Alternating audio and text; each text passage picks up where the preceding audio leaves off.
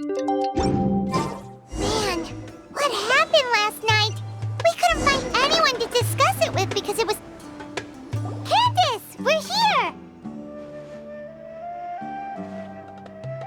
Has everyone arrived?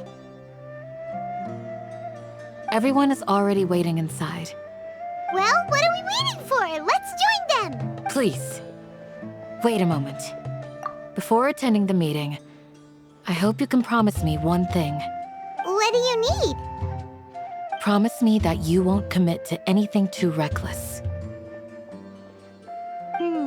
What do you think? Okay.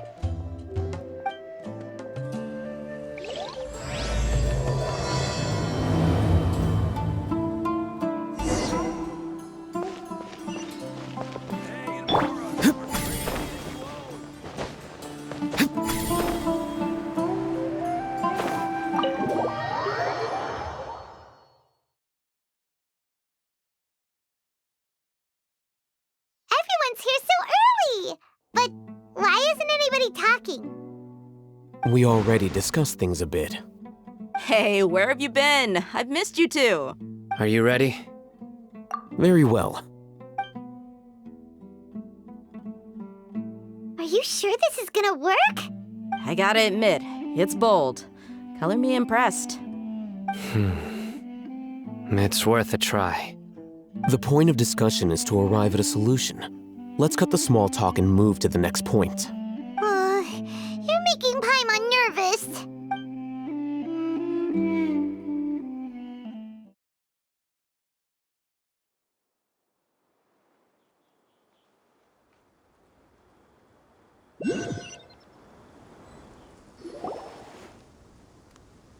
You're finally done.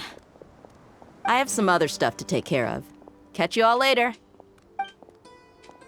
Come on, don't give me that face. I know what you're going to say. I'll be careful. That's what I wanted to hear. Take care.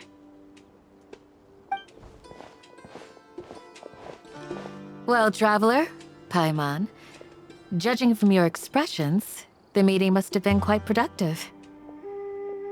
You can tell?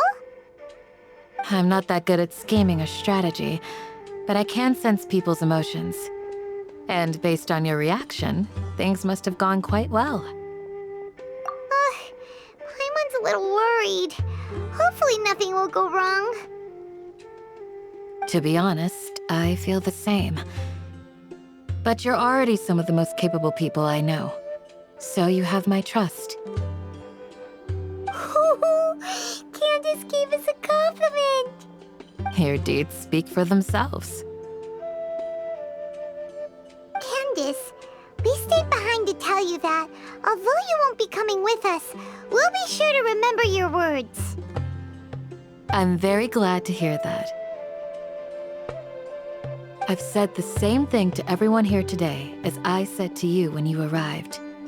Your safety is the most important thing. Only when you're safe can the plan be successful. So please, take care. You're welcome. And thank you for taking my advice. Good luck with everything. I'll be here in the village praying for you.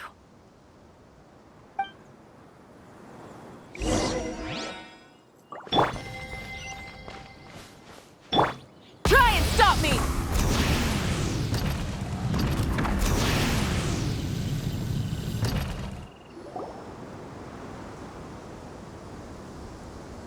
Sounds good. I'll go make some preparations. Okay. I'll hit them! Have you finished saying your goodbyes? Yeah! Also, Candace told everyone to be careful. Yes, she did. But I think my point also bears repeating. Our plan is not child's play. We won't be able to achieve anything if we're simply careful. We must go beyond that and fully commit ourselves to it. I hope this is clear to you. Huh? Shouldn't you be saying something more cheerful to boost our morale right now? Didn't we already do that during the meeting?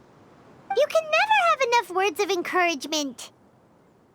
In that case, Candace can cuddle you to your heart's content while I continue to remind you of the seriousness of our situation. We all have our jobs to do, after all. It's like how some people can be put in charge of logistics while others will fight on the front lines. Speaking of the front lines, you don't look anything like a soldier. Of course. Compared to the mercenaries, I'm merely a feeble scholar. But the advantage of not being a mercenary is that I get to stay in a safer place and offer my strategic insight.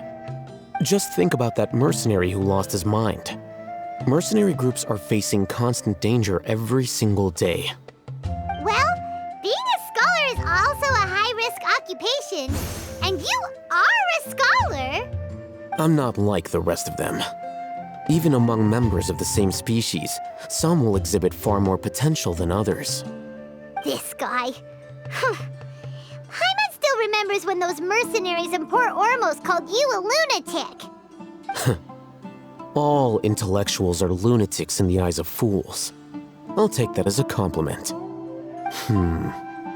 That reminds me. Do you remember the record we saw in the King Deshret ruins? It mentioned forbidden knowledge. You have a good memory. Forbidden knowledge has the power to drive people insane, but this fact has never been shared with the public. Even I, who has worked in the academia for some time, was never once informed of this. I think those mad scholars and mercenaries we encountered may have all fallen victim to the corrupting qualities of forbidden knowledge. But the academia has always held a different view. They have always believed that symptoms of madness are a side effect of human contact with divine knowledge as mere mortals. Come to think of it, perhaps the academia has also never understood the true nature of forbidden knowledge and thus always approached the issue from the wrong direction. The Withering, Elazar, and the sandstorms. Don't you think what is happening right now across Sumeru is rather similar to the forbidden knowledge pollution that occurred in the desert thousands of years ago? But Paimon thought that Irminsul's disease is what caused the withering and the sandstorms. At least, that's what Tainari told us. Wait a second. Could it be that? Ah, you've connected the dots. The cause of Irminsul's illness may precisely be the pollution from forbidden knowledge. But if that's the case, what should we do? This is... Wait. Why do you think Lesser Lord Kusanali would have a solution to this situation? You mean, it's related to the scene you saw when you passed out in the Avidia forest? That whole, the world forget me thing? In that case, it's imperative that we rescue Lesser Lord Kusanali. To make sure we're still on track, I would like to check on the state of some of our preparatory work. Where are we going? To an Eremite base.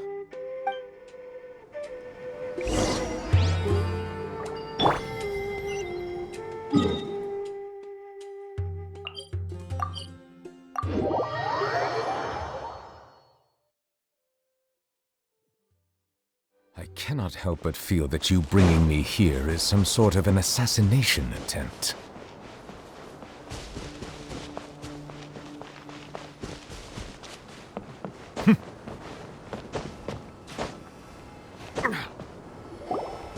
Ah, they're here. Huh? What are they doing here? I gave them some technical work to do. Ah, it's the scribe. And is that the traveler I see? How's the work going?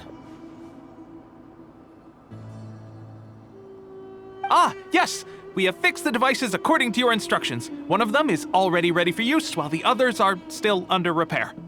Aren't those devices for can knowledge extraction? What are you doing with those? Look here. Huh? More can knowledge? Are you going to put more weird stuff into his head again? What's that look on your face? Are you scared? Paimon's a little scared, but very, very furious! That's an interesting response. Anyway, we're not going to use this just yet. As I mentioned during the meeting, this knowledge capsule contains a decree I drew up in the past. The academia should also have their own copy. And according to the plan we just came up with, Traveler, I want you to record something into this capsule. Do you believe we can save Lesser Lord Kusanali? Good. Conviction is the most important part of all of this. Now, please get ready and put on this device. You want us to record our conviction into the knowledge capsule? Yes. Paimon is still really worried. I understand, but trust me, Paimon, this is something we have to do. It's best if you can do as I say. Because, to achieve this impossible task, it sounds like you'll need to fool your own heart first. Although it may feel like a trick, self-encouragement may be the most important tool we have. Paimon can see the point you're trying to make. Imagine this. We have orchestrated our plan and successfully rescued Lesser Lord Kusanali. As a result, we have changed Sumeru's entire political landscape. Everything went without a hitch, and everyone recognizes and praises our achievements. Now, open your eyes. Here. What's this? Read it out loud.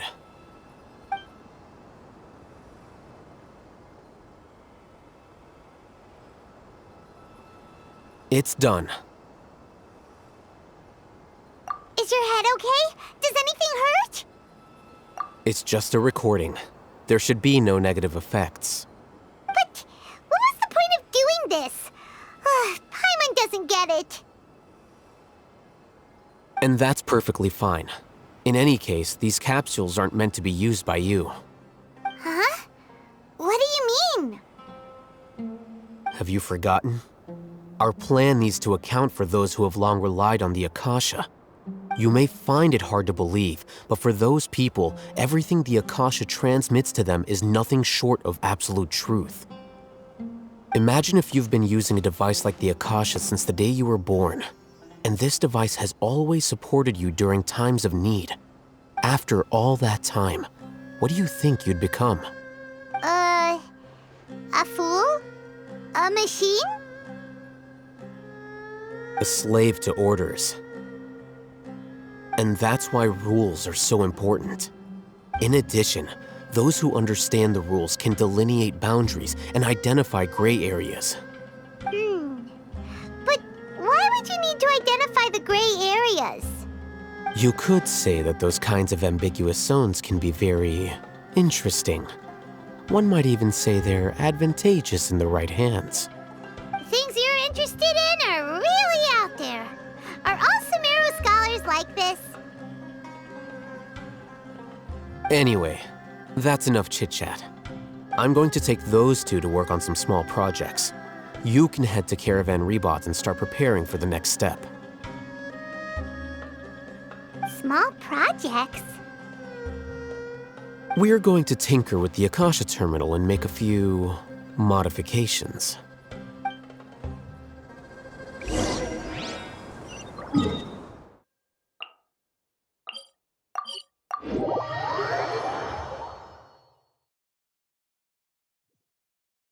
I find that the beauty of bright sun... I thought we agreed on a plan. How can you go back on your word? The plan is too radical and carries a high risk for casualties. I've given it a lot of thought.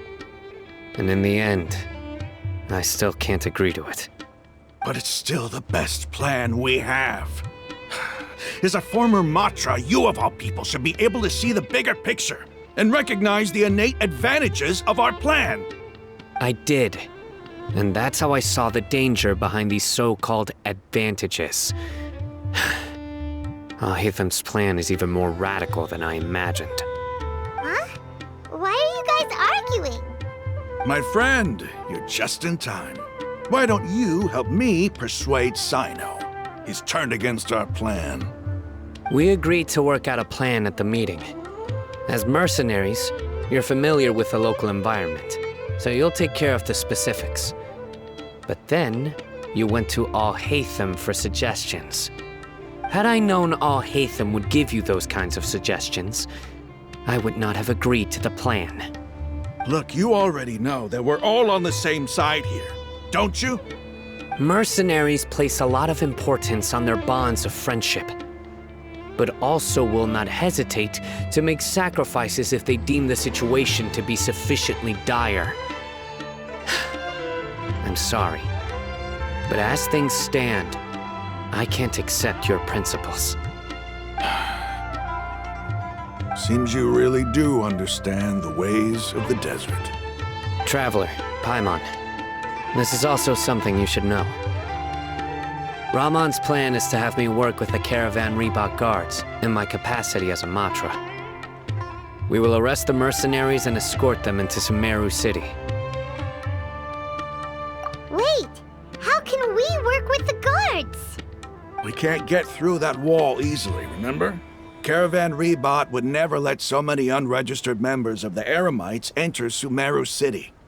My plan will clear us of any possible suspicion, and also let us enter the city as a big group. There is no better way. That also sounds like something Al-Haytham told you. Am I right? Doesn't Al-Haytham know how dangerous this plan is? Of course he does. He told me, there is no perfect plan, but this can get the job done. He also said that with the help of Sino and the Traveler, our chance of success would increase significantly. I never blindly trust anyone, and I've always had a good eye for people. I think he made a number of valid points. It's my own choice to trust you. If I make the arrests alone, I can control myself and prevent you from getting hurt. But I can't guarantee that kind of discipline from the guards. To make the whole thing more convincing, you'll need to resist to some degree. Casualties are inevitable once push comes to shove. I'm okay with the deaths of enemies. But now that we're allies, I'm against the meaningless loss of our own. I can't believe a Matra would actually care about us. I've lived a hard life, and I can say that people like you are hard to come by. I've always treated my allies with honesty and respect. They have the right to know important things like this. Now you're making this hard for me. Hey, is there something we can do to help?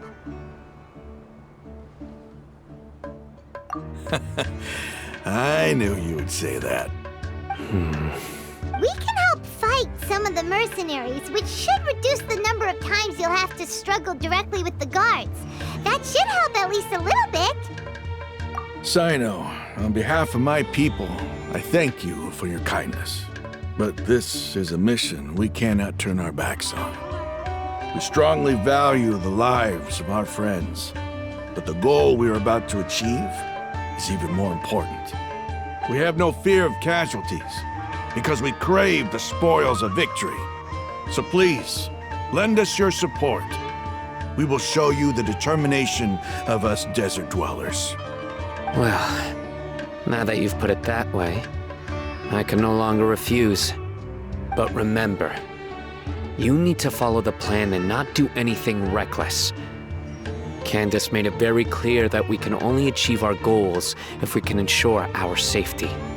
Since you and I both recognize the significance of this operation, there should be no more animosity between the followers of the Sumeru Archon and those of King Deshret.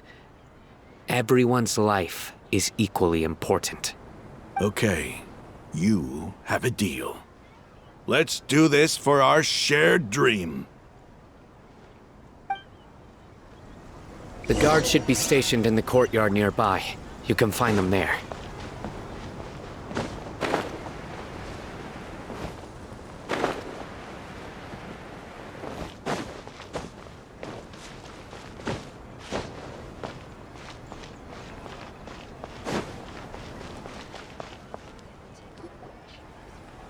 Guards!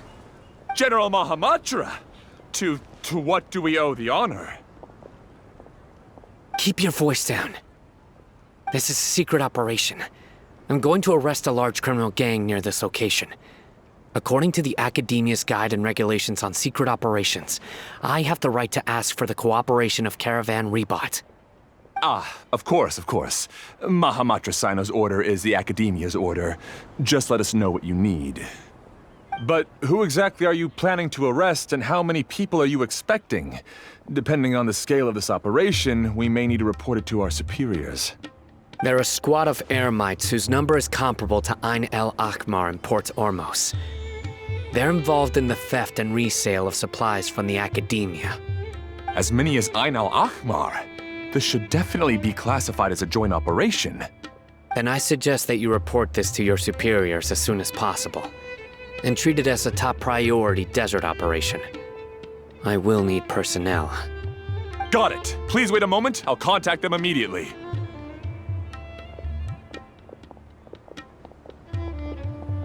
Because this is work. Because I trust you. Paimon can't believe you're still in the mood to chat. This whole thing has Paimon scared stiff. Aren't you even a little worried? What if these guards already know that you have betrayed the Academia and are no longer their General Mahamatra? Even if that guard doesn't know, their superiors might, right?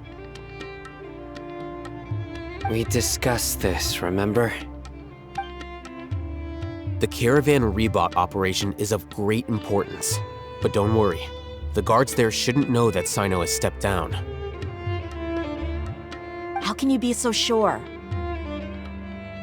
First, the other Matras still don't know why Sino has left, which proves that the Academia has been covering up the matter. Second, this is a crucial moment for the Academia's God creation plan. If something were to happen to the General Mahamatra, it's bound to attract a lot of unwanted attention. No matter how you look at it, they don't seem interested in sharing the news of Sino's departure. A reasonable inference. I agree. Which brings us to our next issue. I'm sure some of you have been wondering if the prediction function of the Akasha will affect our operation. The Akasha is still in operation, so I must remain on high alert. Actually, considering the power of the Akasha, it's quite strange that it hasn't already tried to interfere with my actions. I've given that a lot of thought. For now, I don't think you'll need to worry. If you remember, when you first came to Aru Village, all your actions and routes were predicted by the Akasha. It even gave that information to those who kidnapped the village keepers. But things like that never happened again after we met up with the Traveler. That's true. But why?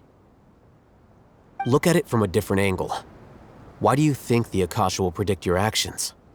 Because my personal data has been entered into the Akasha. That's true, but the key to this question is, how well can the Akasha make predictions about a person? Haven't you ever thought about it? Just how can it do this in the first place? Because the Akasha controls the entirety of Sumeru. The Academia firmly believes that all human actions can be explained through logic. By sorting and analyzing entered data, the Akasha can derive behavioral logic and predict the actions of those who fit an existing logic model. However, at the risk of sounding like an advocate for fallacies, can everyone truly be considered logical at all times? Emotions are part of our behavioral logic, but can you guarantee that every experience of the same joy or pain would be equally intense? How can our feelings and opinions be predictable down to the letter in every single instance? Sino, in the past, you've always worked alone. In the absence of another person who could sway you or your thoughts, the Akasha could produce predictions that were similar to your real-life behavioral principles. Decisive and principled, you were used to solving problems alone. That's why the Akasha could figure you out. But now, you've joined a team. And I believe the Akasha hasn't yet figured out the full composition of it. Our thoughts and logic have intermingled and weaved themselves together to become a complicated, chaotic mess. Any one of us could potentially disagree with another. The Akasha lacks data on these interactions, and it's impossible for it to predict your actions in the future based on your decisions in the past. After all, there's probably a limit to just how much we can be modeled or controlled by data. So, in my opinion, you're probably safe for now. Makes sense to me. I agree. The Akasha is not alive, and I don't think we can be completely controlled by something without a mind of its own. Is that so? I guess there are things that even the Akasha cannot calculate, and people will not be forever trapped by the past. Whew! Paimon's so glad that this is settled. Next time, pay attention during our meetings. Will do. Just remember to stay vigilant. Footsteps! General Mahamatra, we were not expecting your presence here. I'm the security officer of the Great Red Sand District. My name is Luxembarbo. This is my assistant, the Traveler. He will be working with me. The construct next to him is for his work. Beep! Construct! Beep! What a great honor to meet you. Your golden hair is as bright as the sun. And, is this the... Have you made a decision regarding the matter I mentioned to your subordinate? It seems to be a dire situation, so of course you will have our full cooperation. To be perfectly honest, I've always longed to go on a mission with someone as well known as yourself. There's no need for flattery. Yes, sir. Take your most elite platoon and follow me to the eastern side of the district. We will carry out the operation there. Understood. Map. Hurry, bring the map!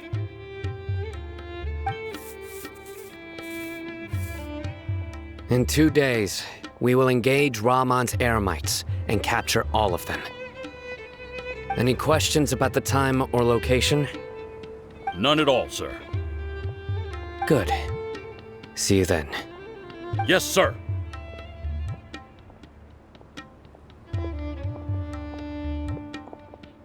Maybe hanging around the General Mahamatra isn't so bad after all. Everyone's so respectful towards us. This is all due to the absolute authority of the Academia.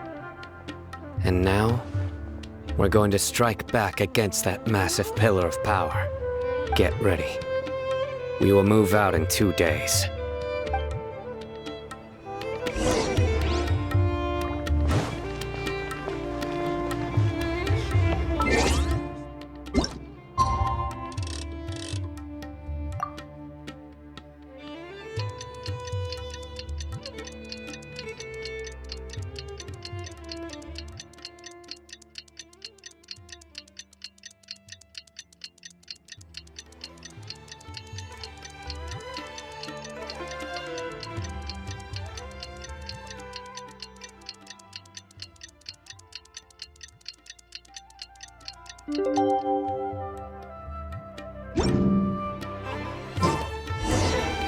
Time for the operation!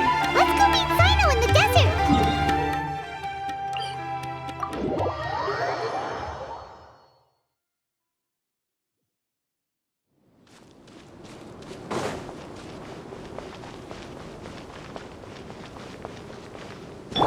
Full throttle!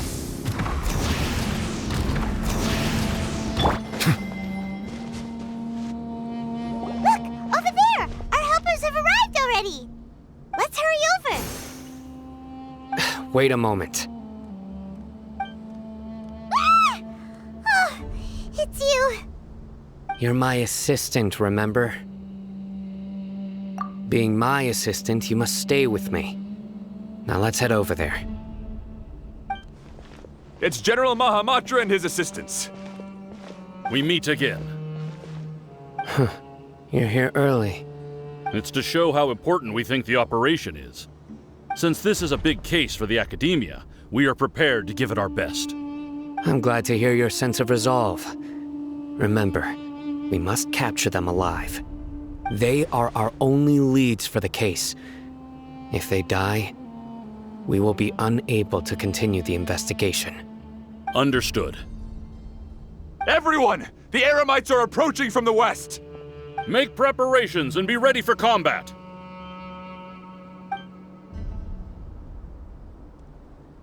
Halt! Oh? What a warm welcome! What do you want? Judging from those shiny weapons in your hands, it seems like you're not interested in a deal. Rahman, the Academia has caught wind of your smuggling and illicit sales. If you value your life, I advise you to surrender. Who are you supposed to be? A Matra from the Academia? I can't believe you came all this way just to catch us. I'm not here to talk. Oh. Nobody's given me this much time of day since I became a mercenary. Brothers! For that slight, let's wash our blades with their blood. Let's show them we Eremites are not to be messed with.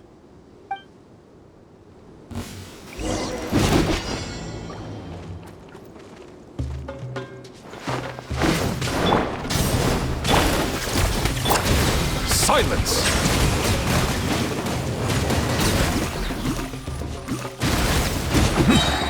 Be sanctified.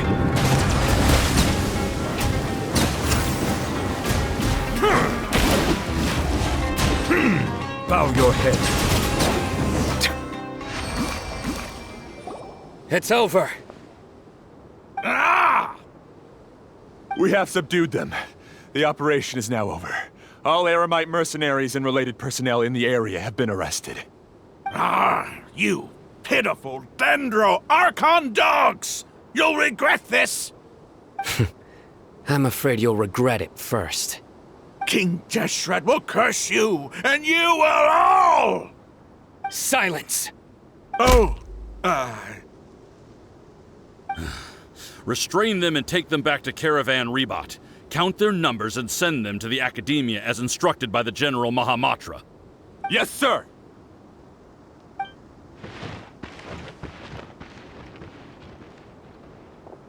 Mahamatra Sino, I will now take my leave. If you need further assistance, please come to Caravan Rebot and ask for me. Understood. You are dismissed. There they go. Let's talk elsewhere.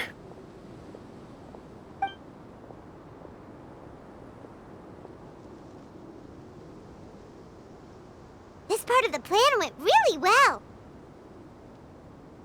Yes, things went perfectly. That's fantastic! And that punch you gave Rahman there sure looked convincing enough. Once we're done here, I'll return to Caravan Rebot and oversee the group's transport. I promise. Yeah, you're the reason why everything went so well. It's not the time to celebrate yet. I believe Dia should already be waiting for you. Go join up with her. She will need you to introduce her to Tainari. Speaking of which, is it really okay for us not to share the full plan with Tainari? What if he'll feel miffed about it and refuse to work with us? I have a very close relationship with Tainari. Given how well we know each other, I believe my message alone should be enough to bring him to our side. He knows I won't make jokes about things like this. If we need help, Tainari is the best option. Get ready for the next phase of the plan. Don't keep them waiting.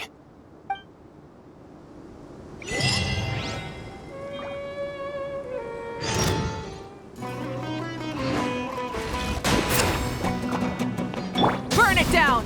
Not too far now. Silence!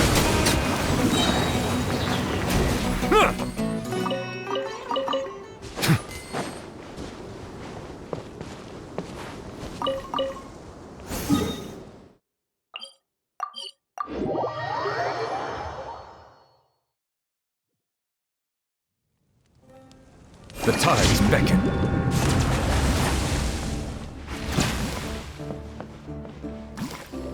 Dia! We're here! It's about time. Didn't you say our part of the plan is the most important of all? And here you come rolling in late. In the time it took you to get here, I already did 5 laps around the place, downed 7 drinks, and even did some clothes shopping. Sorry. sorry. We didn't mean to keep you waiting. I just wanted to fix your attitude and rub it in a little. After all, you took your sweet time getting here, and we've got important stuff to take care of. I just like seeing that serious look on your face. All right, I'll stop. All joking aside, I'm glad you're here. Let's get moving and take care of this as soon as possible. But where should we start? Our responsibility is to get a status update on the Fatui Harbinger known as the Doctor. We need to make sure he won't get in our way when we rescue Lesser Lord Kusanali. Dealing with an institution that controls all of Sumeru is already hard enough. If the Doctor were to crash the party, it would be next to impossible for us to achieve our goals. Yeah, we sure don't want him showing up. Ooh, he really gives Paimon the creeps. Right? Hearing his name just reminds me of those stuffy old geezers in the academia. I'd rather not have to deal with someone like that.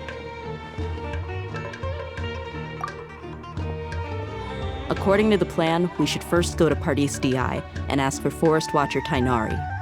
If all Hatham and Sino's sources are solid, then we can be sure that Tainari still has the academia's trust.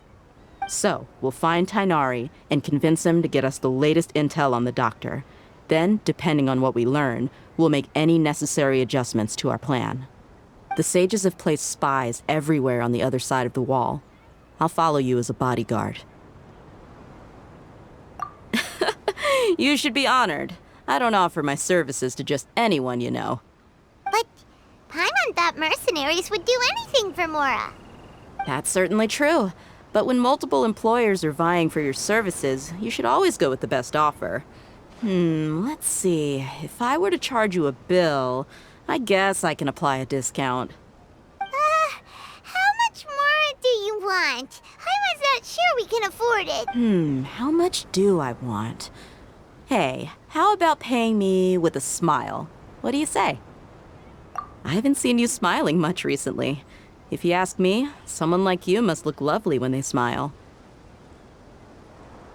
Come on, give me a smile so that I can be less worried. Looking good! I hope this pretty smile will become our lucky charm. There are many kinds of smiles, but only a truly joyous one can bring blessings to others. Let's consider this smile a down payment for our future victory. Let's go. It's time to pay a visit to Pardis DI.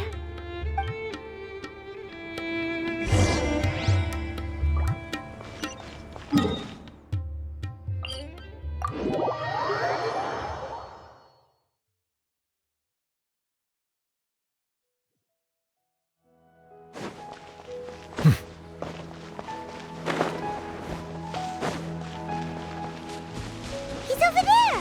Let's go say hi! Tainari! Traveler, Paimon. And you are? Hey there. This is our friend Dia. She's an Aramite mercenary. A mercenary? You must have some big news for me. It's something really important. Please help us out. All right. Then follow me.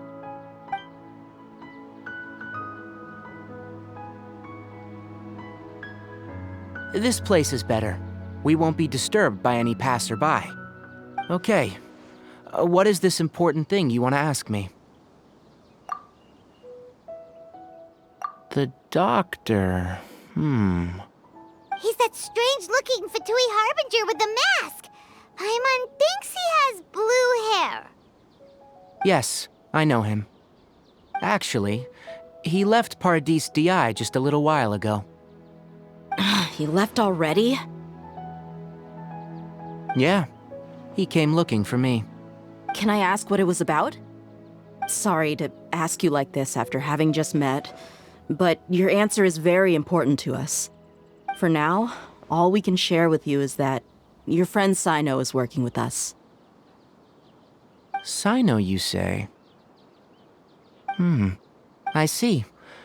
So that's why he hasn't been... Okay. I'll answer your questions and will assist you any way I can. You don't... Sino's name really does work wonders. You're not even a little worried that we might have made it all up? Despite having just met you, I can sense that you're the serious type. Between you, the Traveler, and Sino, none of you strike me as the type that would conspire to deceive me. You don't need to tell me anything you don't want to. I'll also get straight to the point. The Harbinger you mentioned came to me because he wanted to take the scholar Hypatia away with him. Hypatia? Why would he want her? And what do you mean by take away? Is he planning to leave Sumeru? Yes. He told me his return to Snezhnaya is imminent. So you mean you're leaving this place soon? Indeed. Otherwise, we could have perhaps talked a little more. I was just about to set out when I remembered something important. To that end, I made a final trip to Pardis Di. Let me ask, have you been taking care of a scholar by the name of Hypatia? Your sources are accurate. No doubt because you've recruited many informants. But you're right, Hypatia has indeed been receiving treatment from me. Forgive me for asking, but how's the treatment coming along? Given the way you're asking, I assume you have something to say. Since you asked, I'll be frank. I would like to take Hypatia to Snezhnaya. It's incredibly difficult to transfer a patient. As a scholar yourself, shouldn't you at least be aware of this? Oh? I can't believe your utter lack of faith in me, to the point of even questioning my general level of knowledge. How unbefitting. Well, you're the only one who's ever made such a request. I have my ways of keeping her safe during the journey. In addition, I can also promise that under my care, Hypatia will receive the most advanced and effective treatment. I will personally supervise her treatment and see to her recovery. Would that be agreeable to you?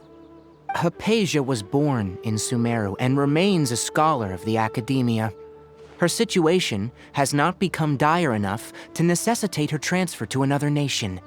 Transporting her to Snezhnaya is risky, and the potential benefits are unknown. As the person currently responsible for her treatment, I cannot possibly sign off on this transfer. Your suggestion is rude and reckless.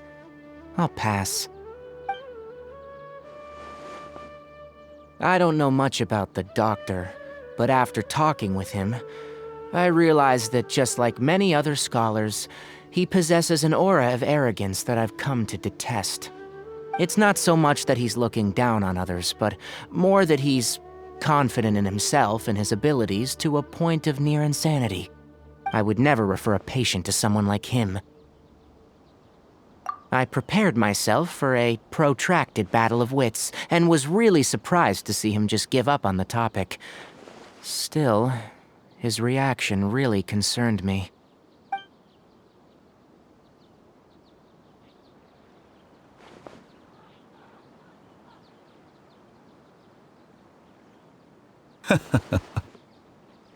I see. Of course, your opinion makes perfect sense. You're still young, but already quite stubborn. I must say, you are not like what I had expected. Under normal circumstances, I wouldn't just let you off the hook like this. But unfortunately, I'm in a hurry today, what with Her Most Noble Majesty the Tsaritsa calling for our return. Luckily, there is still some time left for me to take care of everything before I leave. It's just as the Academia said, you're a responsible and gifted scholar. Sadly, even with all of that, you're still lacking a bit of shrewdness.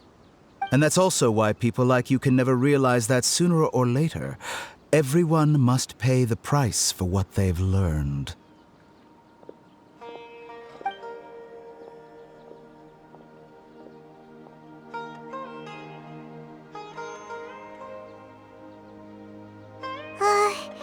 Paimon can't help but feel like he's hinting at something unpleasant. He asked a question, yet didn't care for my answer. Perhaps I'm nothing but a talking rock in his eyes. He never came off as malicious, but an utter lack of compassion permeated throughout our conversation. From his tone, I can sense that he's always looked down on others. I can barely believe it myself. But if that's true, the situation will be in our favor. I don't think I missed any details. Frankly speaking, I don't want you to do anything too risky. Now that you know a little more, it should be easier for you to stay safe. Sorry we can't tell you everything. We appreciate that you helped us anyway. I won't forget your kindness. It's okay. I have an obligation to do so. To be perfectly honest, all of this may have started because of me.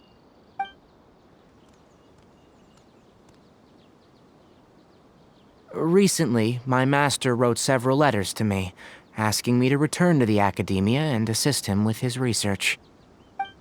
Hasn't he already asked you several times before?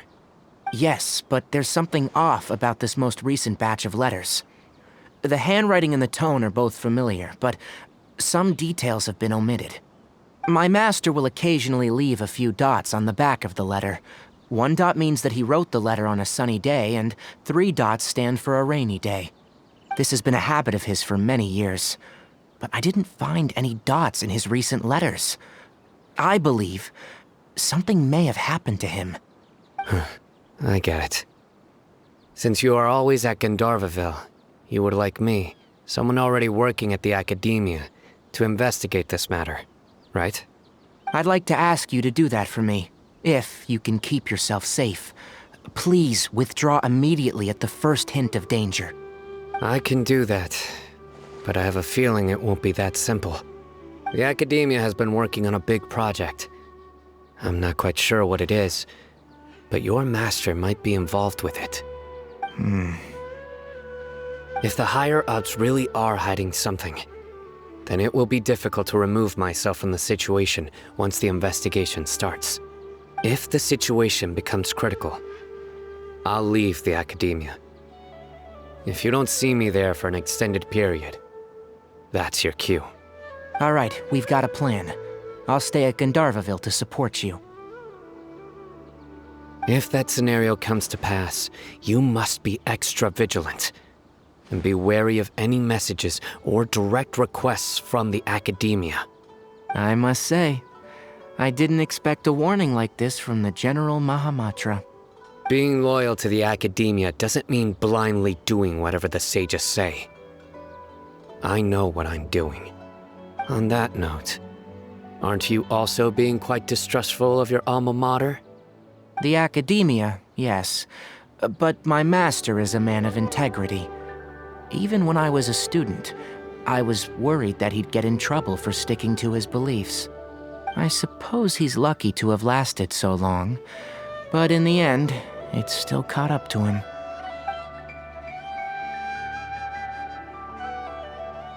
I see. So you noticed something was up with the Academia from the very beginning. This may well be how Sino became involved in all of this. In which case, I must keep my promise and help you however I can. Also, if you run into Sino again, please help me pass on a message to him. Trust your own senses and experiences. I think this may be something he needs to hear right now. Okay, we'll find a chance to tell him. Thanks. Right. Now let's go hunt down this Harbinger.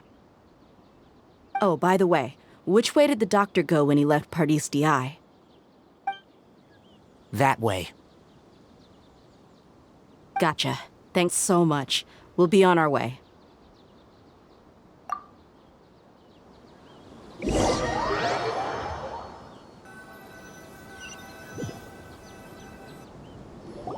According to Tainari, the doctor is leaving Sumeru soon. I want to check if the doctor was actually telling the truth. He also said that he'll take care of everything before he leaves. What did he mean by that? We need to be extra careful when dealing with a person like him. Just to be safe, let's chase him and see what we find. But we have no idea where he went! How can we start chasing him? We'll do it the mercenary way. I'll find leads as we go. All you have to do is just follow me. That Harbinger may have tried to cover his trail, but he still left some traces. Or perhaps he never even thought about concealing his whereabouts. Maybe that's just how arrogant he really is. Yep, we're headed in the right direction. The traces are still fresh, but there's no sign of his entourage. Clearly, they're in a hurry.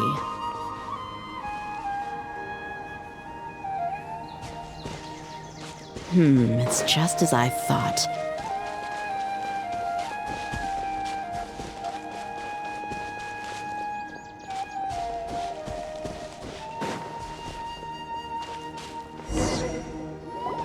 We can stop here.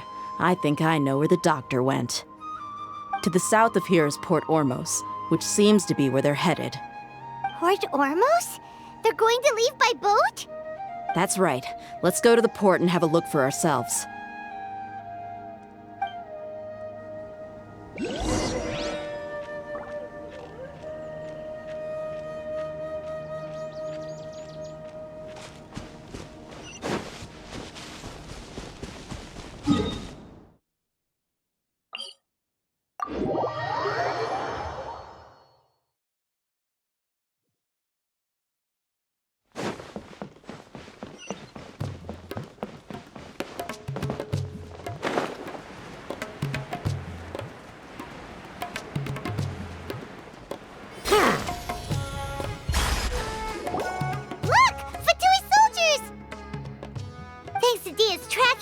Seems we found the right place.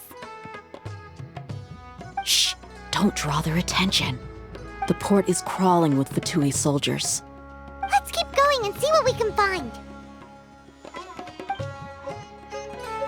Now this is a proper farewell ceremony for a Snezhnaya Harbinger.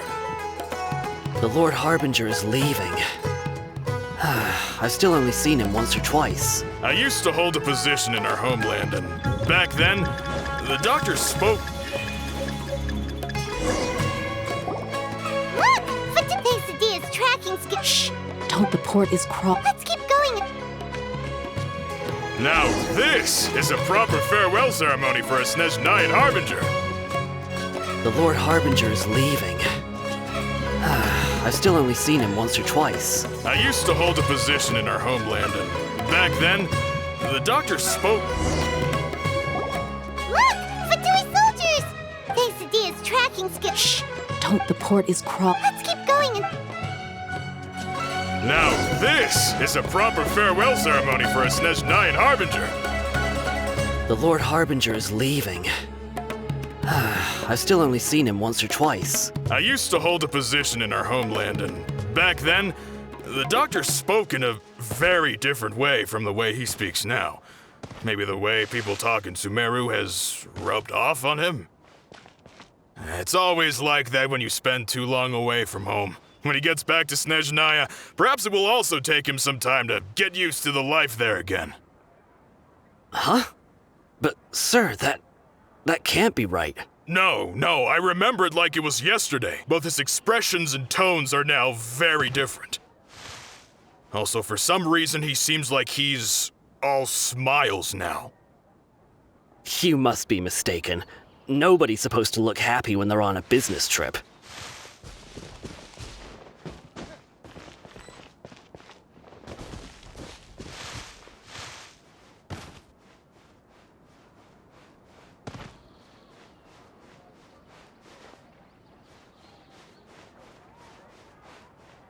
The doctor is on that boat. So he told the truth after all. This place'll do. We can hide here while we keep an eye on the boat.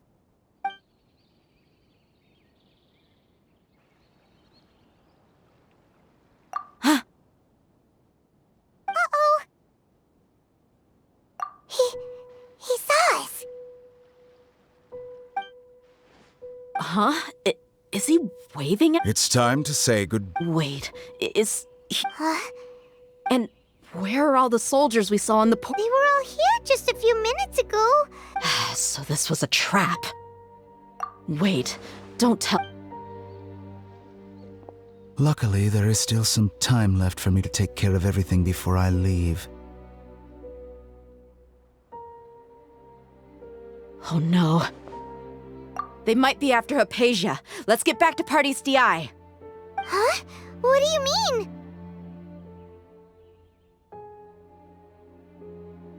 I'm afraid that she's seen something that she wasn't supposed to see. If I were the Fatui, I would also try to take her away. And if I couldn't... Oh no! Are you saying they're going to kill her? Let's go!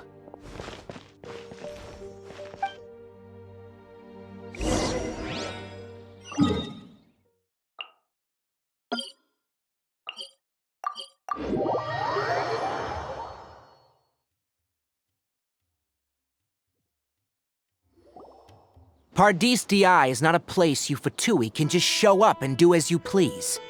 I believe we've already made ourselves quite clear.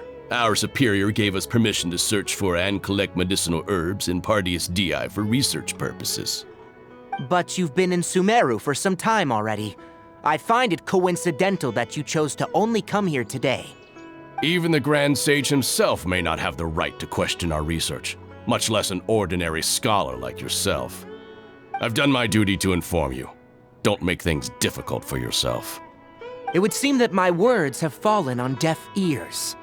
You can keep trying to deny it, but coming to Paradis DI now, I'm pretty sure you're not just looking for herbs. With all due respect, your baseless speculations will only lead to unnecessary trouble. Well, you only have your Harbinger to blame. He knows nothing about keeping a low profile.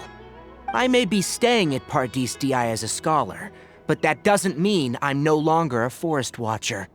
It is still my duty to protect the peace and safety of the scholars who have contributed so much to Sumeru. Then it seems our conversation has hit an impasse. No one will lay a hand on you, Hypatia. Not on my watch. Tighnari! Are you alright? I'm fine. These Fatui have really crossed the line. Time to teach them a lesson. There's no use resisting! Give us Hypatia! Keep dreaming. Yeah, Tighnari! Beat him up! The doctor's orders are absolute! Yeah? You've been someone's lapdog for so long that you don't know anything else now! This quickly! This isn't good. No escape! We're not getting anywhere. Traveler, Paimon, please go to Hypatia. We need to make sure they don't try to sneak around and attack from behind. Got it!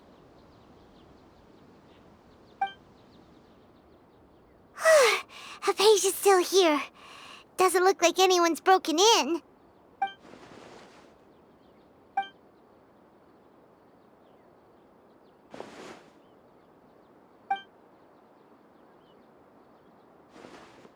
Well, how is she? Oh, that's good.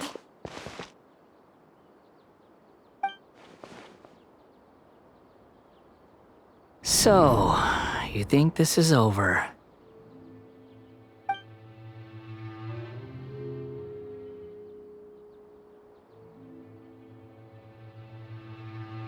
What? The Balladeer is here?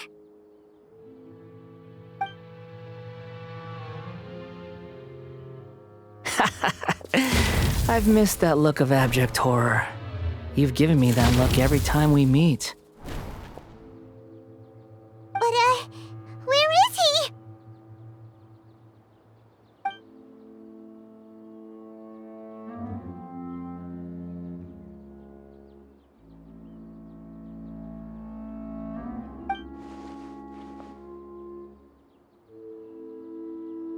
I can hear all of your thoughts, you know. Don't you remember? I already saw you the first time you came to Paradis DI and made contact with Hypatia. I didn't need to do anything. It is her honor to be able to connect her consciousness with me. Who are you talking to? It can't be the Balladeer, right? That's impossible. I know you must be curious. I might as well tell you that I decided to enter Hypatia's consciousness the moment I sensed your touch. I wanted to observe you on a fool's errand. Hey, Traveler! My deification is nearly complete. All that's left now are just some final details. Do you understand? Even if you manage to rescue Lesser Lord Kusanali, it will be impossible for you to defeat a bona fide god like me. Is it wise to force that childlike god into a divine battle against me? Scholars consider the God of Wisdom to be the sum total of their faith. It's how they can justify reverence for a god as they construct it. But this also shows that humanity's worship of gods is a combination of blasphemy and exaltation. It's truly laughable.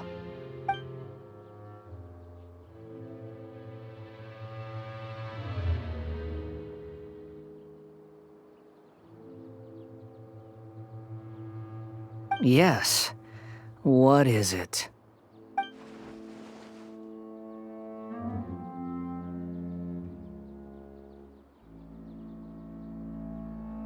Yeah, I'm in a good mood, which is why I'm talking to you like this.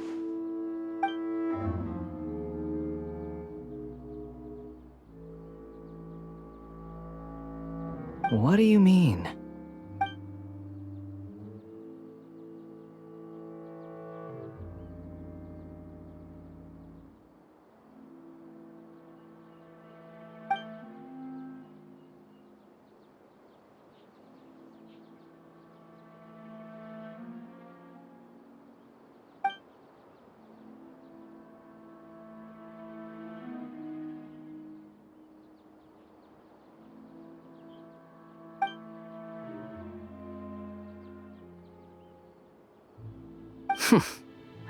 Those words almost make you sound like a friend who actually cares.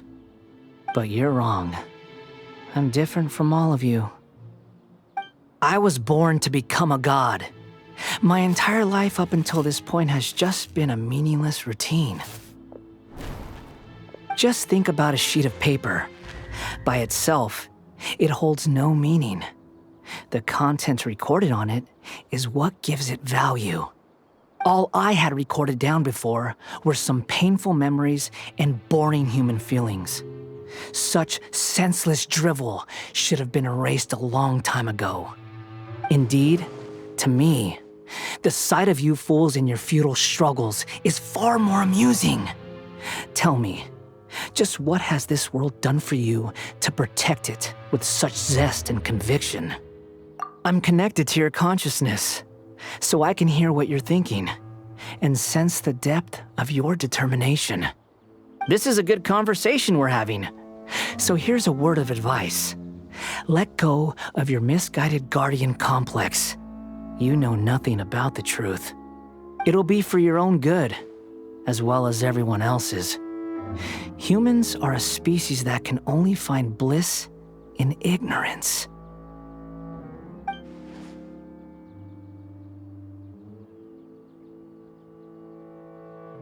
Ah, you've seen my affection for her. If you were in my position, I think you'd feel the same way. She peered into my consciousness and saw my past. Someone like that is qualified to become my first follower. All gods need followers. So Hypatia has been chosen. Her appearance heralds my imminent arrival at the throne of divinity, while her worship shall become my glory.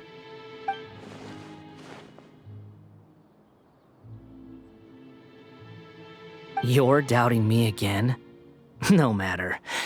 Soon, you'll know what kind of authority you're challenging.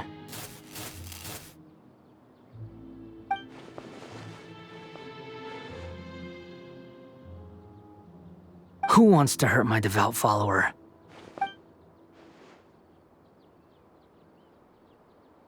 The doctor wants to hurt my first follower?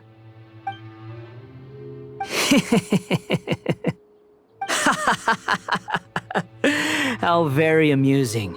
Has anyone ever told you that you're not good at sowing discord? The doctor has never known his place. Even now, the puny human thinks himself capable of interfering in the business of the new god. You're still too naive if you think a few words will be enough to convince me to destroy the doctor. But I'm willing to give you a gift, just like my expression of affection towards Hypatia. It is an honor for you to be able to stand here and speak with me. As my listener, you will be rewarded. Both good things and bad things can be called gifts. After all, gods have never needed to be reasonable. Ah! Paimon hears thunder! That person Paimon couldn't see was the Balladeer? Oh, he sure chatted with you for a while.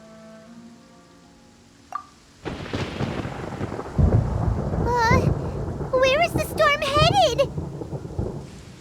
That means anyone outside is in danger! Let's go! Tainari and Dia still must be fighting!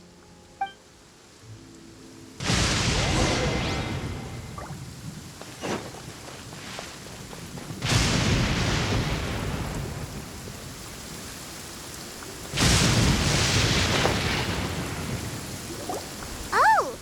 Have the Fatui retreated? Hey! What happened to you? He's hurt. I'm fine. Ow! Don't move. I've seen eremites get struck by lightning before. You need to rest. Struck by lightning? We were fighting, and just as things started looking grim, the weather suddenly became extremely strange. Lightning started attacking everyone, almost as if it were alive. Luckily, there were only two of us, and both of us were nimble enough to dodge most of the strikes. There were a lot of Fatui, though, and they were being torn to shreds by the bolts of lightning. With that, all the Fatui soldiers were forced to retreat.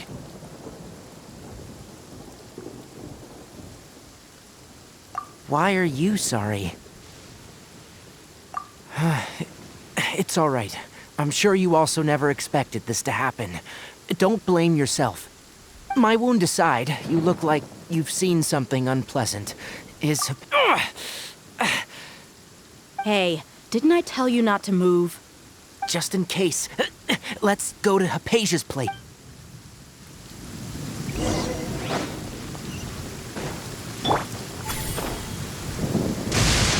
Lightning bolts remind me of snakes.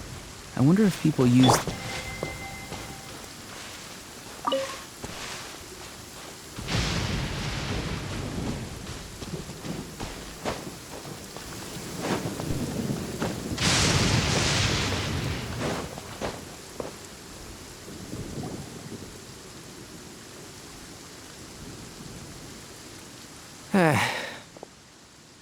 Thank goodness, she's fine. Hey, how about taking care of yourself first?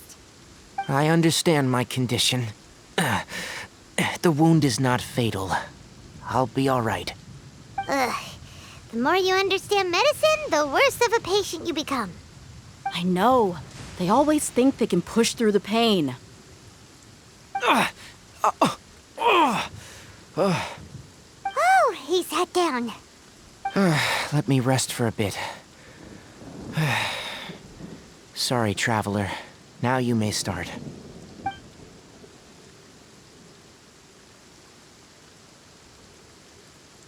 So that's what you were talking to the Balladeer about?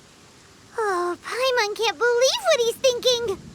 The Academia's God creation plan. How ridiculous. That sounds, ambitious, I guess? Anyway, this is all way beyond me. As long as I can enjoy every day with a drink in my hand, tasty food in my stomach, and a good night's rest, that's enough. I'll only work when I have to. I must be the least ambitious person who's ever set foot in Party's DI. Don't say that.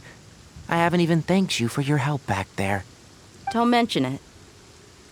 Well, if nothing else, all this proves that the doctor really did have some urgent matter to attend to and left Sumeru in a hurry.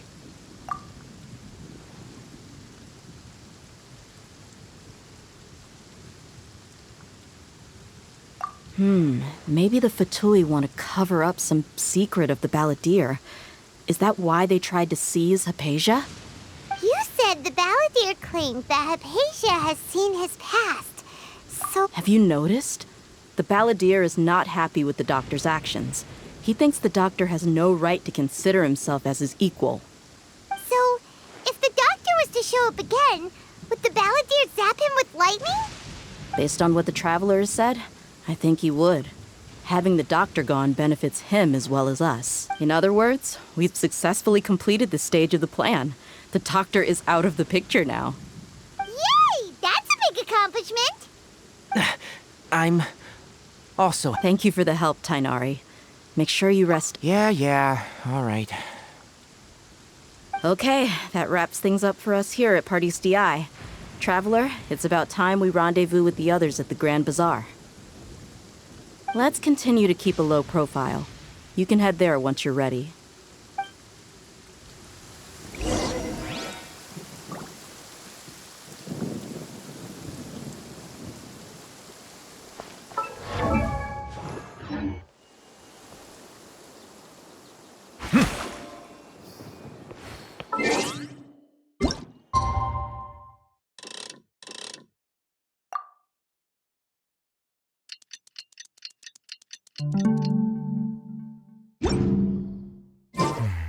It's over.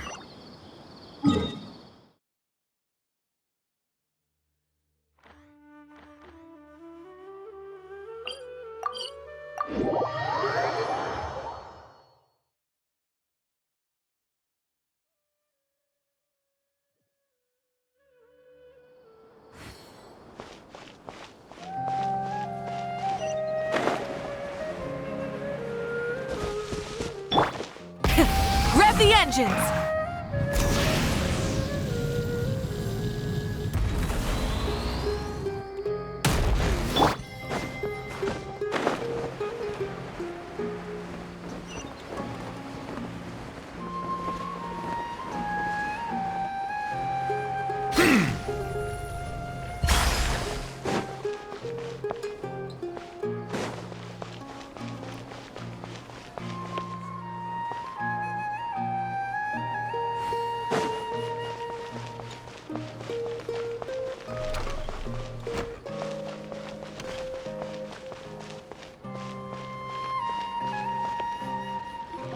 All right, everyone is here.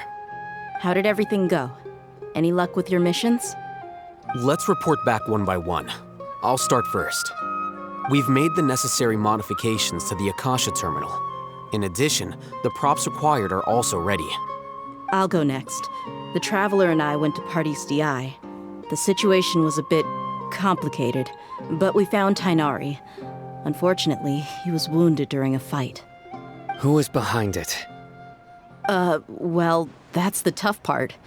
What should I say, Traveler? The Fatui or the Balladeer? After some back and forth, we confirmed that the Doctor has left Sumeru by boat. He has something urgent to attend to back in Snezhnaya.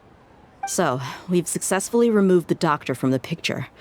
Also, Tainari's already resting, so he'll be okay. Good.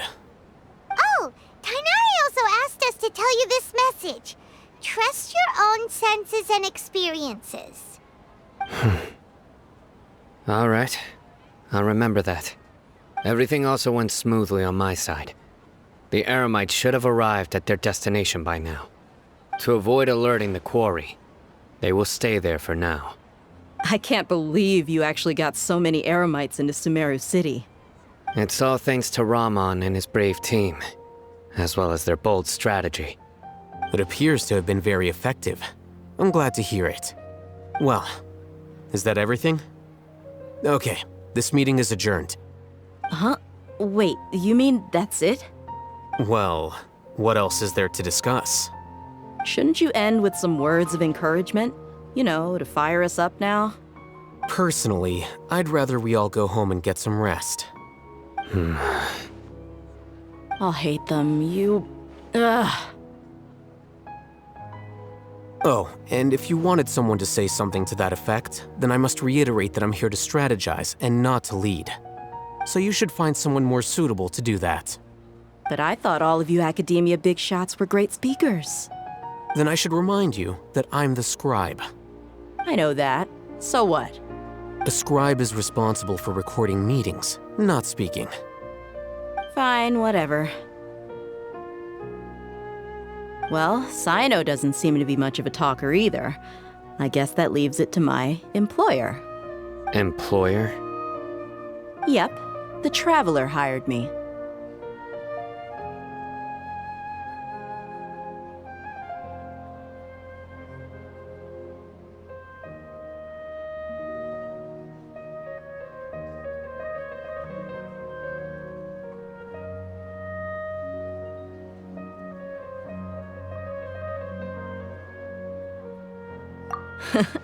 That's right. So come on, boss. What do you have to say for the team? Yeah, say something to boost morale. Huh? What are you all doing here? Oh, it's Nilu! Hey, everyone. I'm not disturbing you, am I? Not at all. I was actually just about to go find you. Judging from the group and all your serious faces, you were discussing something important, weren't you? But you also look like you're up to no good. Seems pretty interesting. Welcome, Nilu. Would you like to join us? Huh? Join you? You mean, you also want to discuss something important with me? Yes. Something very important. Nilu, are there any breaks in your performance schedule in the upcoming days? Huh? Wait, you're seriously inviting me?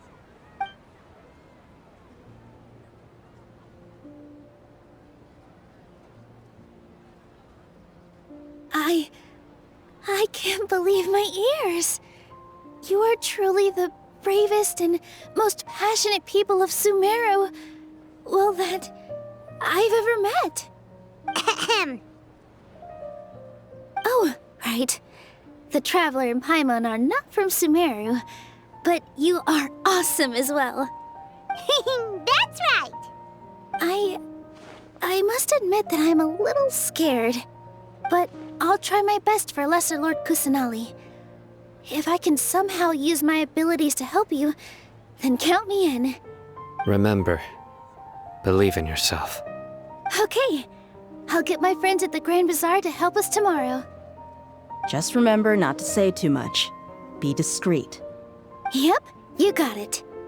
All the preparations are done. Now, can we finally... So, have you thought up what you'd like to say, boss? Yep. It's a grand plan and we're all super awesome!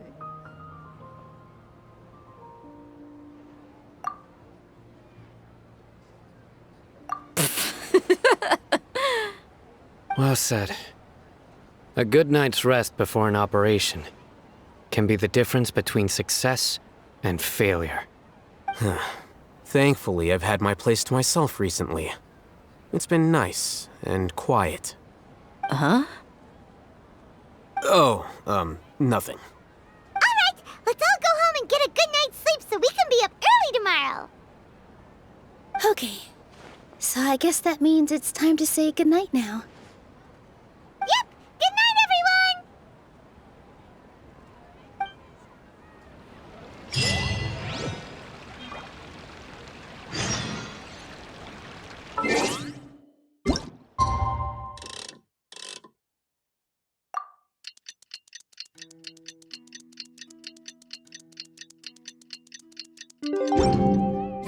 Today is the Academia's Nia Garden.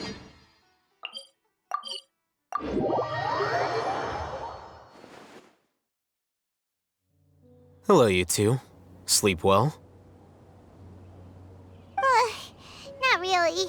Paimon got too nervous thinking about today and didn't fall asleep until the sun was almost up. What about you all, Hatham? Naturally, I slept just fine. After all, a good rest should be considered part of the plan, since energy is an important resource. You just want to show off how calm you are. It's crucial to dissipate any tension before we execute our plan. The only thing you're doing is being annoying! Anyway, do you need me to go over the game plan again? Our target is Grand Sage Azar's office. Everyone in the Academia knows that's where the Grand Sage's console is. Only they can operate it. Many restricted commands and operations are executed via that console. I'm sure that console has a way to free Lesser Lord Kusanali. You know, Paimon's been thinking, what kind of technology could let the sages imprison even a god? That isn't something they could have accomplished with their scholarly talents alone. In the sanctuary of Surasthana, there's a device of Greater Lord Rukkhadevata's that she once used to isolate herself while meditating. 500 years ago, the Grand Sage at the time modified the device so that it can no longer be controlled from the inside. They were effectively trapping one god with the power of another. So, how are we gonna get to the Grand Sage's office? Don't forget, today is Nyagarbha Day, arguably the most important day to the Academia. The sages and core Academia personnel are busy loading the latest batch of research developments and legal decrees into knowledge capsules so that they can be entered into the Akasha. All the Darshan's researchers have their noses to the grindstone, and the Academia's grounds are flowing with all sorts of people. It's the perfect time for an infiltration. When the Grand Sage leaves his office to supervise the entering process, that's our cue to access the console and free the Sumeru Archon. Well, yes, that's just the visible side of our plan, after all. If precedence holds, the Academia should have already started preparing for Nyagarbha Day. Everyone should be in position. All that's left is for us to lead the charge. Let's go. So are we just gonna walk in through the front door, or...? Yes. Were you expecting a stealthier approach? Paimon can't think of a good comeback. Alright, it's all on Alhaitham if things go south.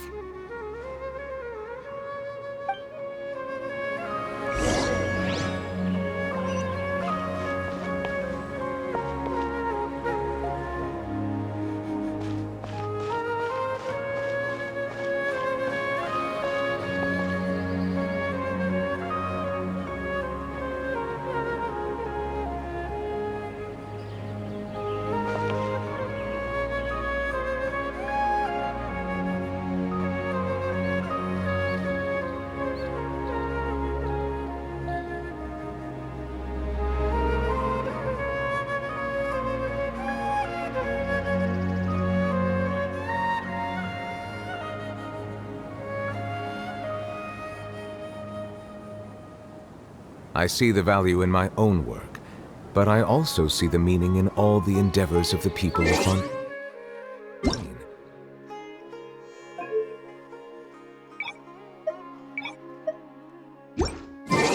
I believe I will continue to take pride in fulfilling my duties.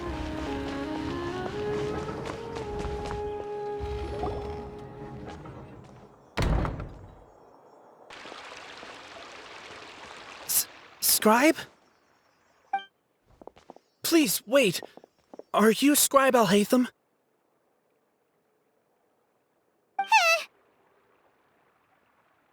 That's me. Is something the matter? I'm in a hurry. No. I was just surprised to see you here. I had heard that the sages were looking for you not long ago, but I didn't know what for. And, also, please don't bring outside guests into the Academia. Outside guests? How did you arrive at such a conclusion? Your groundless inference shames the Haravatat Darshan.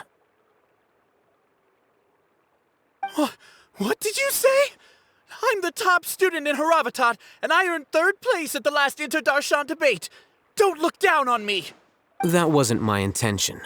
As your Haravatat senior, I just assumed that you possessed a greater aptitude for critical... Look, based on what you already know, the purpose of my return and the reason they're here should be obvious. Is that so? Wait a moment. The sages search for you. A blonde-haired traveler. Outside guests. So, from the start, the sages weren't looking for you, but this traveler? And hey, shh. Yes, you've proven yourself as the top student in Haravatat. I surmise you've arrived at the correct conclusion. As I expected. Please, forgive me.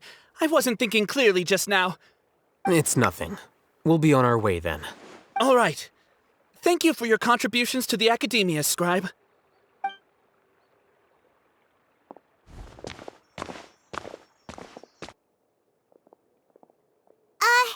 What the heck just happened now? What did he just guess? I'm afraid I don't know either. You have no idea? He convinced himself of whatever truth he came up with. That is the so-called pride of a scholar. If someone questions their academic facility, they will instantly feign understanding to keep up appearances. Nowadays, the academia is rampant with this type of scholar. Their obvious farces of intellect only serve to highlight themselves as fools. Wow, so there are special ways to deal with smart people. We don't even need to— We shouldn't waste any more time. It would be problematic if we missed our window of opportunity. Let's go.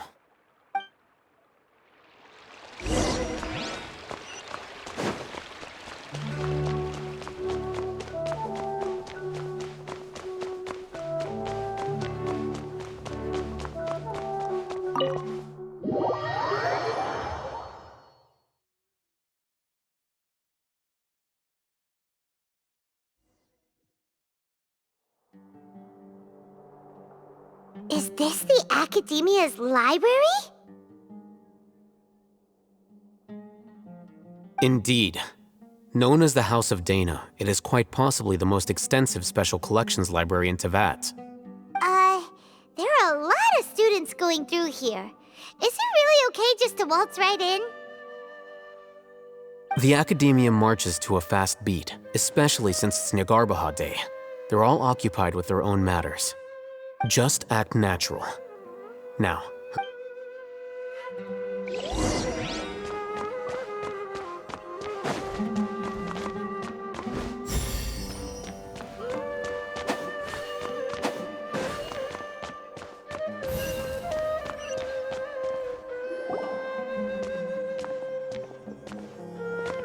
What's this platform for? It's a lift that Academia personnel use to access higher floors. Are we gonna take it then? The Grand Sage's office is up there somewhere. No, not right now. We can't guarantee that we won't run into the Grand Sage. Let's step back and observe for now.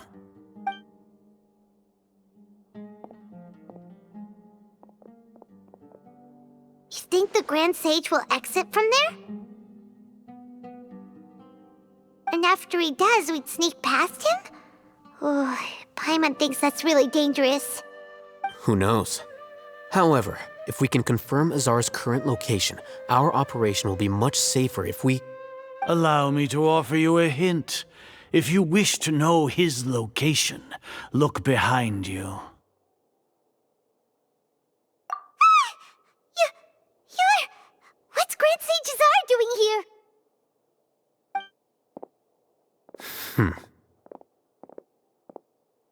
Do not tell me you believed the Academia would not grow suspicious of you after such a prolonged absence, Scribe. An eyewitness had informed me of your whereabouts, so I came to personally welcome you. Grand Sage, I didn't expect you to care so much about me. I'm truly flattered. I'm sure. But compared to you, I am far more interested in these two unexpected guests. You are the Traveler and Paimon, correct? It's a pity that only now have I been afforded the opportunity to formally meet two of Sumeru's most esteemed guests. I do apologize for my lack of decorum. Excellent. You immediately initiated discussion instead of attempting to prepare some perfunctory excuse. You clearly understand the situation at hand, and have no intention of making a reckless stand. The foot traffic here renders this place unsuitable for discussion. Please, Follow me to my office.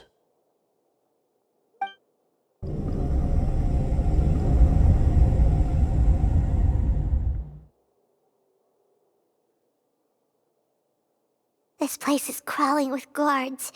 There's no way out for us. All right then, traveler. What did you wish to discuss with me?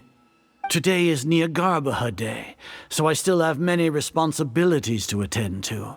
There is little time for idle chit-chat before I detain you all. You seem to know quite a bit about our endeavors.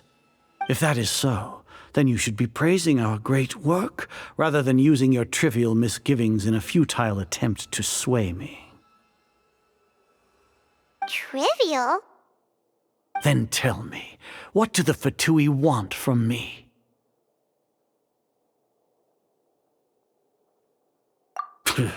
Worthless. Those are all completely worthless. Benefits, divine power. These materialistic words do nothing but debase our great work. Creating a god. Yes, we are using human wisdom to create a god. If humanity cannot attain omniscience and omnipotence, then we shall create a god to reveal them. This is the pinnacle of human wisdom. We shall regain a god's guidance at long last. No longer will we flounder in the interminable void of consciousness and knowledge. Even Ermin's soul will be freed from its plight. For our nation of scholars, this is the ultimate aspiration. No cost is too great to realize it. You will never understand the rapture of having a god be born within your very hands. With your degree of knowledge, you cannot even comprehend such an emotion. Gods exist on a plane that far eclipses humanity's. Lesser Lord Kusanali, what can she even do? Care for the people? Fend off sandstorms? Fabricate silly fairy tales? These are but child's play for the academia. Does that make us equal to the gods? We are a people favored by Greater Lord Rukadevata. Though I may have personally not seen it, our forefathers bore witness to true wisdom.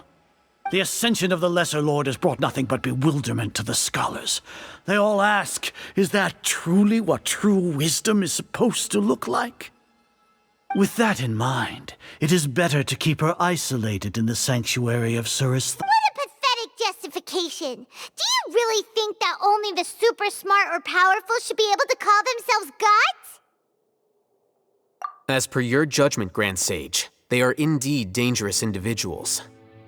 Not only are they acting against the academia, but their ideologies have the potential to lead scholars astray. Looks like there really was merit in my assignment. Hatham? Are you talking about us? Anyway, I've brought them to the academia as ordered, but it took some time and trouble. Oh, that reminds me. Here's the investigation report you had requested. It's a summary of my time spent with the Traveler, an array of information about him ready for your perusal. Hatham! So you're still on the academia side! We finally started to trust you!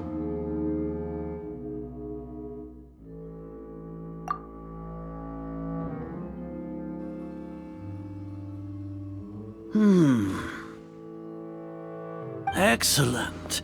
Detailed contents with no errors. I would expect nothing less than an immaculate report from the scribe. As it is Niagarbaha Day, I'll enter the information on you into the Akasha. Surely you know what that means. We'll be monitored, just like Sino. With the Akasha's calculation prowess, all of your actions will be predicted with an accuracy of at least 98%. Furthermore, your data will be updated in real time whenever new information presents itself. To put it into words you can understand, wherever you go, you will be walking under an invisible leash. This is Sumeru's greatest penalty for dishonest persons. Are you not familiar with the concept that great responsibility begets an equally great suspicion? In any case, you are Sumeru's most concerning external variable. Locking you down will greatly decrease the chance of any undesirable outcomes coming to pass. You're despicable! Despicable? Perhaps from your perspective, but I suppose you had mentally prepared yourselves for this, no?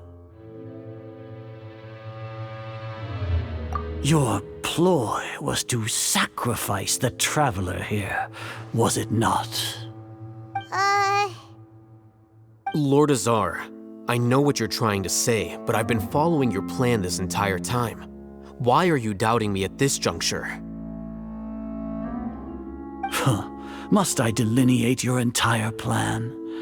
Very well, I will spell things out. First off, I received an eyewitness report that you were spotted with the traveler at Caravan Ribat. However, you immediately departed for the desert and escaped surveillance range. Judging by the time, you all likely encountered the truant General Mahamatra in the desert. Am I correct? Maybe Paimon shouldn't have mentioned Sino just now.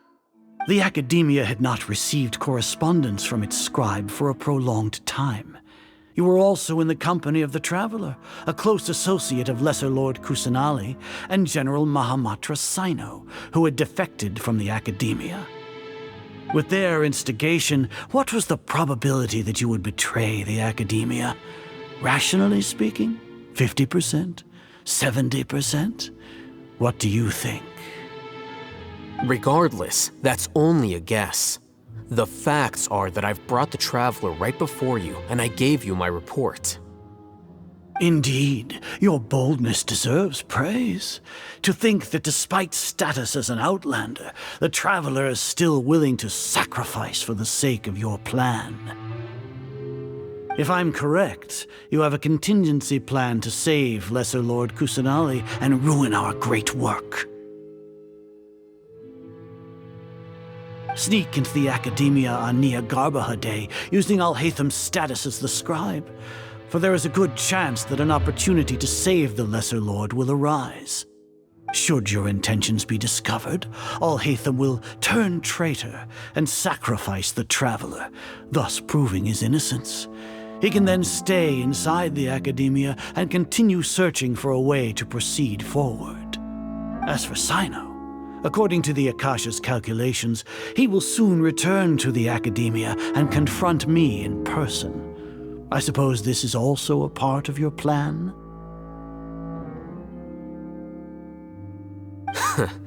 You'll see me as a traitor regardless of what I say, no? Even if you impugn me, it would have little effect on you all. You misunderstand. Losing our scribe would irreparably damage the Academia's regular operations and the development of Sumeru's future academic systems.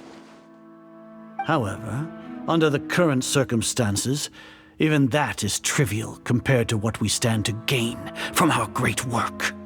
You said that I betrayed the Academia, but you, Azar, you've betrayed all of Sumeru, betrayed its Archon.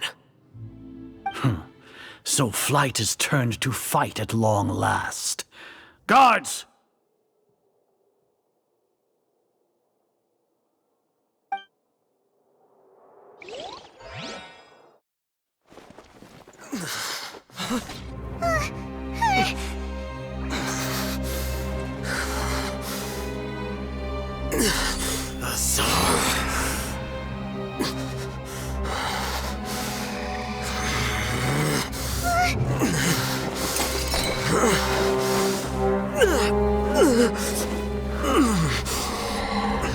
Well, what do we have here?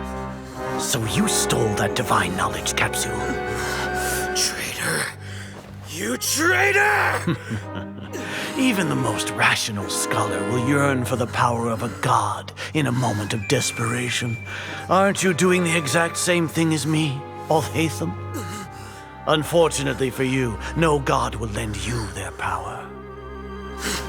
Azar!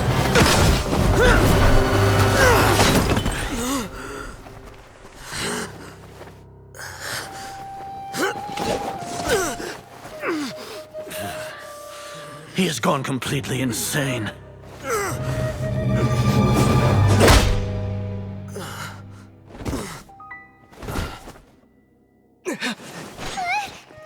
Take him to the Matra and exile him to Aru village.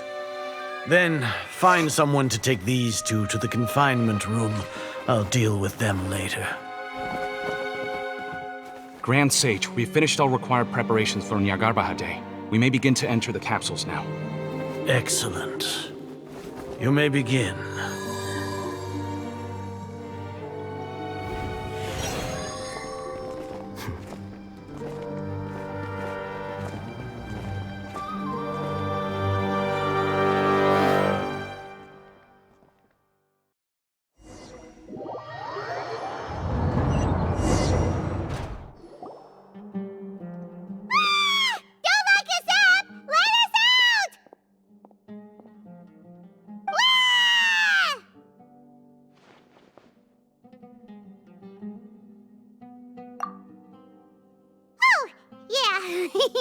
Paimon got a bit carried away there.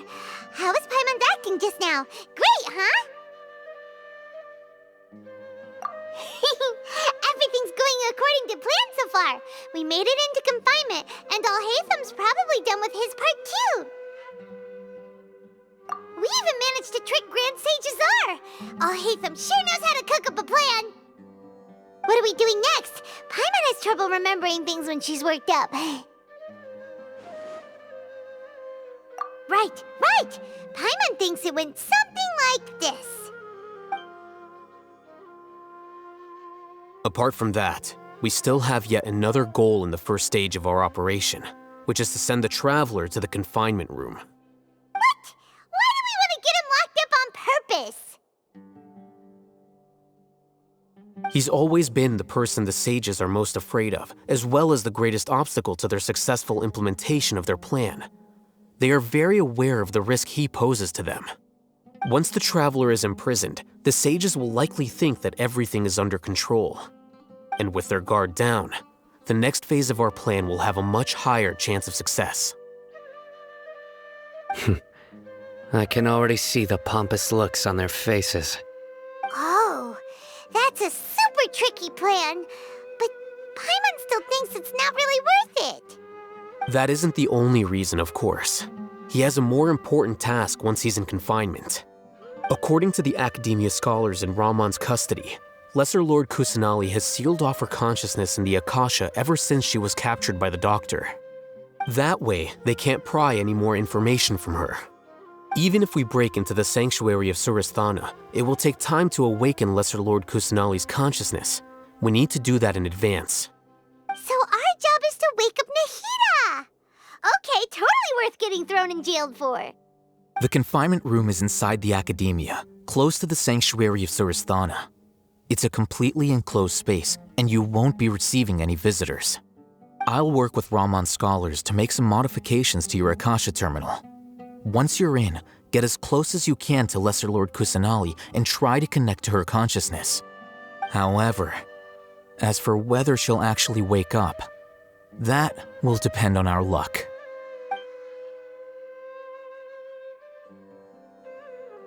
Oh, no wonder you've been wearing your Akasha terminal today. It's the one that Alhaitham modified. Paimon thought they'd take our Akasha terminals when they locked us up in here. Were they being careless?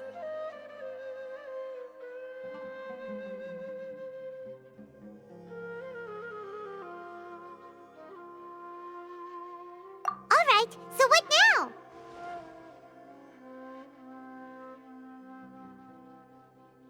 Sounds easy enough.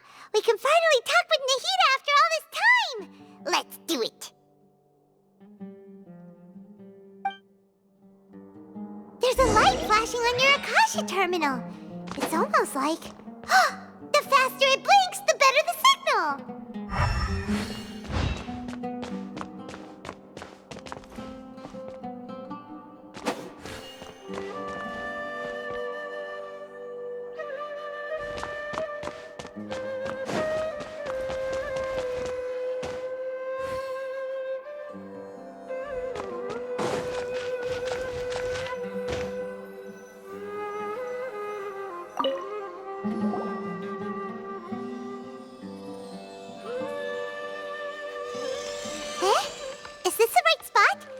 forgetting anything?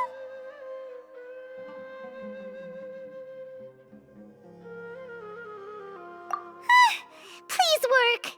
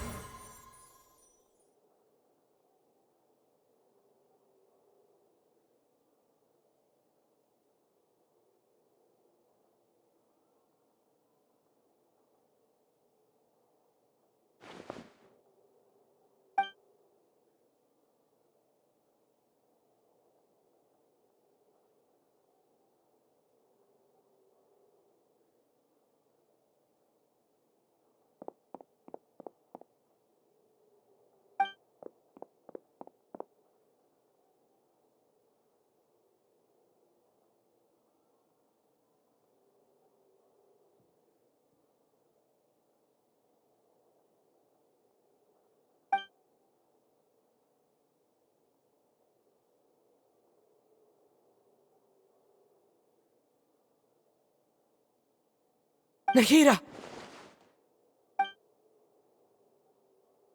Hey, Nahida!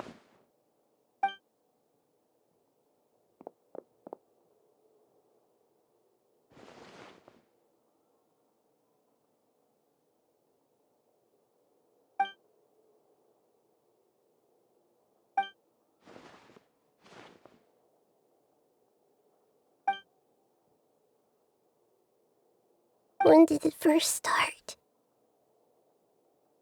Oh, right. It started, I want to become a worthy Archon. So I've kept studying. Kept listening to my people and their hearts. Kept looking for a way to save Irminsul. So I can catch up. Catch up to Greater Lord Rukkhadevata. But I'm stuck in the sanctuary of Suristhana. The sages are creating a god to replace me. And I'm forced to lock my consciousness in this boundless darkness. Nahida!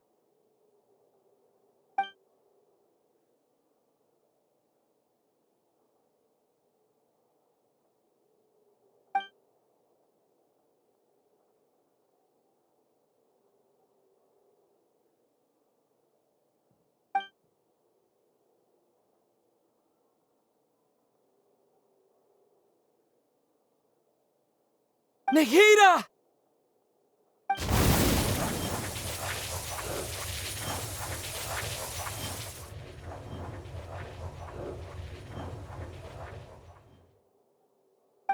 It's so quiet here. Now that I think of it, I don't think I've ever actually listened to my own inner voice. Do Archons have them? Should Archons have them? Have I been doing the right thing? Am I really not needed? How do I really feel about all of this? It's so quiet here. Since you're the god of wisdom, you've known the answers to all these questions since the very beginning, haven't you? Who are you? Whose voice is that? It sounds familiar. You're right, though. I won't ignore my own voice anymore.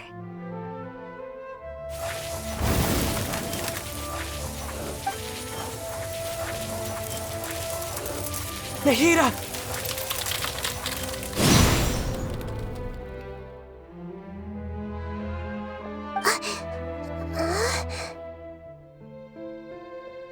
Nahida? Did you wake me up? Thank you. Why are you here? We're here to rescue you. Are you alright? I'm fine. It's just... when I think of everything that's happened to me, I feel really angry now.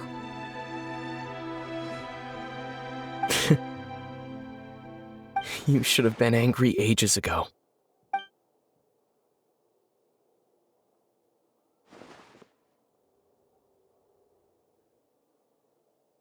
Huh? Oh, you're back! How's everything?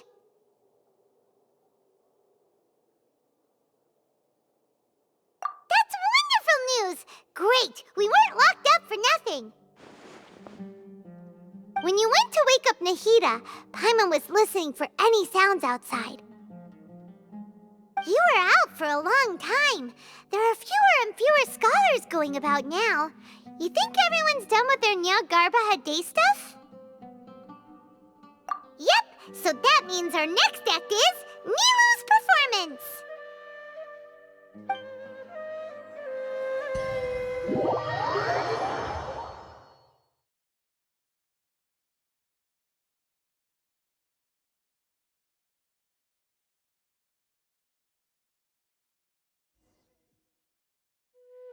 Nilu, are you sure about this? You're taking such a great risk for them. I'm sure, and I'm going. You know that I don't like to pass up any opportunity to dance, and this one is especially important. All right. You seem to have a lot of trust in them, so I won't say more on the subject. But if anything happens, the few of us here may not be able to help you. Don't worry. They've been through worse. Everything's going to be fine. All right. You know, if you really do get arrested, we'll do everything we can to get you back. Be careful, even if it's only for our sakes. Thanks, Mr. Zubair. You're so very kind.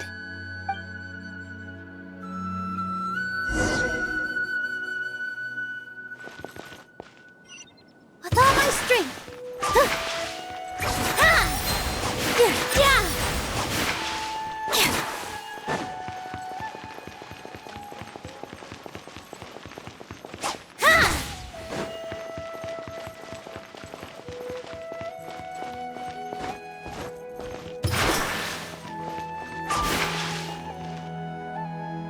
Nilu, how's it going? Nervous? Definitely more than usual. But it's because I'm worried I won't dance well enough.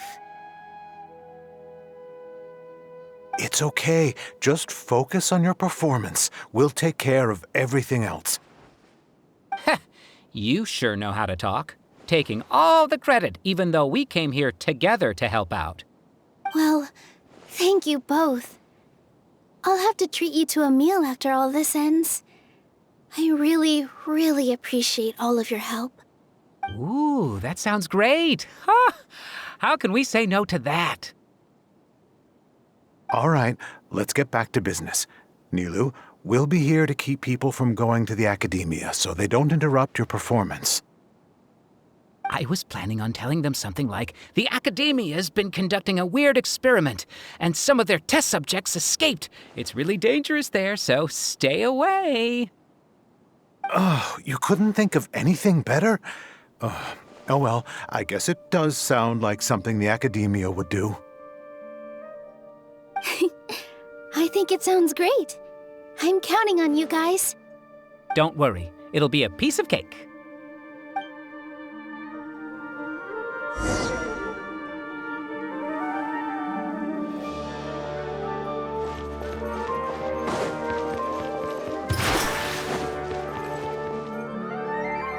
Hey, Nilu!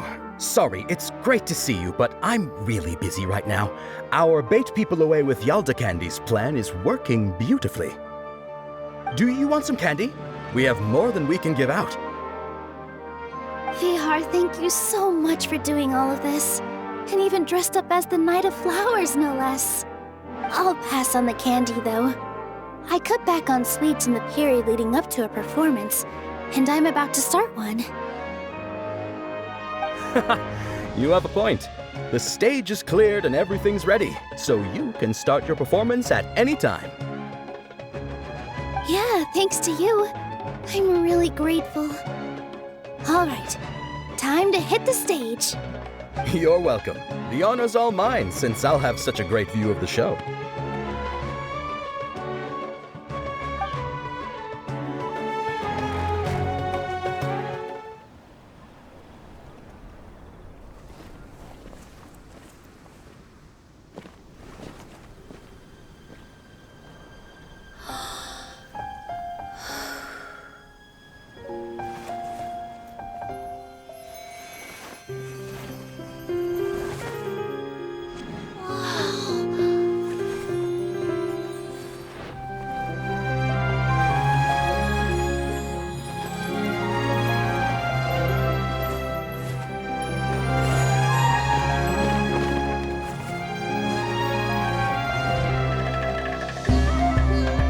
I've never seen a performance like this.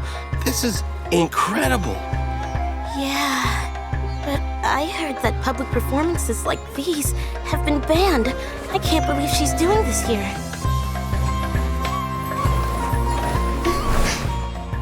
Grand Sage, there's some commotion outside.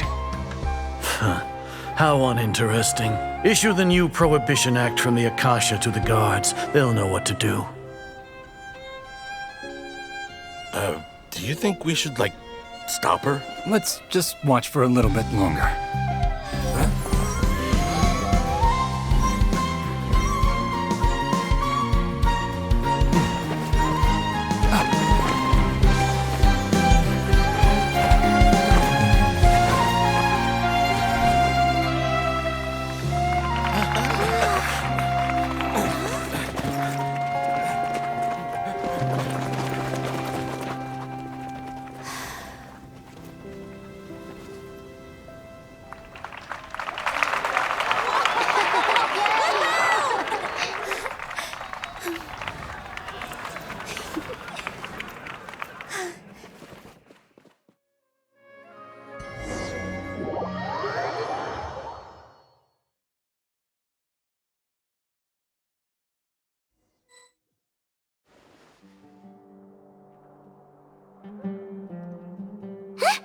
Did you hear that? It sounds like a lot of guards just ran by. Does this mean the plan has moved on to the next stage? Yep. It's great that everything seems to be going well. Come to think of it, when did Al-Haytham replace the knowledge capsule that was about to be entered into the Akasha?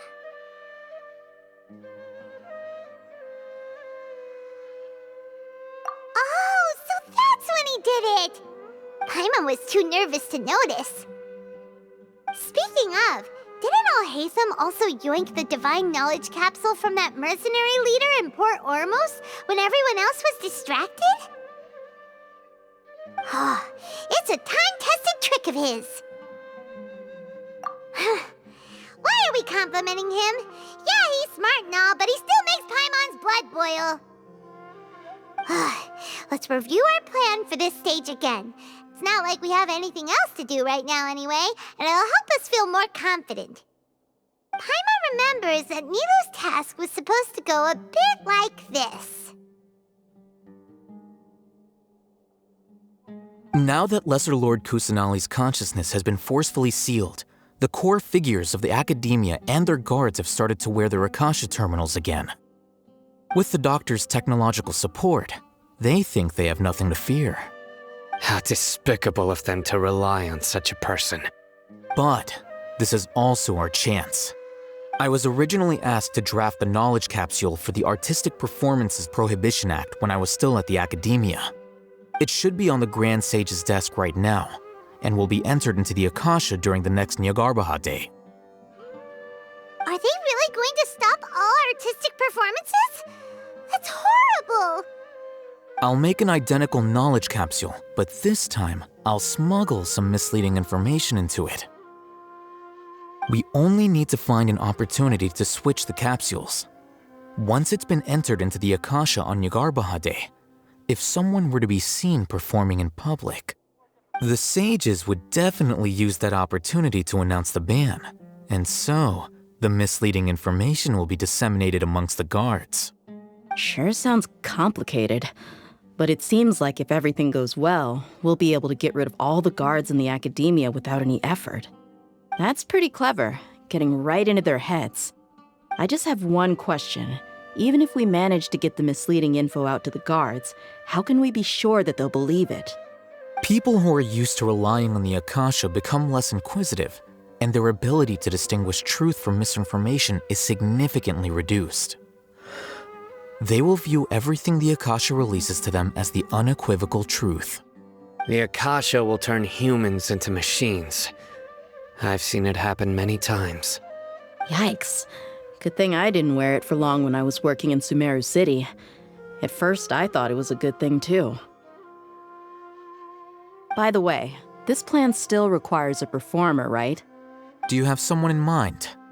Nilu of Zubair Theater. I know her really well. We can trust her. I'm kinda hesitant to ask her to participate in a dangerous plan like this, but we can ask her in person. All right.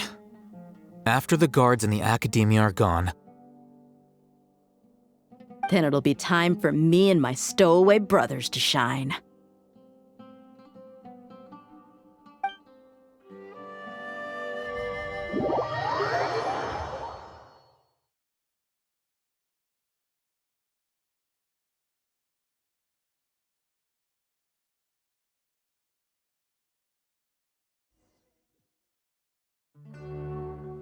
Here they come. Did you see that, Raman? They came out from the Academia in droves.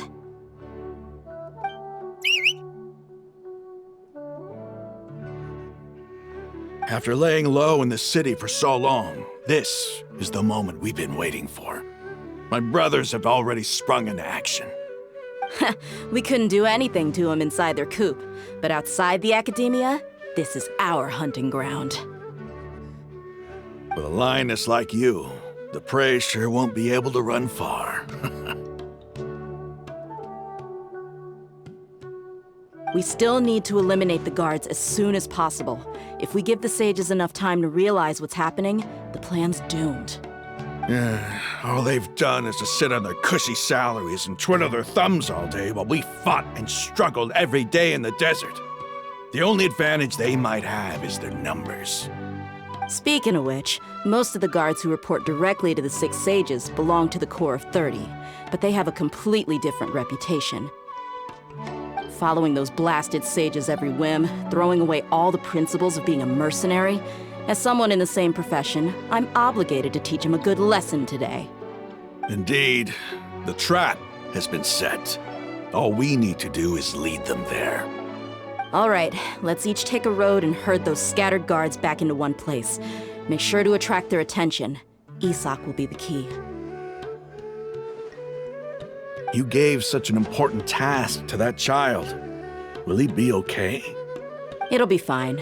Isak was so determined to help, so let's put our faith in him. Besides, even if he's caught, the guards would be too scared to do anything to him. They've never seen Lesser Lord Kusanali in person, after all. You've got a point.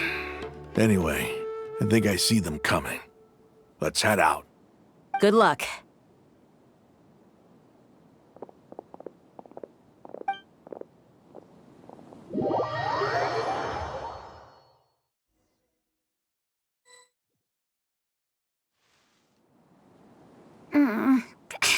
This outfit. Hey, do you remember what you need to do, Isak? When the guards get here, you'll pretend to be Lesser Lord Kusanali and run away from them. Oh, yeah, I remember. Of course I do. I'm just a little nervous. Relax. Don't think about getting caught. Even if that happens, we won't leave you behind. You only need to think about getting the guards' attention and leading them to the Grand Bazaar. Leave the rest to us. Okay, got it. I'm here to pay back Lesser Lord Kusanali for helping Grandpa. I won't get cold feet. Hey, they're here. I can see the Academia guards.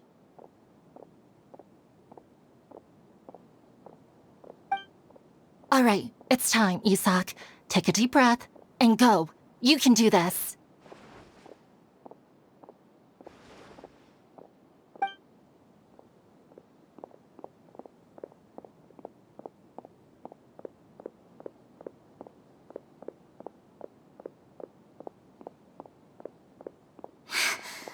is there a guard over there? Did he already run ahead of me? This is different from our plan. But there's no time. I need to make a choice. Huh? Did I just see something dart by? I'd better go have a look.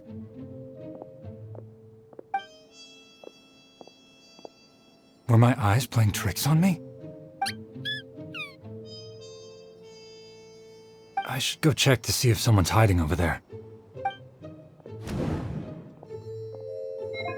There seems to be nothing here. Just to be... Good thing they didn't find me. I was close. I'd better hurry and keep going.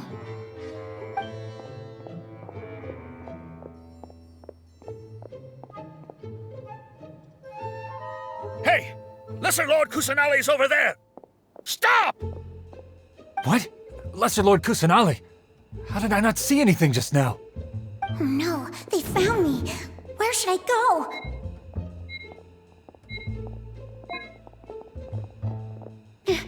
How is this possible? There are also Academia guards here.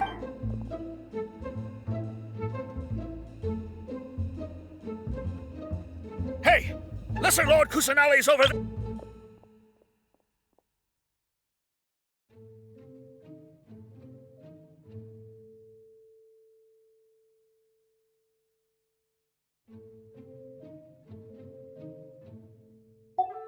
What? Lesser Lord... Oh no, they found me. The target suspected to be Lesser Lord Kusanali has escaped into the Grand Bazaar. Assemble and arrest her!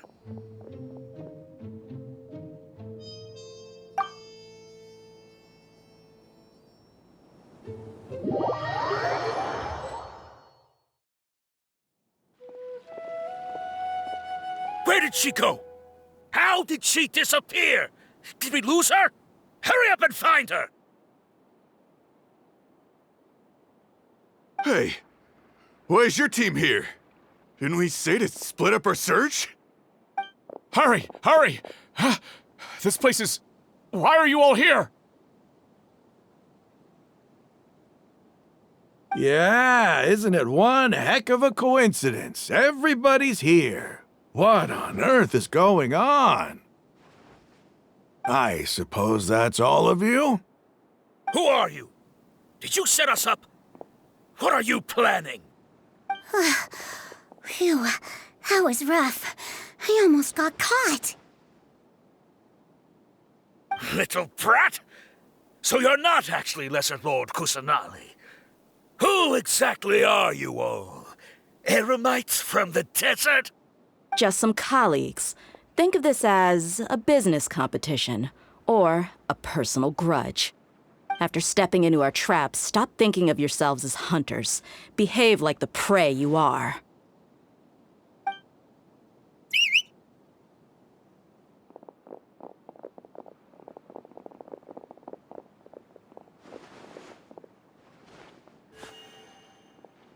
An ambush? How's that possible?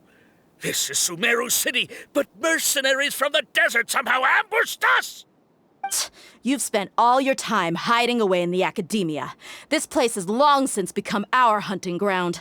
Brace yourselves!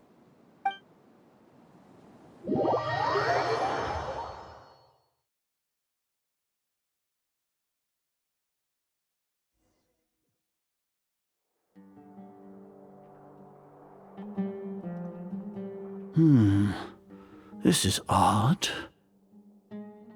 The Academia has quieted down after the conclusion of the Nyagarbha Day ceremonies, but it's much quieter than usual. Where are the guards? Why have I not seen a single one? Guards? Guards! Grand Sage, how may I be of assistance? I called for the guards. Why did you come? My apologies, Grand Sage. Right now, all Academia guards have entered the city to perform the ordered arrest. I thought you knew. Arrest? Who is there to arrest? I have an ominous feeling. Arrest Lesser Lord Kusanali, right? Is that not what the order was? Lesser Lord Kusanali? You mean she has disappeared? Yes. I wouldn't dare make up something like that. Right now, everyone is in a panic, and many are saying that Lesser Lord Kusanali will take revenge on us. What happened? Just what is going on? Lesser Lord Kusanali somehow escaped? Was it Alhaitham and his party that freed her? That's impossible. The Academia is heavily guarded today, and any order to release Lesser Lord Kusanali would be strictly confidential. Besides, Alhaitham and the Traveler are already in our hands. What manner of trickery did they employ? How could Lesser Lord Kusanali disappear into thin air? Disappear? Wait. How was the arrest order distributed to the guards? It was issued by the Akasha earlier today. Only you have the authority to send messages like that, so I thought it was your order. Let me check.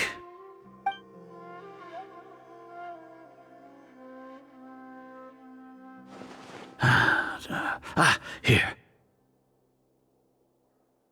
Lesser Lord Kusanali has escaped from the sanctuary of Surasthana. Go to the city and arrest the escapee immediately.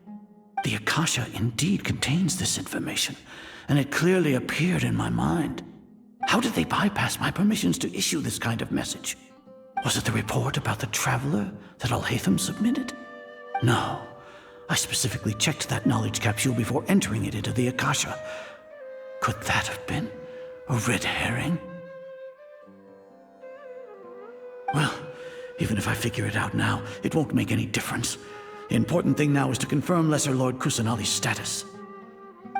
Have you been to the sanctuary of Surasthana to confirm that Lesser Lord Kusanali has indeed escaped? Confirm? No, I haven't. It may be a bit offensive to say this, but Grand Sage, what you're saying doesn't make any sense. How can the information in the Akasha be inaccurate? What the Akasha decrees is fact. That is common knowledge to all of us. If we have to confirm the information and knowledge from the Akasha ourselves, then how is that any different from us learning that information ourselves? Wouldn't Greater Lord Rukkhadevata's legacy lose its meaning that way? In the beginning, it was I who asked you to believe in the Akasha, to believe in the legacy left by Greater Lord Rukkhadevata. Are you trying to use my words against me? No, Grand Sage. I'm merely confused because I believe in you. I never meant to refute you. Stay here and see if there are any suspicious people around. I'll go to the sanctuary of Surasthana on my own. Yes, Grand Sage.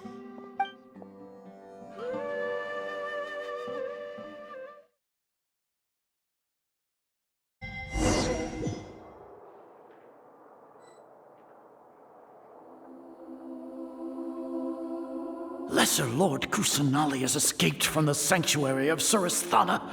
Go to the city and arrest the escapee immediately. How can that be? Stop thinking about it. Stop. It must be a trick of theirs.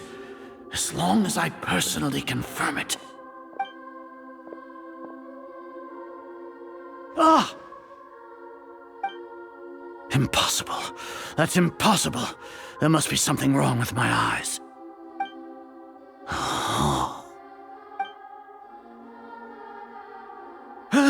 She really appeared again? What is the meaning of this? What a comical sight, Azar. Once the Akasha has put certain thoughts into your head, even the Grand Sage can no longer see what's right in front of him. You all can only see the world in your mind, the one you think you know. And precisely because of this, you disregarded Lesser Lord Kusanali's existence. She has been a wise and worthy Archon. Sino, have you been waiting for a chance like this? The Akasha predicted that you would return to the Academia to confront me, but I didn't expect it to turn out like this. I was careless. No, you were blinded. Your faults stem from your reliance on the Akasha. You're still the same as always. I truly did not expect a proud person like you to cooperate with Alhaitham and the Traveler. People change, Azar. Admit it. The Akasha can't predict my actions anymore. Then tell me, what have you found during your investigation? You want to buy time? This is the sanctuary of Suristhana. Under your own regulations, even Academia staff are forbidden to come here. No one will come to save you. As for the investigation, I've at least confirmed that you are guilty of insurgency against the Archon. A serious crime. So what? Did you do all of this so I would plead guilty in front of you, General Mahamatra? No. I want you to plead guilty in front of the Archon herself. You once said that I had no standing to judge you. So now, how about judgment in the name of a god?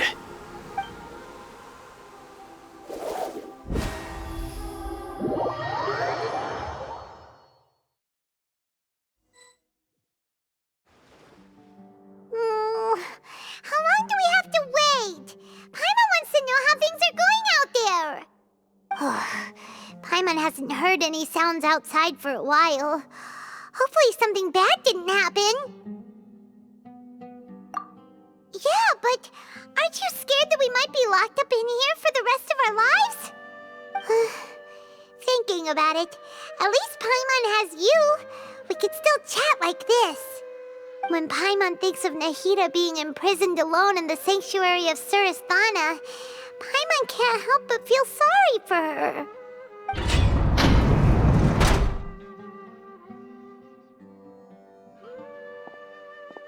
Here comes your savior. Dia! Paimon just knew you would come to rescue us!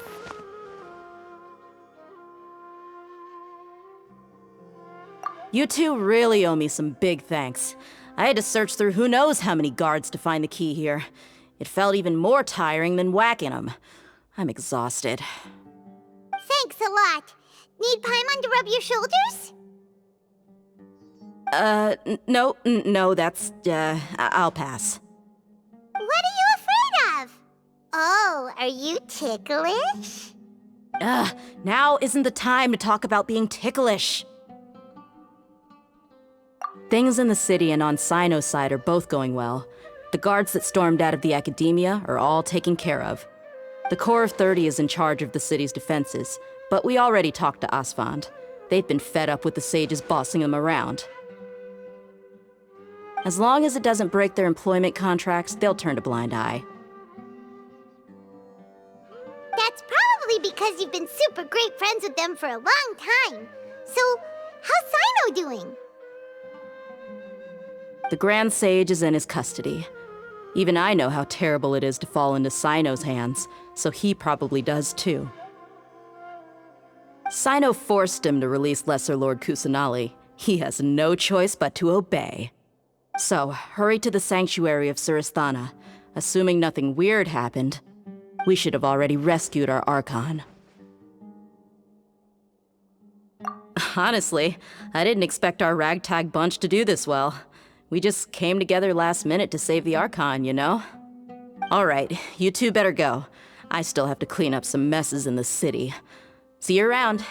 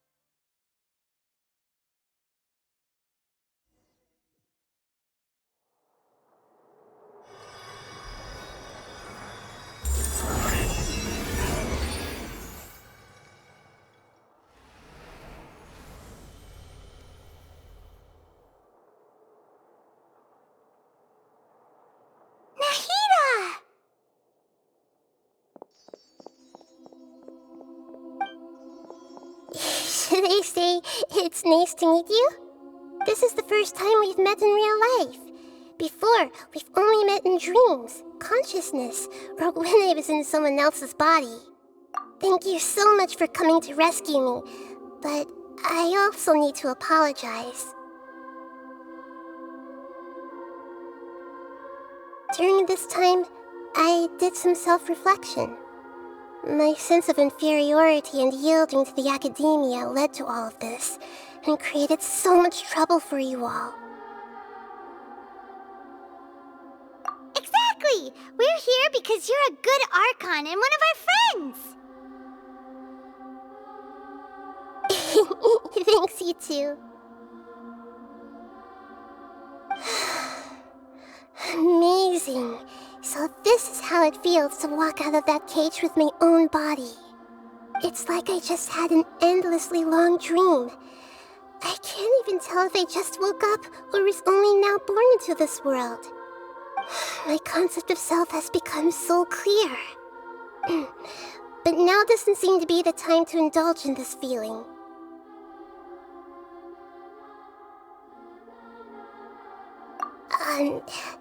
This is really embarrassing.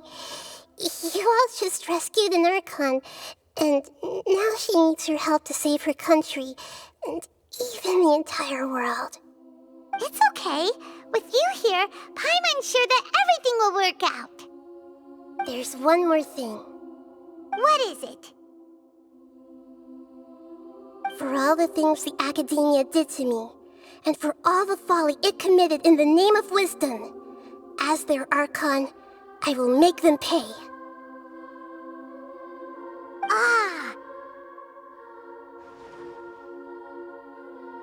Wow! That's the spirit! You're finally standing up for yourself and not letting people walk all over you! I understand now. To be a better Archon, I first need to better myself. If you haven't even figured out how to be a caterpillar, how can you be a butterfly?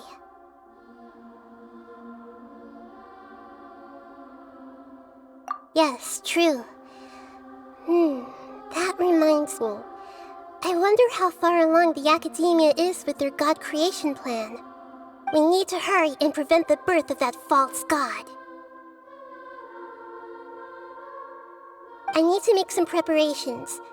Since I'm now free, I can establish a direct link to the Akasha and control it. First things first, I need to remove the restrictions that the doctor put on me in the Akasha.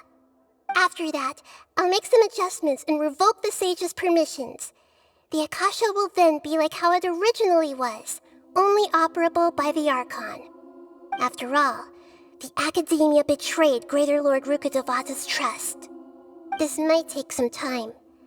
In the meantime, you should also work on your own preparations.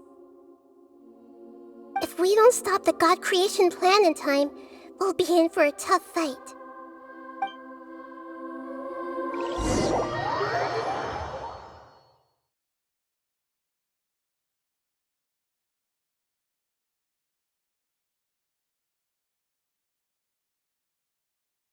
You might as well prepare for a fight.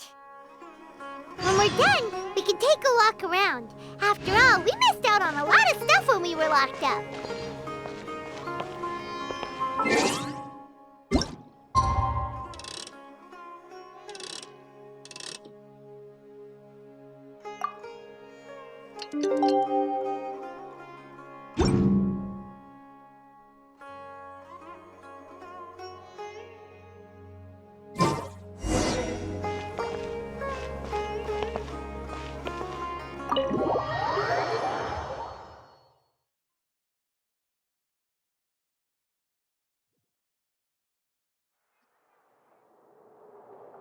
How's it going, Nahida? I'm done with the parts that needed my involvement to complete. Although it's my first time working with the Akasha like this, its internal structure and operation procedures are easy for me to understand. Greater Lord Rukkhadevata's design is truly brilliant. Oh, also, this is for you. Huh? What's this little floaty thingy? It's a small device I put together just now. You can think of it as an upgraded Akasha terminal. You may not need it right now, but it should be helpful in certain situations. Wait! This thing has the same characteristics as Paimon! We're both small things that float! Oh, all the things that make Paimon special got copied! When Paimon appears with the Traveler from now on, people won't remember Paimon because she isn't unique anymore!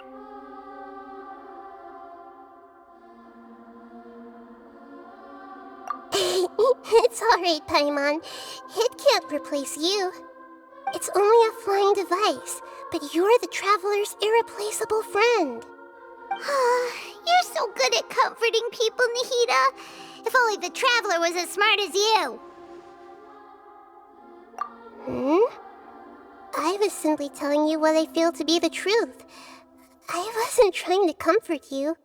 Nahida, you're natural at this. What you just said made Paimon even happier. By the way, there's something I need to confess. Even though I'm the Archon and in control of myself again, I'm not very good at fighting. You may have heard that an Archon's power is derived from their people's faith. However, I'm not as well loved as Greater Lord Rukkhadevata. If we get into a situation where combat is our only option, I'll have to count on you, and I'll do my best to provide support.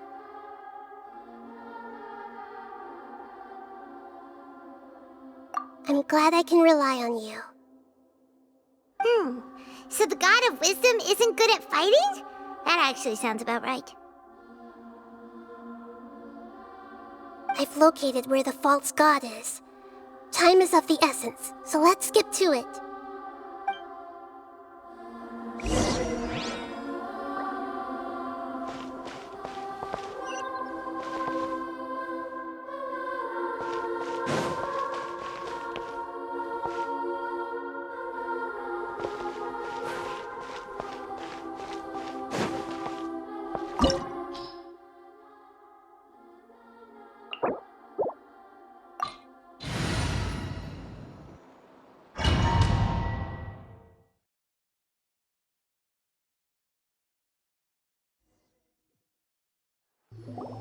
What is this place?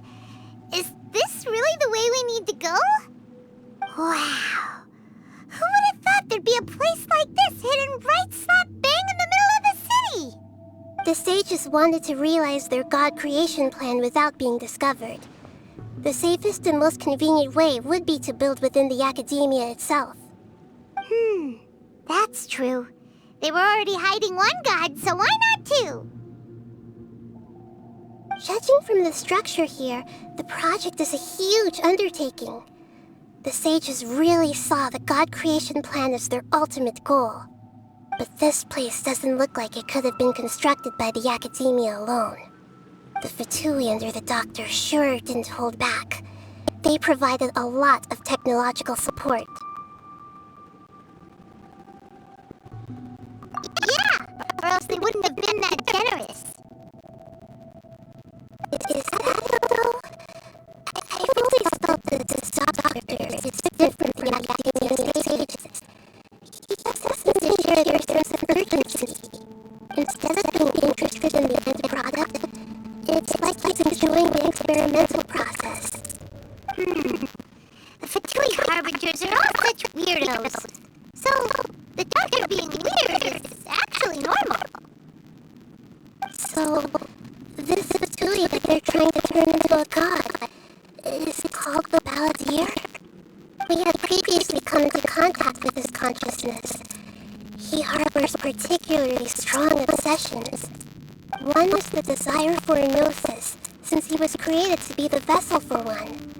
The other obsession is probably related to his past. I can't quite explain it. Paimon knows that he was a prototype puppet for the Raiden Shogun before he became a Fatui Harbinger. That's why he wants a gnosis so badly. There's no way he'd willingly be a test subject. Not with that temper and ego of his. It sounds like you know the balladeer quite well. I see. Tell me more about him and what he's like. The more we know now, the better we can plan for and react to any future situation.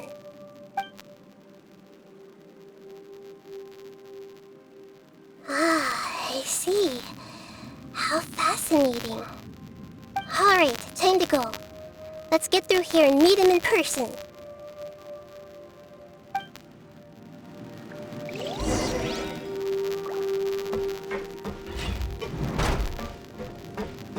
Time to work! Farewell! Let's begin! War settles down!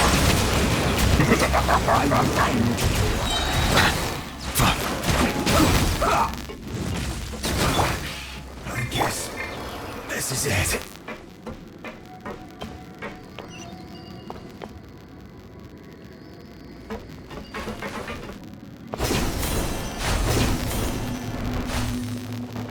It looks like we can climb up these pipes.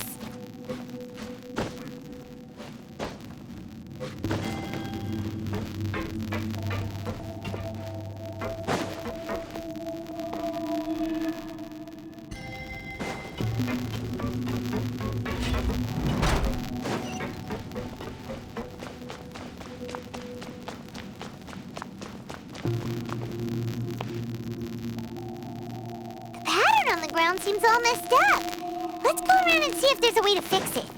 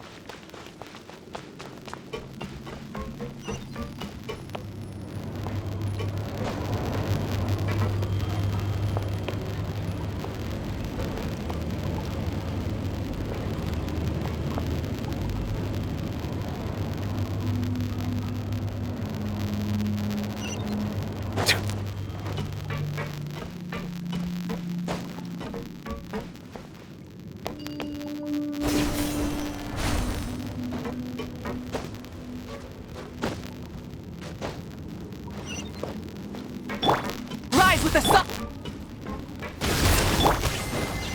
Let's begin. I guess this is it.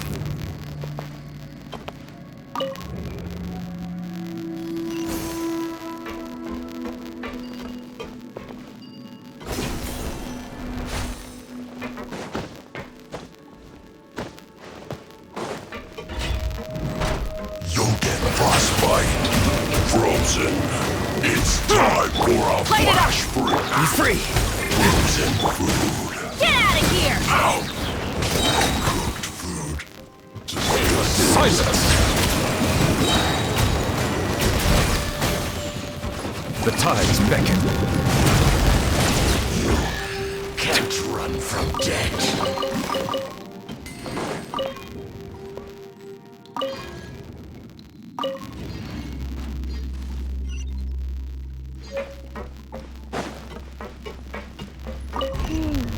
The cart is stuck. Maybe there's something wrong with the tracks. Let's try adjusting the direction of the device to clear the tracks.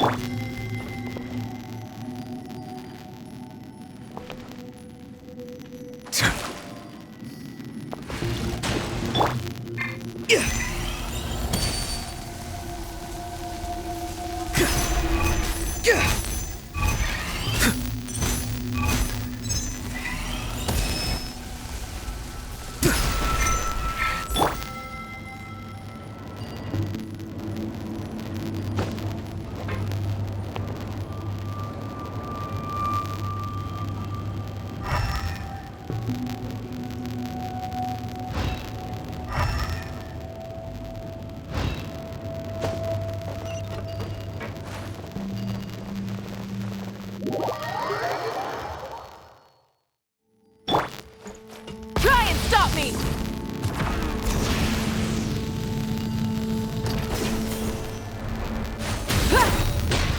Not too far now. Let's move.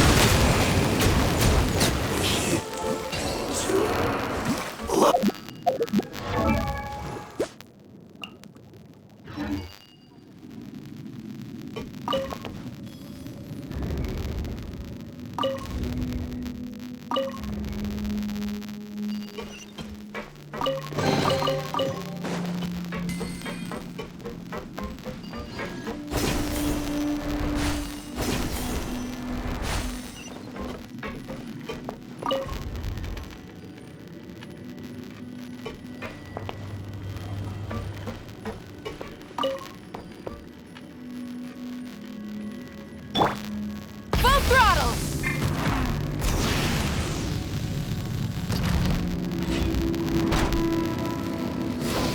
Let's begin.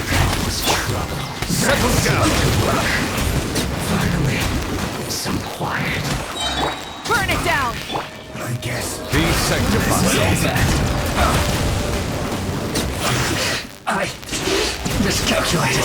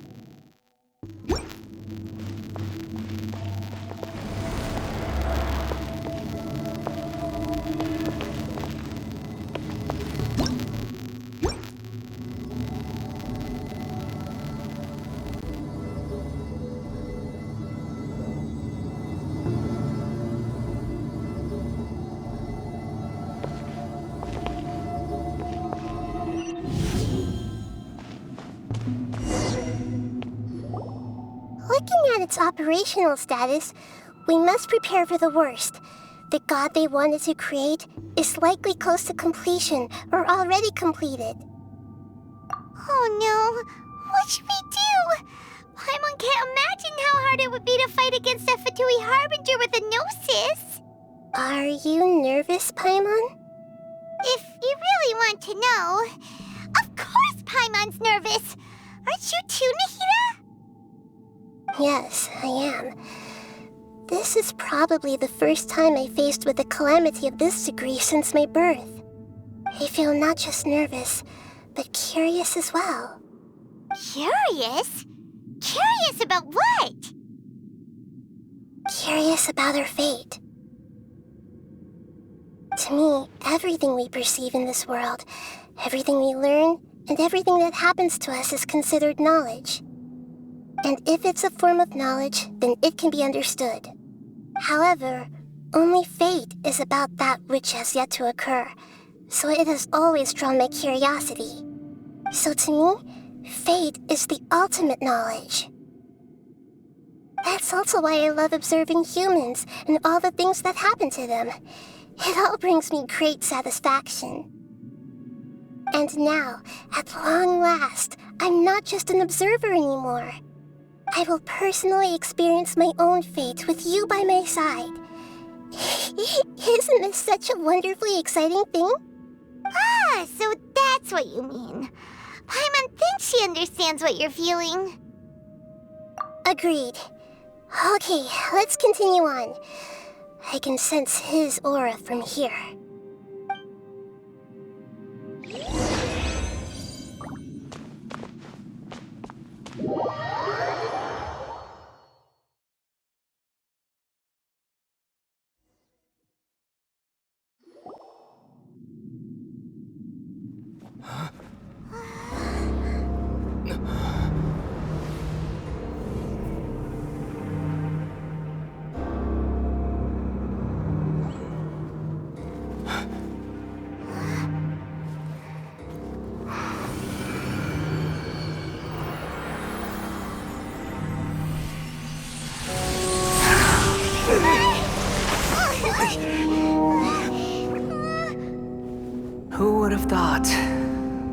would be so eager for my birth.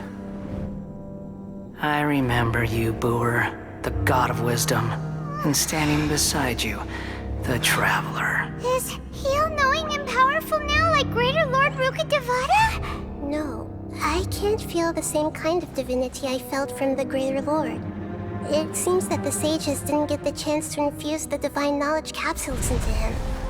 But even still, he has undoubtedly become a true god now. So we're too late? The Balladeer has already become a god? The Balladeer. A long bygone title. When my spirit ascended to divinity, I felt as if I had existed for the same number of epochs as heaven and earth.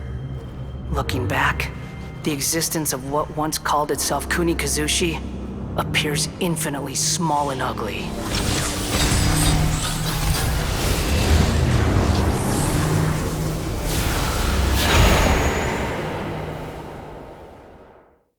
This imposing aura, it really feels like the gods! A body that capitalizes on the Balladeer's original construction as a mechanical puppet, with the Gnosis serving as a constant power supply. How much effort and resources did the sages put into this? From a purely technological perspective, it's a commendable achievement indeed.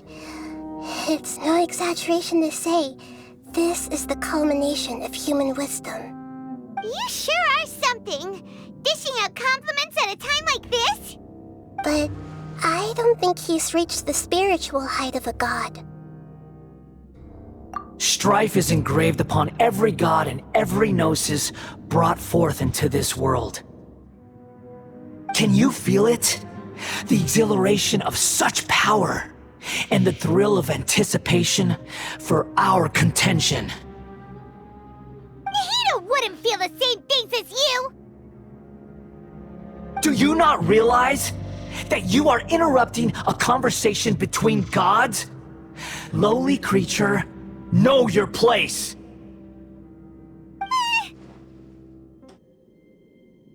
The strife engraved upon a gnosis. You're talking about the Archon War. Tevat's current peace was not easily won. I didn't personally participate in the Archon War, but the way I see it, all those losses were meaningless, driven by the demands of the laws. There's no point in bringing it up again. Is that so? Yet I am deeply disappointed that I was never allowed the fortuity to personally participate in the Archon War. This is a first.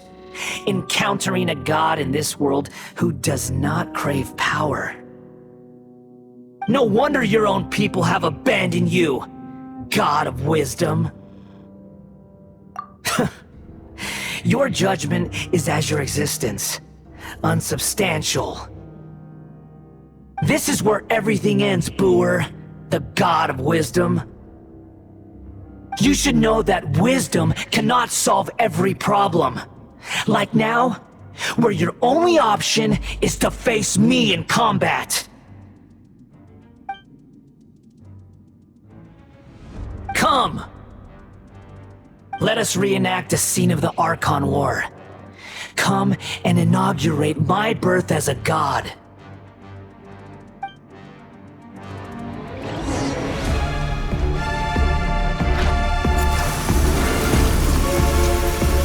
Perish!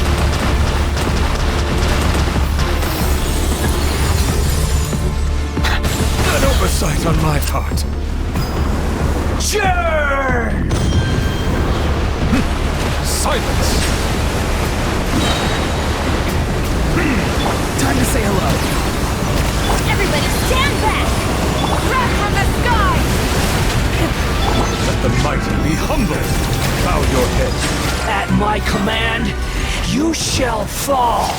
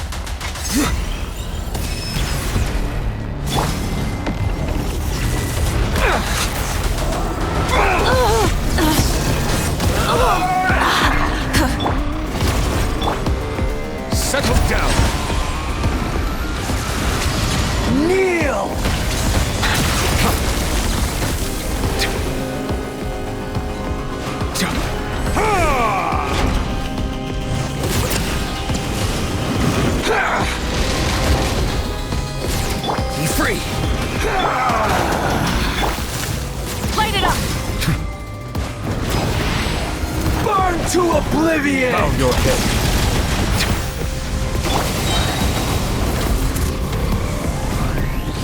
Incinerate! Kneel! Time to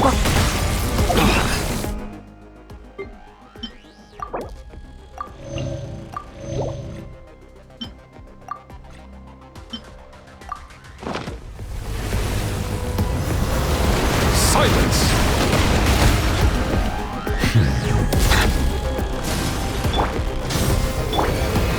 Reality is pain!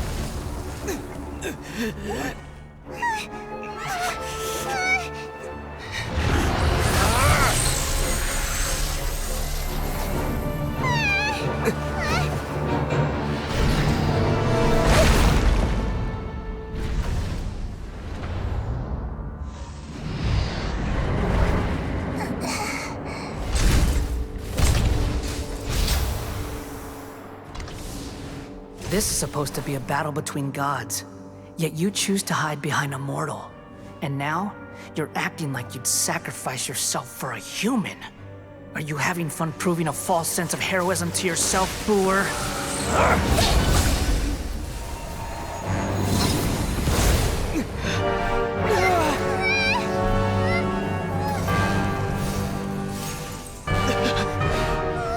The data collection is almost complete.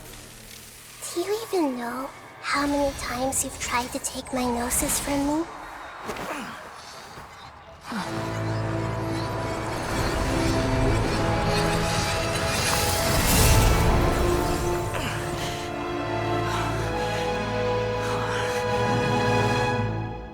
We just concluded the 168th loop.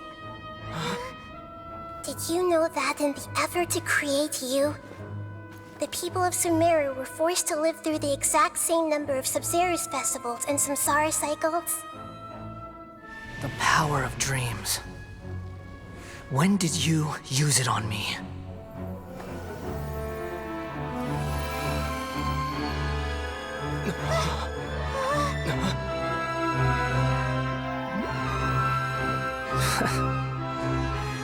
You can't even defeat me in a dream.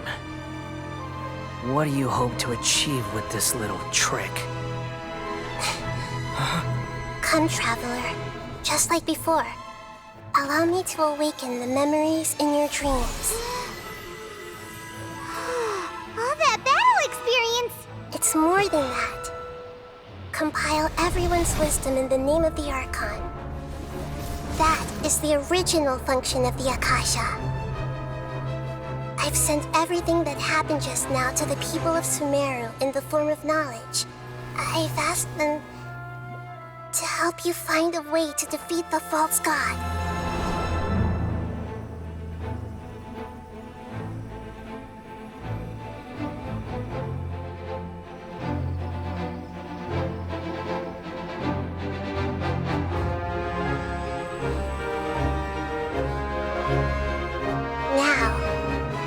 Sumeru's wisdom is at your disposal.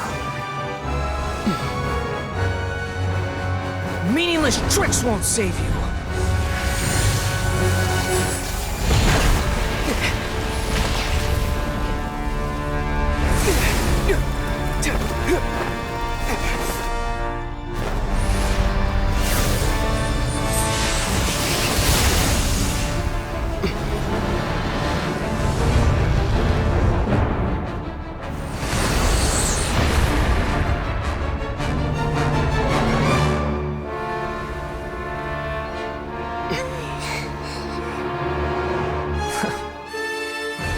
Are you done with your tricks? Can I finally take this as a real battle between gods? I'll leave this to you, the first sage of Boor.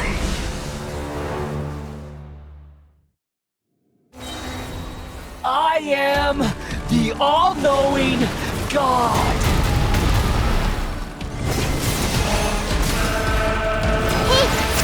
Burn to oblivion! Going in! Pyroclastic surge! Full throttle! Kneel! Tell me what you see. Be sanctified.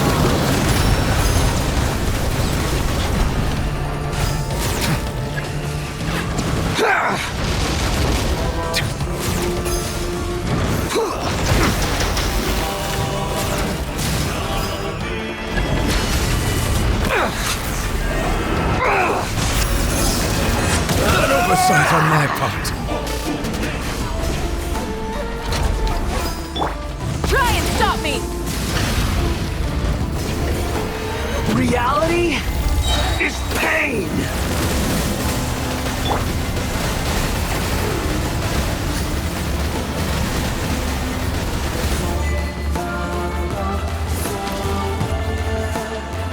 Good riddance, cruel world. Light of the blazing sun! Incinerate!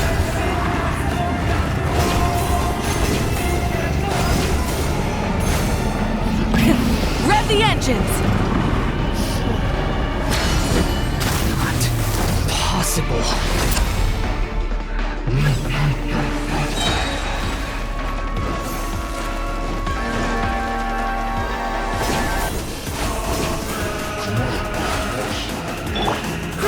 Grow! The Temple of Wisdom! Huh? Teamwork is dreamwork! Time to say hello. Be free. Pyroclastic surge!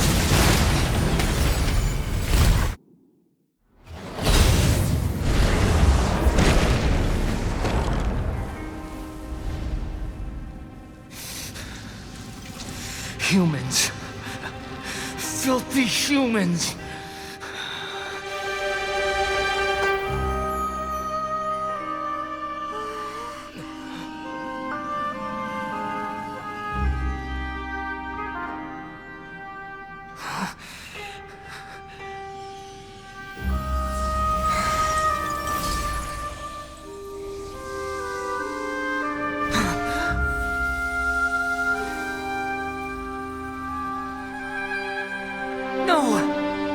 Wait! Please! Anything but the Gnosis!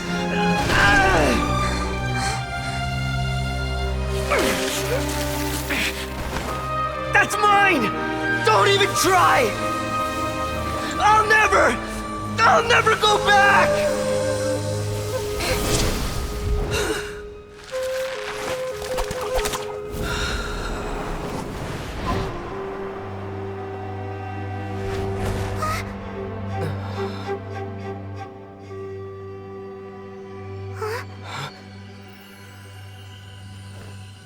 We haven't yet found the answer to the most important mystery. Irminsul is still waiting to be saved. With the power of another Gnosis, we may now finally understand the last memory of Greater Lord Rukkhadevata.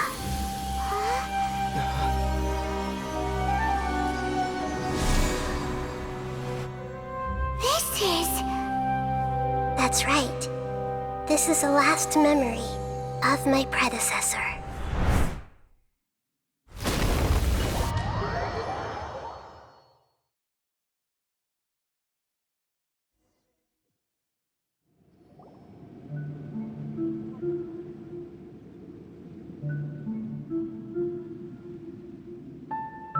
Huh. This sure seems very different from what Paimon imagined. Shouldn't Irminsul be in this realm of consciousness?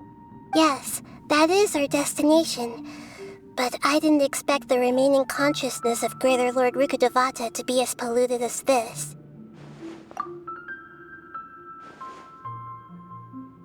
Forbidden knowledge? It seems you know about a concept that even I don't completely understand. Could you tell me what you know?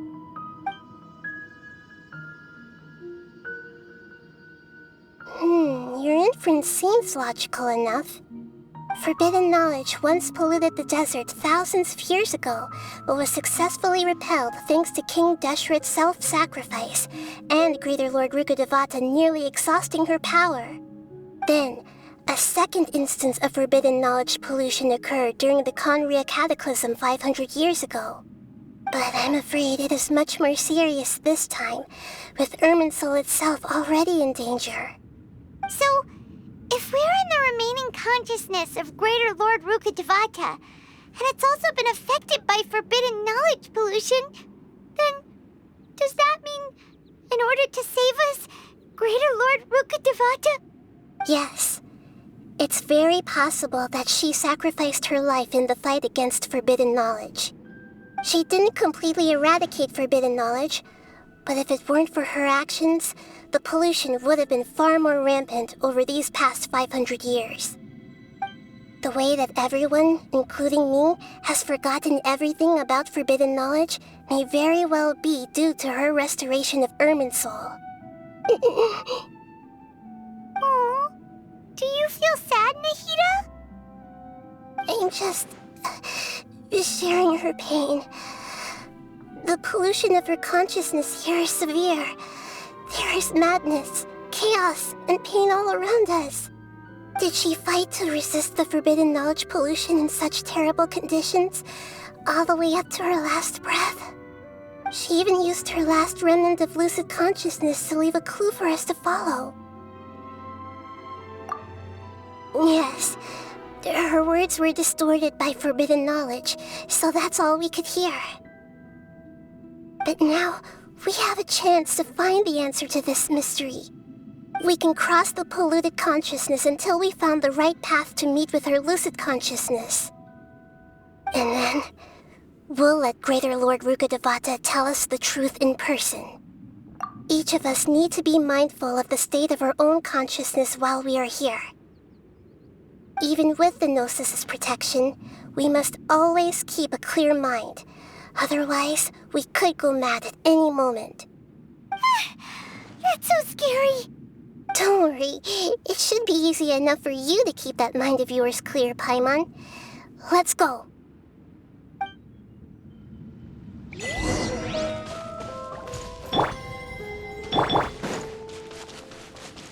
Are we in the air? And why is there a huge boat? That's the boat of consciousness, which symbolizes reason here. Its course is the direction our Wow! What are these? The monsters seem to have been affected by them.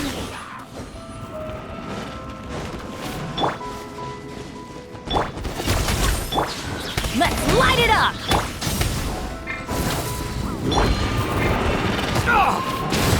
Bow your head.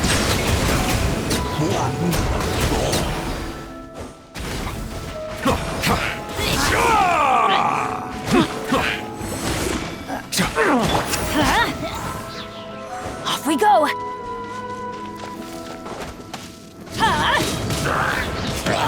Not too far now.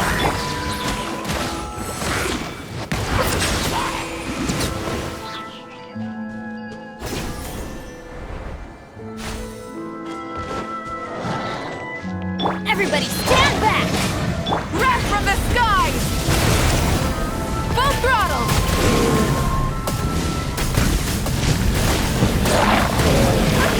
Incinerate! Settle down!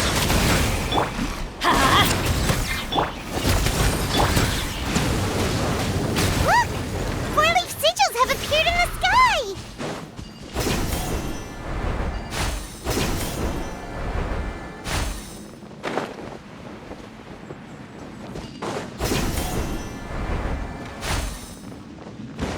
The tides beckon.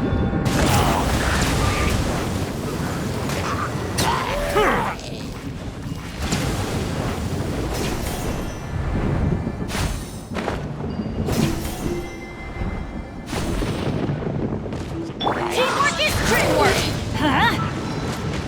Go! You're free now! Silence!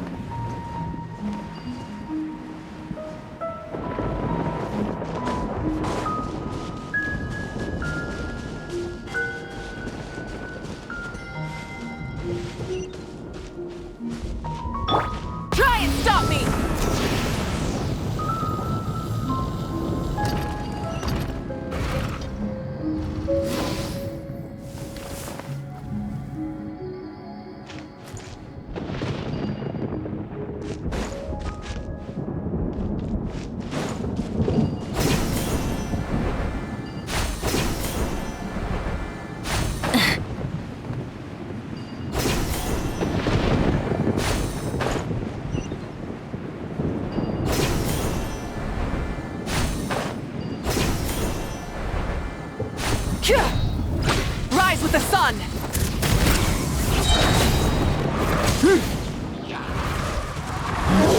Tell me what you see.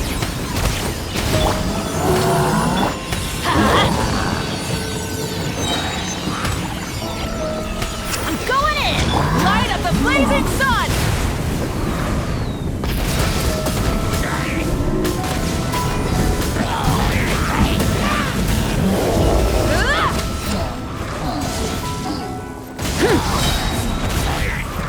Control the boat of consciousness. We need to find the helm first.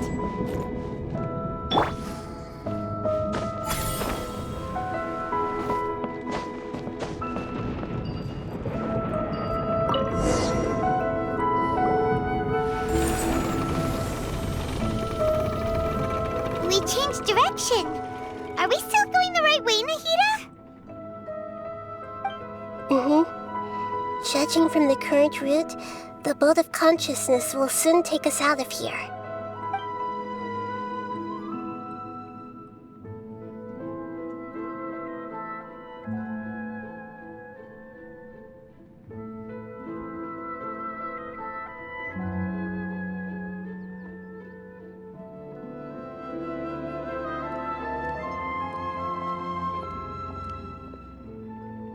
We'll be arriving at our destination soon. How are you feeling? Are your minds still intact? Huh? But everything's been completely normal for Paimon. Hopefully there won't be any more interruptions. This time, we should be able to meet Greater Lord Rukkhadevata. Are you saying you've never met Greater Lord Rukkhadevata before? No. It seems that my birth and her death took place at the same time. Otherwise, I think she would have given me a little more guidance, and I could have done a better job. Hey, you've done a great job, Nahida. Let's get out of this creepy place and go meet her.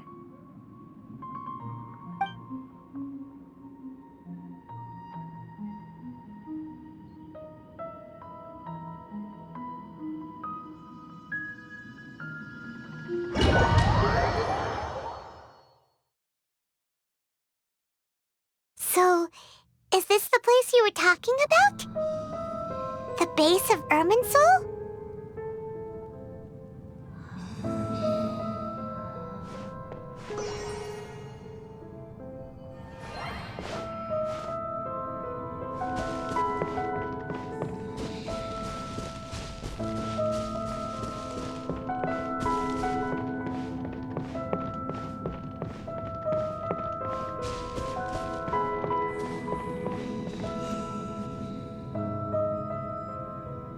Well, this is the place.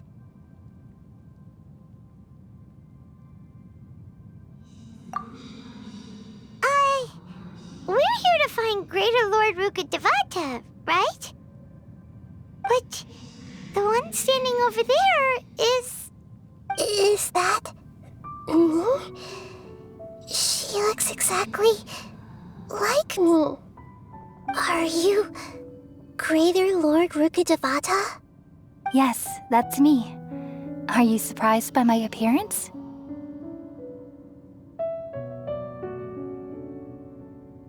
Irminsul and the surrounding lands have been reproduced here as they were years ago. But this is just a realm of consciousness. We are manifestations of the same nature. Hence why we would appear exactly the same. We're of the same nature?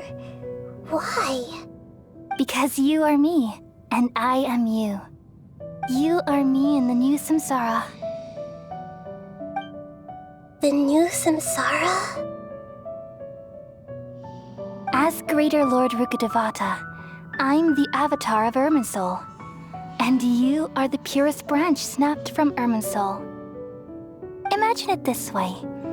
Even if a tree dies, its branches will eventually take root and grow, continuing the tree's life in another form. I'm merely the remaining consciousness of Greater Lord Rukkhadevata. The real me has presumably died a long time ago.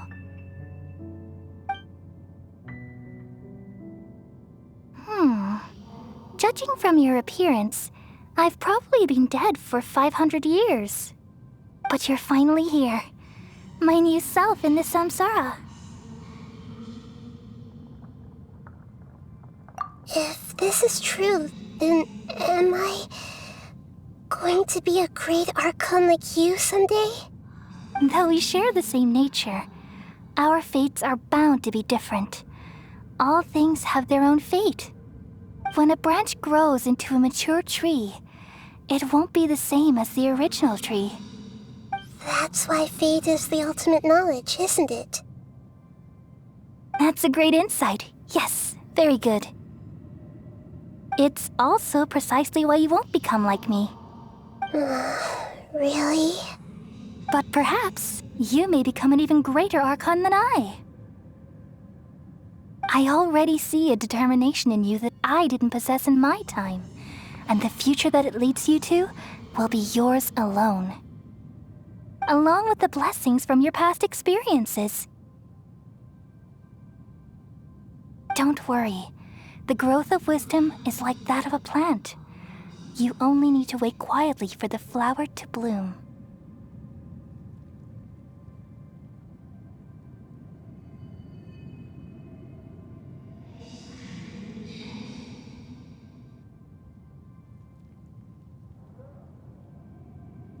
Come to think of it, the sages never had the faintest inkling of the meaning of wisdom.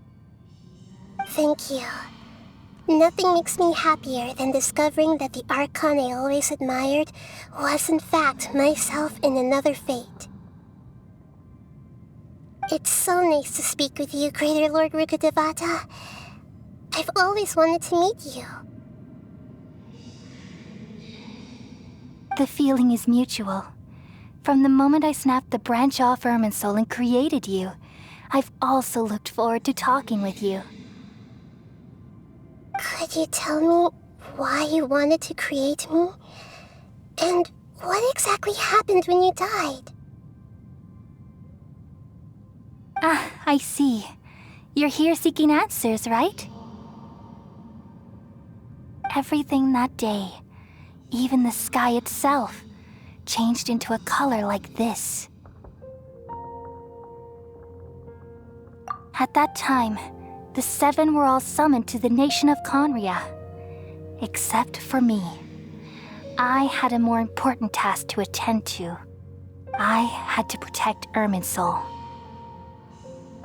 The disaster occurred together with the pollution of forbidden knowledge. At that very moment, with my consciousness connected to Irminsul, I sensed something was wrong. The pain started to torment my mind. By the time I reached Irminsul, it was already displaying signs of corruption. Had I not repelled the pollution of forbidden knowledge with King Deshret thousands of years ago, I might have felt even more hopeless and lost. So what exactly is forbidden knowledge? It's a kind of knowledge that doesn't belong to this world, and a form of truth that can't be understood. It came from the very bottom of the abyss. Even I could never understand it.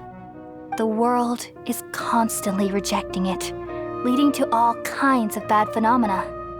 If we allow forbidden knowledge to pollute Irminsul, I'm afraid the entirety of Tevat could fall apart.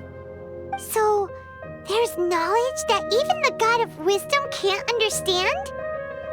At that time, I knew I couldn't repel the forbidden knowledge with my strength alone. Which is why I created a device that compiled human wisdom and named it the Akasha. It's truly the world's most amazing invention. Thank you. For a long time, I thought dreams were the fruit of human wisdom. Though it was selfish to do so, I borrowed people's dreams using the Akasha. Then I compiled their wisdom and all of my own power. Well, did it work?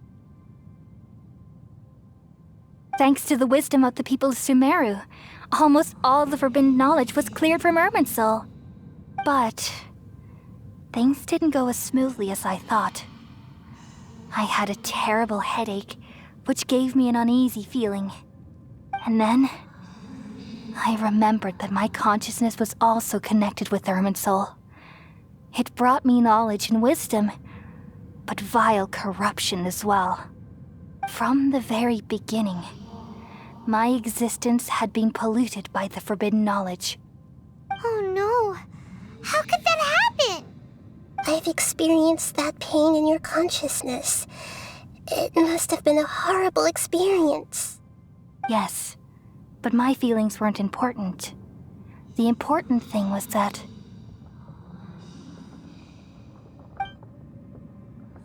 even if I died, my existence and everything related to me would continue to exist in Irminsul as memories and knowledge, meaning that the forbidden knowledge couldn't ever be permanently eradicated. And there's no way for me to eliminate myself. It would be a sort of paradox. So, I took the purest branch of Irminsul as my incarnation in the next samsara, and left a trail of clues, all in hopes that you would come here and remove me and my pollution from Irminsul forever. Wait, no, I can't. So you realize what that implies. You are very smart indeed. Irminsul has all the knowledge and memories of this world. And as you've realized just now, removing me from Irminsul means I essentially will never have existed in this world. But this is the only way to save Irminsul. People love you so much, and they've missed you so much over the past 500 years. I am exactly the same. So how can we just forget you like this? Is there really no other way? There must be something else I can do. You're the god of wisdom, Booer. You should know that there is no other way. But this is so cruel. I don't want to forget you. No need to feel so sad, Booer. As someone who delights in wisdom, you should feel joy at finally finding the answer. These are the words in their entirety. The answer you've been seeking all along. Let the world completely forget me.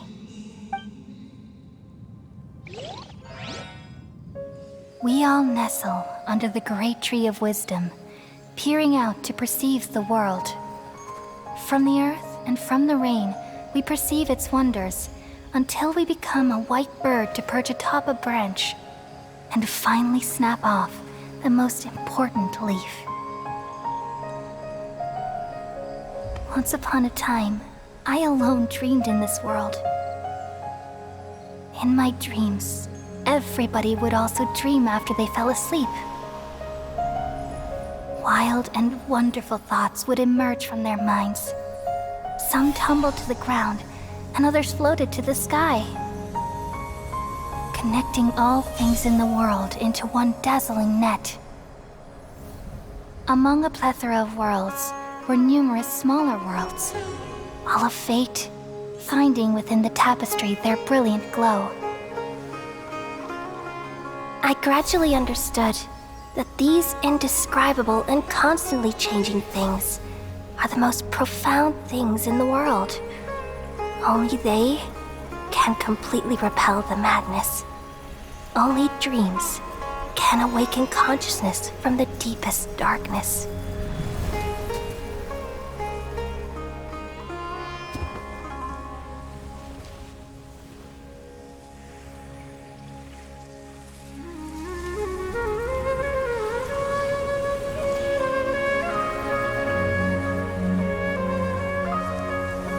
I'm the one who posed this question, yet also the one who sought a solution. Saving the world with the dreams of the people used to be my answer. And now, you've also found your own answer, and I shall return all the dreams to the people.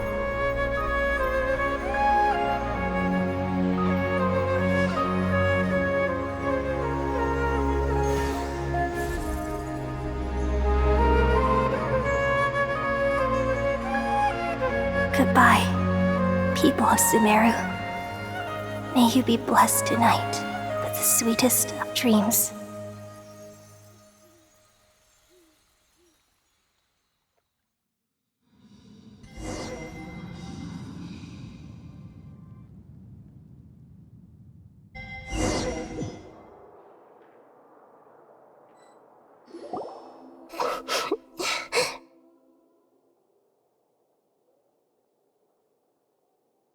I'm alright. I'm just a little confused. We've just saved the world, right? So why am I crying? I don't know where this feeling inside of me is coming from, but I feel very sad. Just now, we used the power of two gnosis to successfully connect with the Irminsul consciousness from 500 years ago. Then, we removed the remaining pollution from Irminsul. Yeah, what's wrong? Weren't you there just now?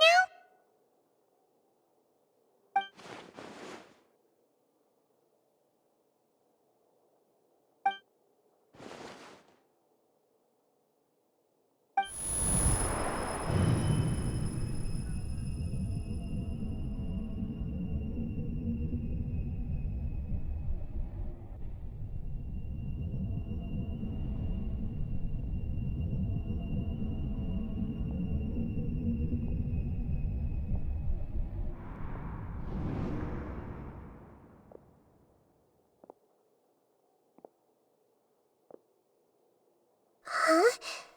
That sound. Traveler! Paimon! I've been waiting here far too long. But finally I have the chance to be alone with you. All the precious time I wasted has finally paid off. The doctor! What have you done? Just a type of sound wave that can quickly put defenseless people into a dream. As I expected, it doesn't have any effect on gods. This is the only thing of interest I found among the sage's research. I thought I'd take it for a little spin. Don't worry. I know you would never forgive me if I actually killed them. I'm here to negotiate with you. Naturally, I won't do anything dangerous that could potentially damage our relationship. Negotiate with me? I heard you had already left Sumeru. Why are you here again now? I left Sumeru, but I also stayed in Sumeru. Even the God of Wisdom is restricted by the habits of cognition. How disappointing. You mean there are many different versions of you in this world? An astute guess. Even the same individual will have different cognitions at different ages. A long time ago, I made a major decision in hopes of preserving all my perspectives of how I observed the world. Observation is the first step of any experiment, but observing the current world doesn't satisfy me. It lacks an important dimension, that of time. So I saved segments of all my ages and made them into independent individuals. That's all there is to it. Indulge me. How does the God of Wisdom find my method of seeking knowledge? It's an insult to the very concept of life. Life inherently has many rules and restrictions, each with its own significance and reason to exist. They can't be broken on a whim. Good. Amazing, even. Indeed, it's difficult for humans to make peace with themselves, not to mention oneself from a different period. Since you were in the academia, why wait until now to show up? You could very well have stopped us and helped that fake god. Simple. Let me ask you this. Would any staff member ever help the subject in the middle of an experiment? It was my experiment. So why should I interfere with the results? The Academia saw the plan to create a god as their ultimate goal, yet you only saw it as an ordinary experiment. You really are crazy. If the experiment succeeded, you would have had a new god on your hands. How would you have faced your own god then? Would you still take the same stance? Would you still hold the same view of yourself? I'm first and foremost a scholar. These results should be left to the judgment of the hypothetical me confronted with that outcome. But you're right. And that's exactly why I'm disappointed with the conclusion of this experiment. As an individual, you don't have any sense of belonging. You seem to have even fewer convictions than a typical scholar. Oh no, I certainly have my own convictions. They just don't fit your standards, that's all. All right, that's enough conversation for today. The experiment is over, and it's time to tidy up the equipment and reclaim any useful materials. For example, the Gnosis. Lesser Lord Kusanali, you're an intelligent Archon. I'm sure you understand the disparity in our combat abilities at this time. Besides, you have no way to use that Electro-Gnosis in battle. Didn't you say you were here to negotiate with me? Somehow, it's starting to seem like you intend to take it by force now. I'm merely stating a fact. After all, I'm also a scholar. Naturally, I hope to show proper respect and dignity to the God of Wisdom. Your hypocrisy is built on absolute confidence. I understand your scheme, but... what if I were to destroy the Gnosis now and awaken the heavenly principles? Awaken the heavenly principles? Do you think that's really possible? The heavenly principles have been silent for many years, but the Gnosis are symbols of their control over Tevat and all the laws. Will the destruction of a Gnosis attract the attention of the heavenly principles? And if so, how do the Fatui plan to deal with the consequences? Do you dare to gamble such a possibility with me? Gamble? How surprising. I thought you would show evidence or use rigorous reasoning to prove your point. The word gamble is the last thing I expected to hear from the God of Wisdom. But this is a clever move. You must have seen through me when I first captured your consciousness. As a scholar, I respect all possibilities. This has always been my principle and is an essential trait as an experimenter. Indeed, I can't ignore this possibility. So tell me then, what are your conditions? This foreign Gnosis will only lead to disaster if it stays in Sumeru. But this Electro-Gnosis is the prize I obtained after defeating one of your fellow Harbingers. Now, as the one who initiated this cascade of events, shouldn't you pay the corresponding price? Price? Interesting. What price would you have me pay? How about erasing all your other segments? So this is how you wish to restrict me, the most threatening opponent of the Nation of Wisdom. What you request of me is like plucking out the eyes I have placed in the dimension of time. Segments are extraordinarily difficult to make. They require extremely rare resources and enormous amounts of time and effort, requiring me to destroy them all here and now. Bravo. A suitably wise decision on your part. Yes, how very interesting. Can I assume that you have long been wary of me? Among all the versions of me, this segment you see now is the most selfish. If it weren't me, your idea wouldn't have worked. What did you see when you were imprisoned? You were observing me, and that's how you know I've long grown tired of their doubts and endless arguments. Like you said, it's difficult to make peace with yourself. Being as smart as you are, have you managed to do that? I see. If you think all those versions of me are worth a gnosis, then deal.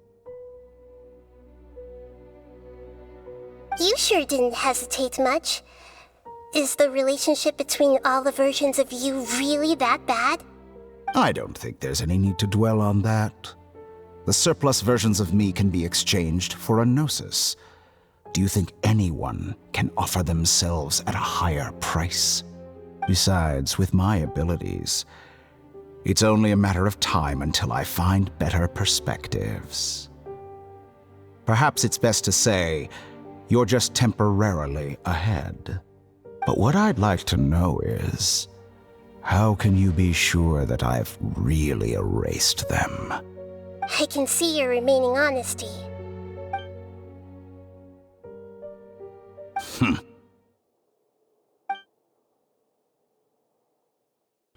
What a ridiculous decision! Sheer You can't be foolishness. serious!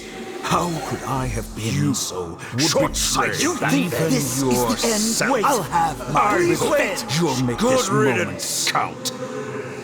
You will regret this! Well, have you confirmed that it's complete? Here, take it. The future of Sumeru City will be in my hands alone. I will shut down the Akasha and let curiosity and the thirst for knowledge drive the realm of academics once again. There won't be any further gaps for you to exploit. It truly pains me that my academic achievements have never been appreciated in my homeland. Of course, I have no interest in being rejected by this city for a third time. Another chess piece. And where is your dendronosis? Don't be greedy, Harbinger of Snezhnaya. No, this is a different transaction. If you intend to turn off the Akasha anyway, then there's no further use for the Gnosis of Sumeru, is there? Besides, isn't it the Archon's duty to deliver what's desired of the Seeker? Oh, judging from your expression, you don't seem to find the idea very agreeable. Then let's think of it this way. Since you're the god of wisdom, how about I exchange some knowledge with you? People exchanging knowledge with the God of Wisdom is the stuff of legends. Yet here you wish to exchange knowledge for the God of Wisdom's property. Arrogant as that is, it has piqued my interest. Let me ask you, have you in all your mighty knowledge ever heard the rumor that the skies of Tevat are fake? Huh? That's the secret hidden by Irminsul concerning the truth of this world. Once I finish telling you about this, it will be time for me to say goodbye. With negotiations, we've all gotten what we wanted. I'm very glad I got to meet you like this. Your arrogance may know no bounds, and convictions may mean nothing to you. But I'll still listen to what you have to say.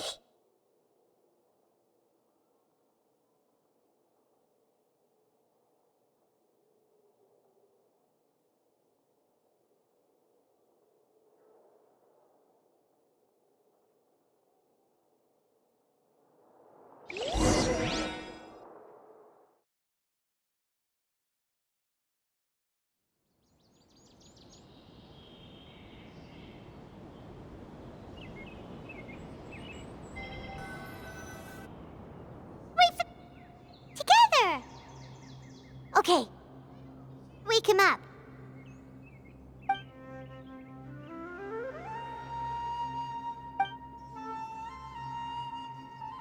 Are you awake? Kali says it's time for breakfast. Come on, get up! Good morning! How are you feeling today? Good to hear. It looks like we've recovered pretty well. Not even Tainari could stop us from going out now, right?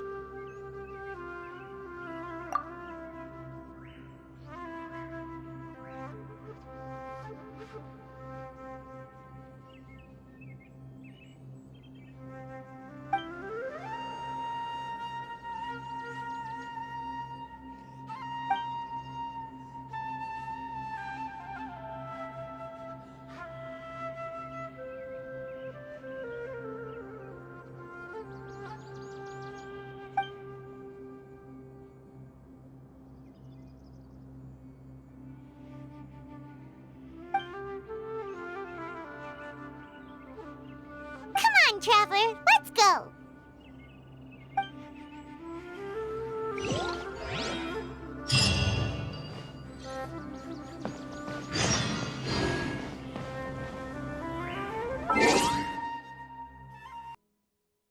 Beautiful creatures. They are the pride of Fontaine. Be sure to befriend them and cause them no harm. Good morning. Looks like you're awake. Yep. I prepared some breakfast today. Please have a taste. I hope you'll like it. It's nice to have you here so we can eat something yummy. Well, now that I've recovered from Elazar, I'm feeling better than ever. I can even prepare 4 or 5 meals a day now. And Paimon bets they're all delicious. Oh, by the way, someone brought a letter for you after you went to sleep last night. Nope. Paimon wanted to read the letter with you after you woke up, so Paimon didn't open it. All right, let's read it now. Oh, it's from Milu. Ahem. We're going to hold a feast at the Grand Bazaar and celebrate Cyano's reinstatement as the General Mahamatra. As heroes of Sumeru, please be sure to attend. I'll wait for you. The date of the banquet is written on the back. It's in 2 days. Oh, I've also heard that you've become heroes here as well. That's amazing. Everyone's aware of your abilities. There's no need to be modest. Anyway, let's go to the Grand Bazaar to have a look. Oh, before you leave, be sure to inform Master Tainari.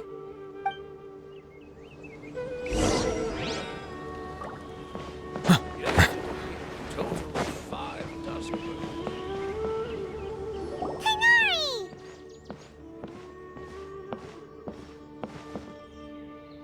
Ah, good morning. How do you feel today? We feel much better. How about you? I'm recovering well, thanks for asking. But from the looks of it, you seem to be already busy with work again. It's fine. I'm not that busy, really. The Elazar patients have recovered, as well as Hypatia. For now, I only need to tend to my Forest Watcher duties. It seems once Irminsul started getting better, everything else started to recover too. Yes, but there are still some residual effects. The withering is one example. Though it won't spread anymore, the existing zones won't just disappear. We forest rangers will still need to do the work. By the way, we have some good news. Cyno got his position back. This news is hardly new. He had already mentioned it to me before. Huh? You mean he was already here? Why didn't he come to say hi to us? He visited once, but he was afraid of disturbing you while you were resting. He just asked me a few questions and left. Then you probably already know all about the celebration feast. Celebration feast? No, I haven't heard anything about that. Huh? But didn't Nilu say in her letter that they would celebrate Cyno? He didn't tell you? Perhaps. Or, alternatively, he doesn't know about it either. Come to think of it, Cyno doesn't seem like the type who'd enjoy a celebration feast. You and Kale are both Cyno's close friends. Why don't you come to the feast with us? Kale has taken over some of my tasks these days. I don't think she'll have time for it, not to mention me. You see, some VIPs have come to the forest recently. Huh? VIPs? Very important Paimons? Well, technically speaking, they are former VIPs. The sages involved in recent incidents have begun their training in the Avidia Forest, and the people they had previously imprisoned have all been released. Huh? Yes, he's a little weak, but he isn't injured and his condition is stable. Lesser Lord Kusanali, in her boundless mercy, has decided to spare Azar and the other wrongdoers. Supposedly, they were ashamed of their shallow ideologies, and have decided to dedicate the rest of their lives to cultivating wisdom in the Avidia Forest. When they learned that Lesser Lord Kusanali had defeated the Balladeer and saved Irminsul, They were shocked at first, but also became happy, feeling that the sacred light guiding them on the path of discovering wisdom had begun to shine once again. As a result, work has increased for the forest rangers. That sounds really exhausting. There is nothing we can do, really. But that's another topic. Back to the matter at hand. Are you two planning to head out? Ah, right! We're here to request permission to head out. Would that be okay? You've recovered well. You may go. But be careful. Yay! Will do!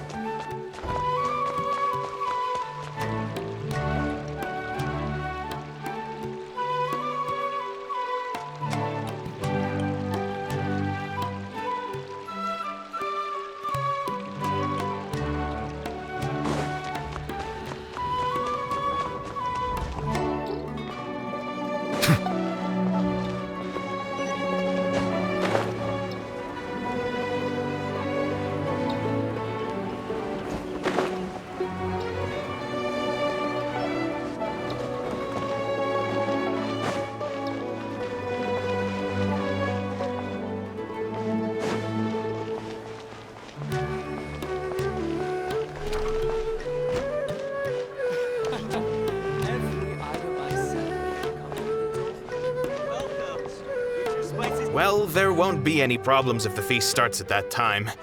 Everything has already been prepared. Mr. Zubair, I finished telling things up here. Well, except for the guests. Is a simple reply really that much to ask of our guests? It's affecting our arrangements. Oh, it'll be fine. Besides, it never hurts to get things ready in advance. I was thinking the same thing. The feast will be held sooner or later, right? Hey, Nilu! Traveler, Paimon! We got your letters, so here we are! You're the best! The other guests haven't even replied yet. Huh? Are we the only ones that have arrived? Yeah, I had someone deliver letters to all of our guests. But maybe everyone is still busy with other things. Look, I get it. Sumeru is in an extremely important period of transition right now, but even if your friends are important figures, they shouldn't just ignore your request like this. Nilou is Sumeru's #1 celebrity, after all. You have no idea how happy I am to talk to people with good taste. If you consider enjoying Nilu's dances having good taste, then almost everybody has good taste. Because Paimon thinks everybody will love her performance. That's right. We all think she's amazing too. Nilou is an absolute favorite among those of us who frequent the Grand Bazaar. For Outlanders, you have a great eye. Master Zubair, let's have a vote for the most outstanding audience members next time. I think these two may win. Nonsense! It is not for us to determine the value of an audience. But indeed, we could try giving gifts to people with particularly good taste. I heard there's a device in Fontaine called a camera that can record people's appearances as pictures. Such pictures would make superb gifts. Ooh, good idea. I wonder where we can find one. You guys are so funny. There's really no need for that. I'm satisfied just being able to perform here. There's always a lot going on at the Grand Bazaar. Yeah, and that's why I love it here. Traveler and Paimon, could you help confirm if the letters were actually delivered? If for some reason they didn't receive the letters, then please tell everyone that there will be a feast here. Yeah, we can also check out how everything in Sumeru is going now. When I wrote the letters, I heard that Dia was in Port Ormos, and Alhaitham was at the Academia. As for Sino, we've only heard that he appears at the Academia from time to time.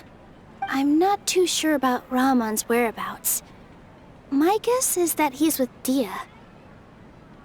As for Dunyarzad, I just hope she's feeling better. I sent her a letter, but I was afraid of disturbing her. If you have time, please ask about her for me. Okay, got it. Let's go, Traveler.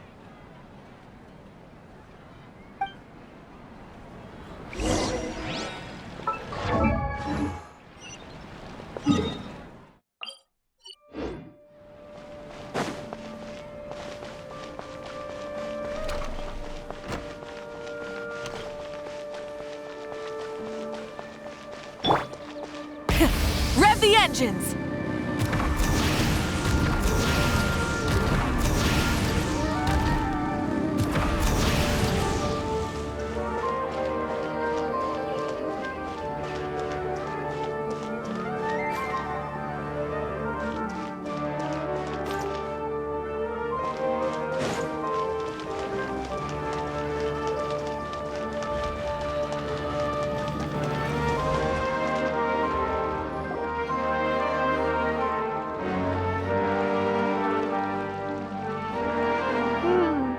We haven't seen Alhaitham anywhere. Let's ask that person over there.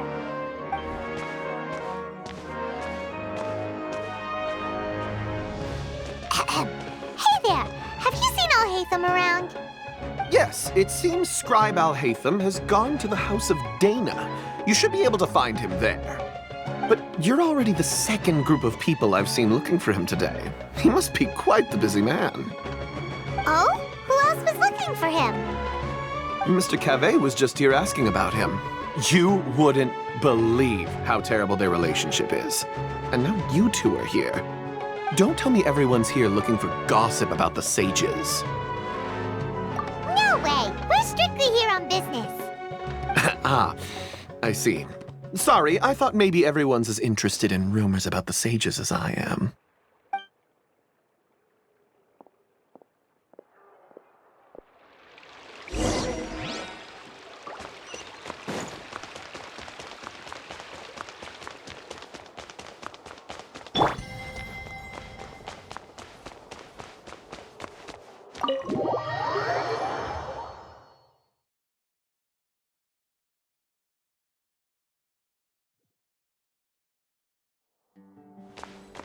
Full throttle!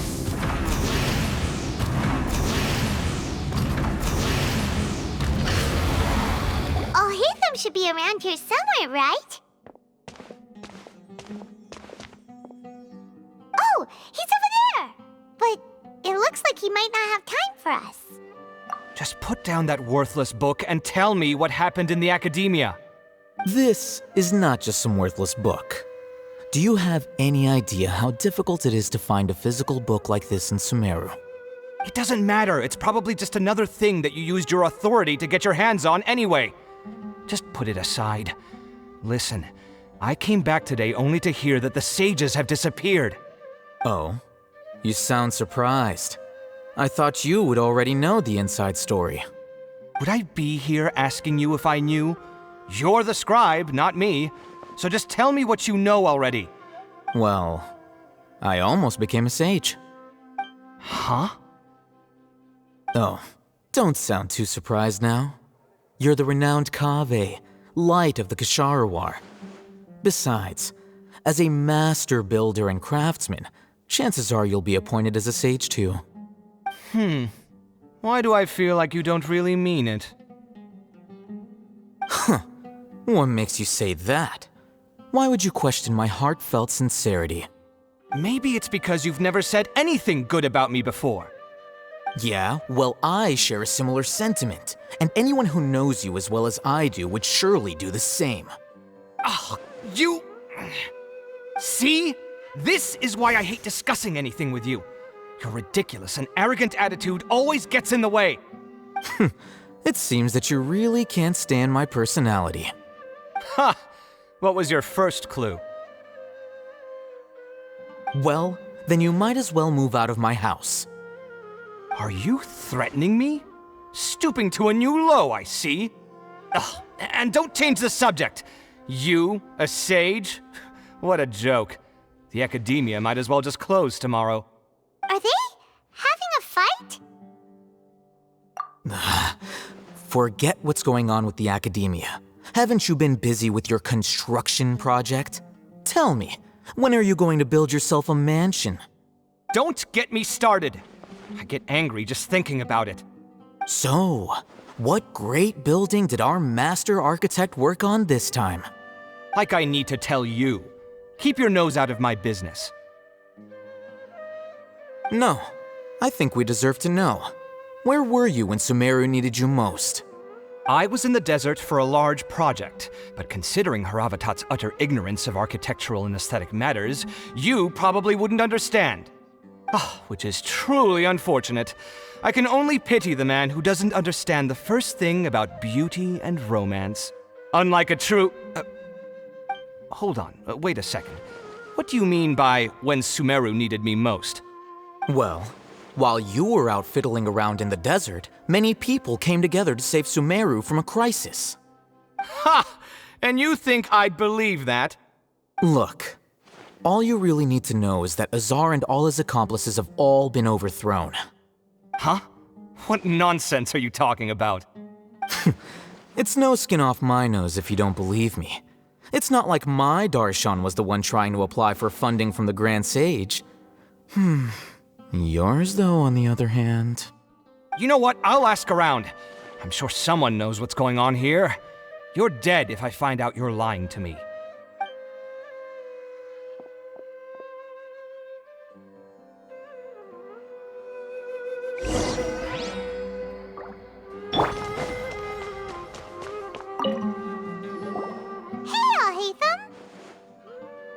Oh, it's you two. What's the matter? We're running some errands for Nilu. Have you received her letter? Letter? Nilu said she sent out a letter inviting everyone to a celebration feast in 2 days at the Grand Bazaar. We'll also be celebrating Sino's reinstatement as General Mahamatra. If she addressed the letter to all Hatham of the Academia, then the letter should have gone to my office. I've been busy these days, so I haven't had time to check for any new mail at my office. I only now have some free time to attend to personal matters. Have you always been so busy with your work? Of course not. I'm only busy these days because several sages have been dismissed recently and the whole academia was practically turned upside down. Kainari told us they all went to train in the Avidia Forest. Apparently they will spend the rest of their lives there. That is already the best possible ending for the likes of them.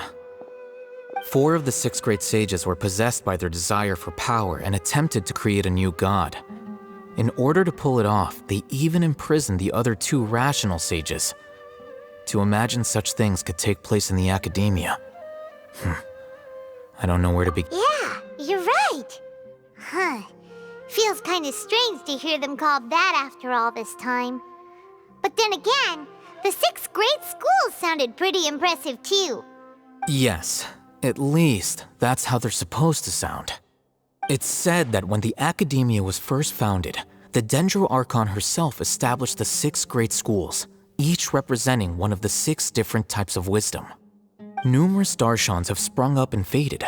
Only the 6 Darshans attaching themselves to the 6 great schools have stood the test of time and obtained permanent seats in the academia. Now, the 6 Darshans are nearly synonymous with the 6 great schools, And the leaders selected for the schools are the 6 great sages. Among the 6 great sages, there is one central leader, the Grand Sage. Unfortunately, only the sages from Vahumana and Amorta remain now. They were imprisoned for opposing Azar and were only rescued after Azar's downfall. So who's managing things in the other 4 schools now? Do they need to find someone new? Yes. Normally, new sages are selected based on a strict set of criteria. Oh, didn't you just say something about becoming a sage? If they pick you, then we'd have a huge connection in Sumeru. Yes, about that. You didn't let me finish my sentence. The person in charge of personnel affairs nominated me to be the Grand Sage in place of Azar and help Lesser Lord Kusanali manage the academia. But I refused. Huh? But why? Can't you be a little more ambitious? I'm not even interested in being one of the 6 great sages. Like I said before, I don't like being a leader. Oh, all right.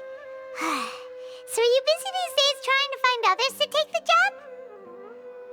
That's not my job either. I'm only responsible for handling important affairs within the academia before the new sages take office. And the first thing I'll do is reject Kasharawar's application for funding. By the way, who was that other person just now? Is he your friend? Do we look like friends?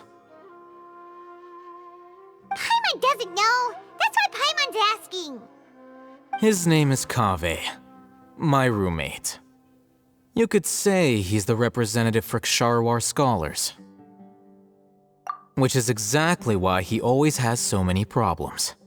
So everything that's happened recently must be a huge change for the people of Sumeru. Such is the work of the Academia Scribe. Well, anyway, no matter how busy you are, since you are our planner, remember to attend the celebration feast in 2 days. All right, I'll see you there.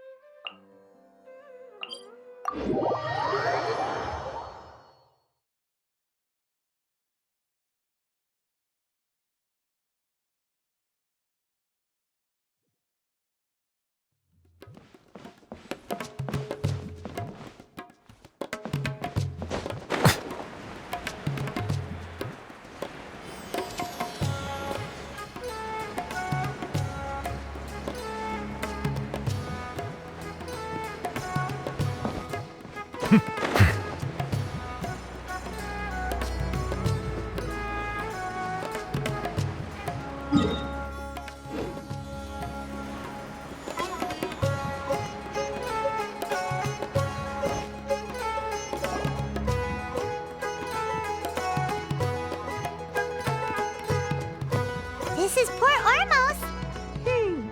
Now where could Is that Paimon I hear? Huh? Oh, it's been a while. How are you doing? Dinyarzad! It's been so long since we've seen you! I'm doing well. I can go as far as saying I have never been happier in my entire life. I don't know if you've heard, but Elazar has completely disappeared, and all the patients have recovered. You kidding? Knowing them and the connections they've got, I'm sure they've heard about it. Yeah! That's right. My lady is feeling better now, so I'm accompanying her for a walk. Why do you still call me that, Dia? You've already informed my father of your resignation. I guess I'm just used to calling you my lady. Old habits die hard. Resignation? You mean you're quitting? Yeah, I might start losing my edge if I keep being a bodyguard for the Homayanis. You know that my parents and I are fond of you, and that we appreciate you very much. It wouldn't be a problem if you wish to continue to be our bodyguard. I'm not a woman that's easily persuaded. You should know that by now, my lady. When I took this job, I had already decided that I'd quit as soon as you recovered. It's time for me to get back out there and chase that horizon. So what are you gonna do now if you're not gonna be a bodyguard anymore? I want to take a risky job and put my body to the test again. Huh? But we literally just finished one of the most dangerous jobs ever! Are you getting bored already? I know.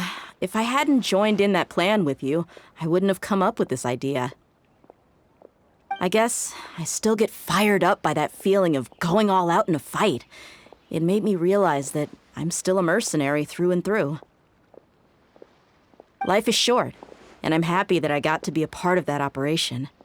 But the whole thing also made me realize that there are still many problems in Sumeru.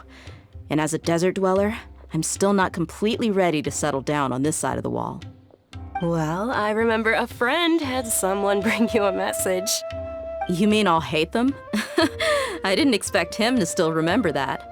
I thought he was joking. We just came from talking with Alhaitham at the Academia. Did he tell you that he suggested that I come work at the Academia? What?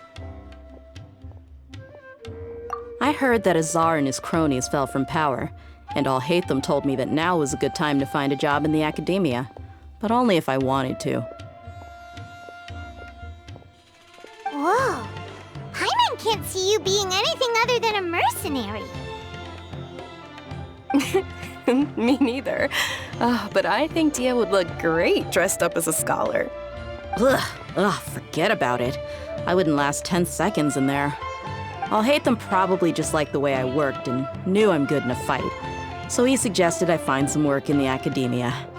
But you know, if you take him up on the offer, Sino might actually agree and let you become a Matra. Because you're super amazing! The Matra have all the talent they need as long as they have Sino.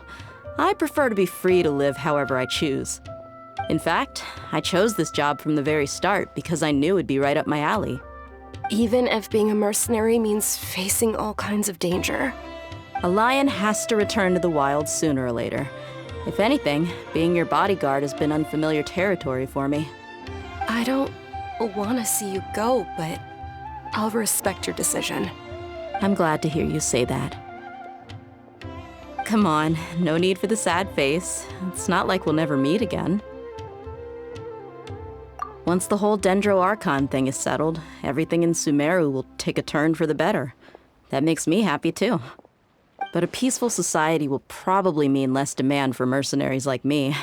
Before long, we'll be a dying breed. So I'd better get to work while I still can. Huh?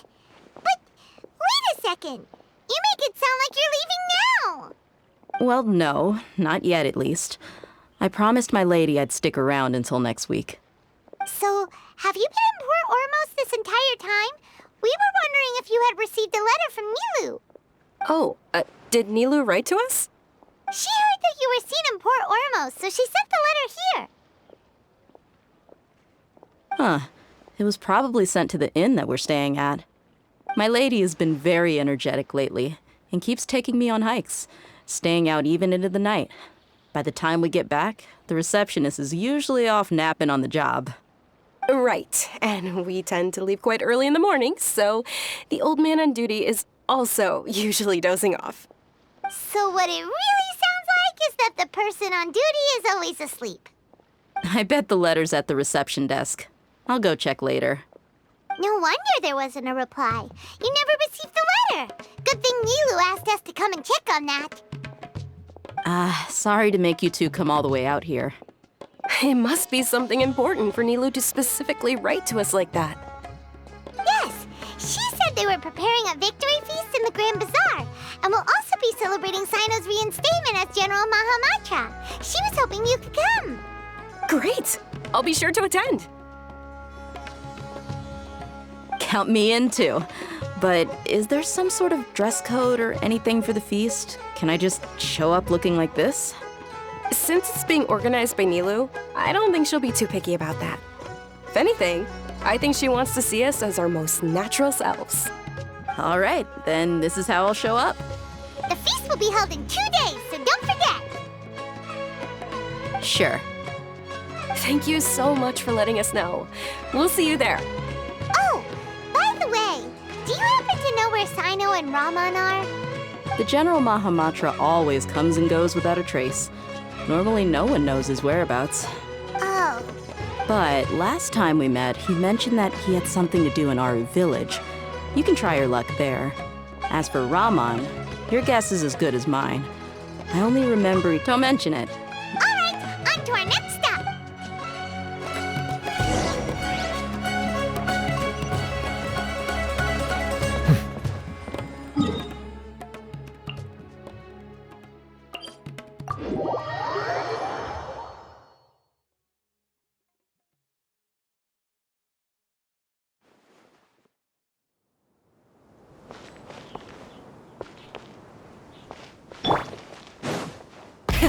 Rev the engines!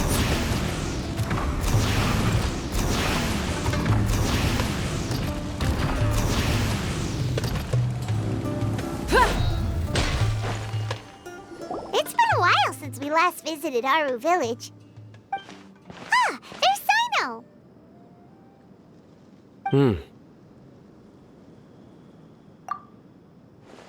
What brings you here?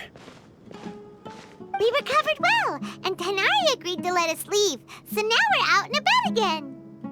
It seems Gandharvaville's medical treatment is still as good as ever. And Tanari is recovering well, too. That's good to hear. Yeah, you're the one who brought us to him when we lost consciousness, right? Thanks for that. You're welcome.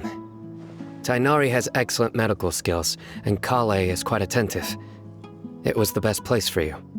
But why are you just standing here like a dead tree? I'm meeting some people. Oh, you mean Candace? I've already talked with Candace and the village chief. They're still at the usual place.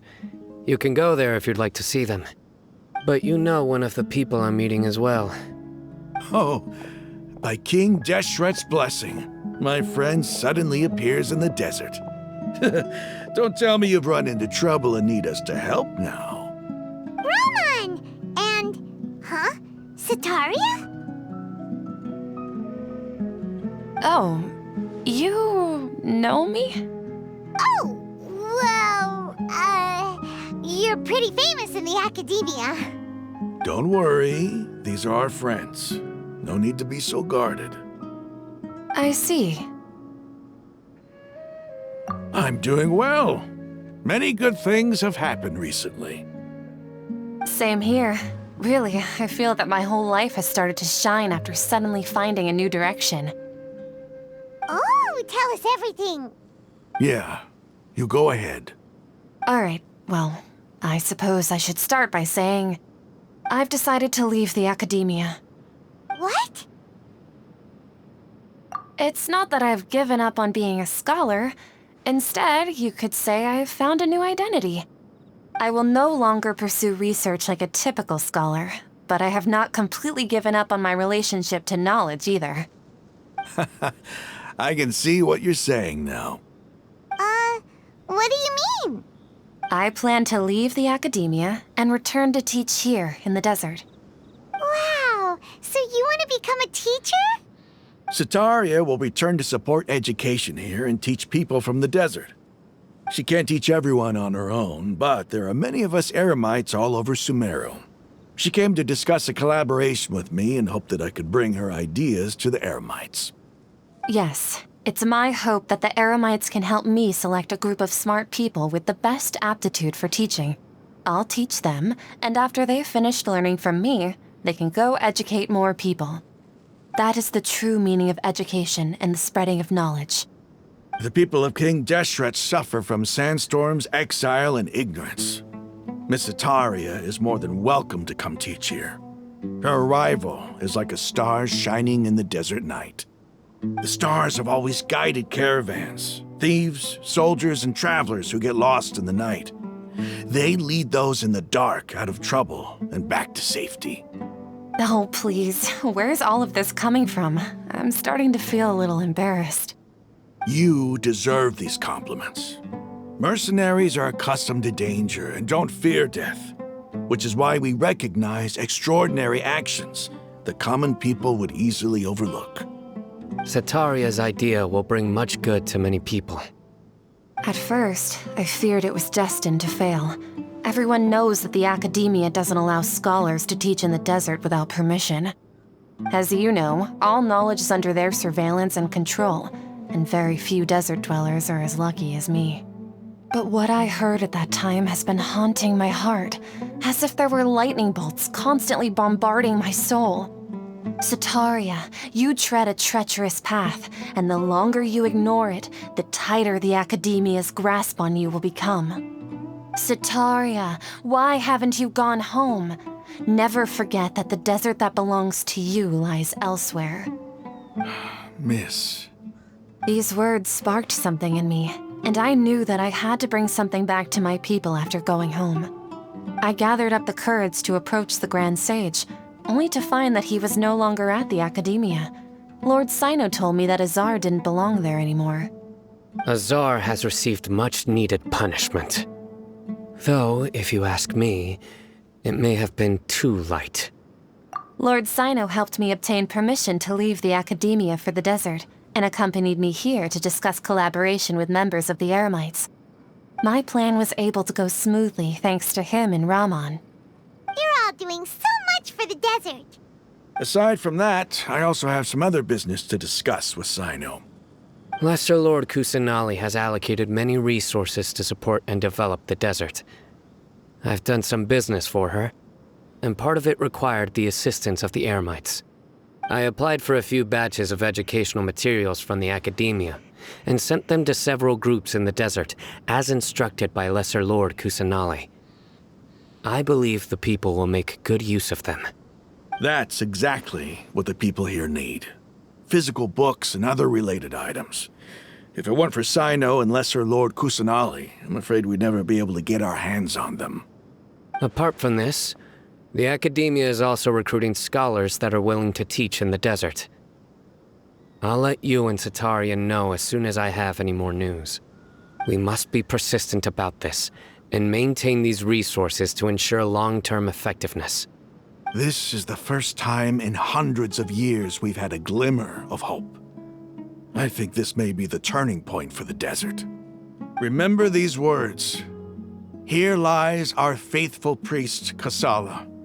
His wisdom is a miracle among the people, deserving of high praise and admiration. I hope people with wisdom like that priest will rise again among the desert dwellers. Then we'll once again see the wisdom and glory that once shook the world.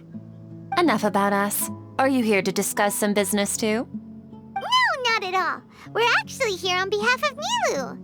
Nilu wanted to write to everyone, but she wasn't sure where the letters should be sent, so she asked us to come find everyone personally.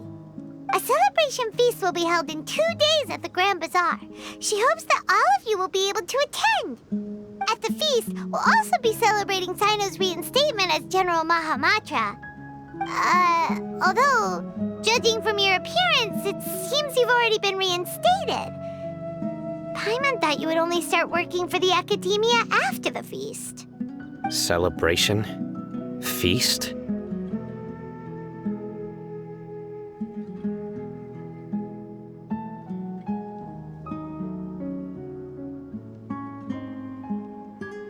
It's the first I've heard of it. Tighnari was right. He really didn't know. This feast is for you, Sino. Sounds to me like you'll have to be there. It's rare to see that kind of expression from Lord Sino. You must not like feasts very much. No, not really. But I'll go. Well, I still have a lot to handle here. Besides, I need to look after Miss Sataria in the desert, so I'll have to pass. I'm afraid I won't be able to join you. Although, if you'd be so kind, please give a message to Miss Nilu for me. The message is, I'm sorry for how I treated you before, but now I understand the beauty of your dance. It's like a light shining in the sky. You and the art you symbolize are not only beautiful, but also lively and powerful, so much so that it was prohibited. Please keep dancing, and someday I'll be able to appreciate your art in person. Okay, we've got all that down. Our job here is complete as well. Oh, Sino, remember, party's in 2 days. Make sure you're there. Got it.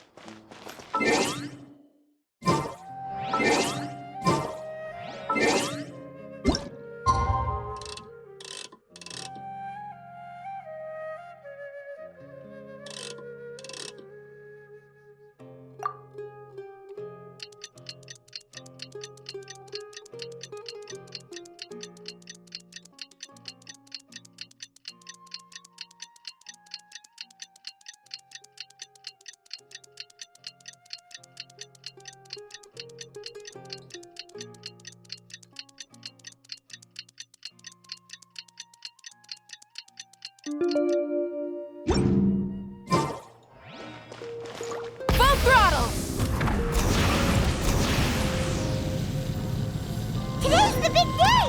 Let's go to the Grand Bazaar and see how the celebration's coming along.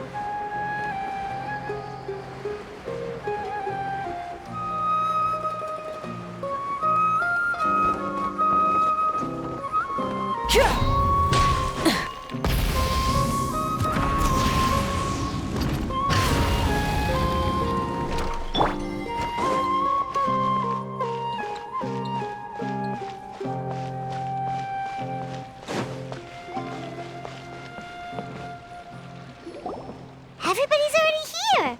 Looks like we're the last ones to arrive. You're here. Ah, there you are.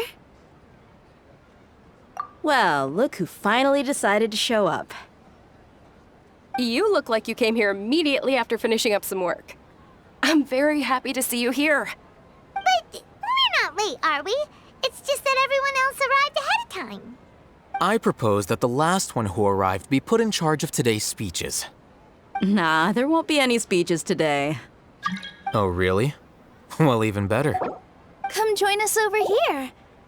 Let's share some great food and drinks, and chat about all sorts of fun things. Everything looks quite good. Wow! Paimon can't wait! Traveler, just look at all the delicious food here!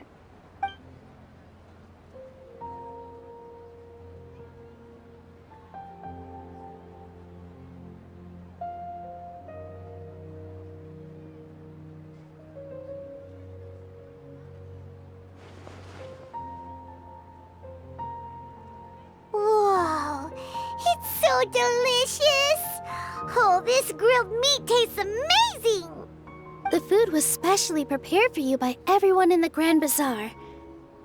And we have gifts that were sent by the residents of Sumeru City when they heard we were holding a feast.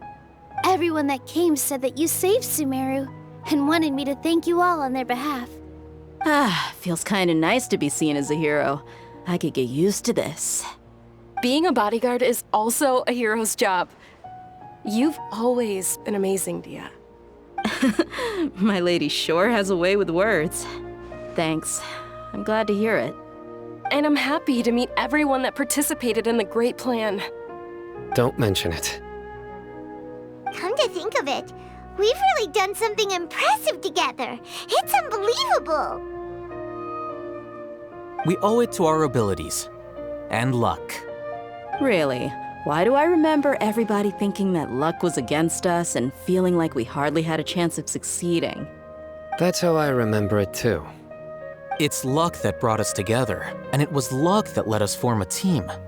Then, it took even more luck for us to formulate a plan and implement it successfully. Moreover, judging from the results, everything worked out well.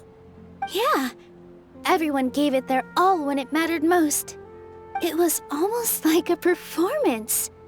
We took the stage and put on our best show. Everyone played their part, and thanks to everyone's efforts, the performance was a great success. So, would you say we're good actors too? It's such a blessing that Lesser Lord Kusanali was able to return to power at the Academia. Yes, Even after being abandoned and neglected so many times, she's finally returned. Uh-huh. Lesser Lord Kusanali once used all her power in a great disaster, which resulted in her losing all her wisdom and memories of the past. This should be something everybody should remember. Huh? You look surprised. I didn't say anything wrong, did I? No, everything you said is correct. That's good. Something wrong?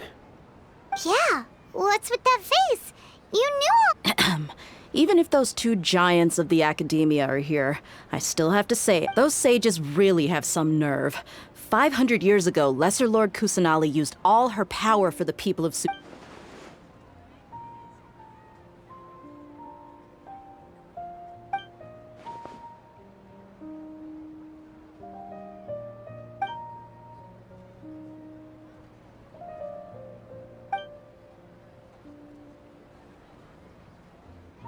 If you bite the hand that feeds you, don't act surprised when it turns into a knuckle sandwich, right, Sino? Perhaps I shouldn't say this, but their treatment of Lesser Lord Kusanali calls for a more severe punishment. You could simply tell Lesser Lord Kusanali that you wish to have Azar and his accomplices severely punished. I respect our deity's decision, and won't. While we're on this topic, why didn't you accept the Academia's invitation to become the Grand Sage? Are you trying to say that I'm fit to be a sage? Not at all. But every person handling the selection process has said that you are the most suitable candidate to lead the Academia right now. Why? Because he dethroned Azar from power? Could you try to put it another way? This is a good thing, yet you're making it sound like I overthrew Azar for my own personal gain. But seriously, though, I always wondered if you had some personal motives behind it. I did have my own motive, but it had nothing to do with being a sage. If the rules of our nation were suddenly cast by the wayside, then it wouldn't be long until chaos ensued. I had no intention of letting their dreams disrupt my life. By that, you mean your life working as the Academia's scribe. Precisely. Wait, is that all? So, that's the only reason why you joined us and came up with all those plans? It's reason enough. You've certainly got quite the personality. You flatter me. All right then. How about you? You've already resumed work as the General Mahamatra, right? That's right. Will you be happy with that life? It's not about being happy. There are merely a lot of things that I must do. Even so, keep your spirits up and try to be happy, okay? And try to smile more every day, just like I'm doing now. Thank you. I'll keep that in mind.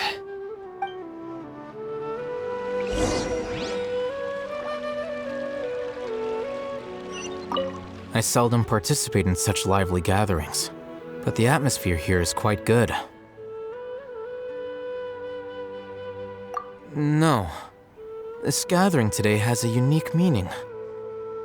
The Grand Bazaar is lively because the people here feel happiness from the bottom of their hearts, unlike the farces at the Academia. That happiness is an emotion that'll be forever alien to those bookworms who have driven themselves insane by studying.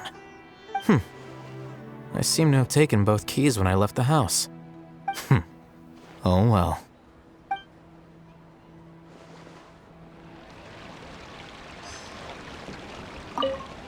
My lady, the grilled meat over there is delicious. Have you tried it? Yes, I also tried some fruit just now. Oh, they're very sweet. What an amazing place to relax. No wonder everybody likes to rest at the Grand Bazaar. You said it. Oh, look who else is here. Hello. Oh, I'm so happy Nilu invited everybody. Oh, now I have the chance to meet all the heroes.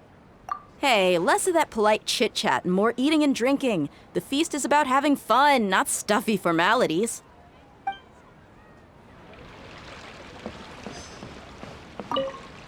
The atmosphere here is good, and everything is delicious. Yeah. I don't often come to such places, but it feels quite good. I have a lot to handle these days. Otherwise, I could show you around.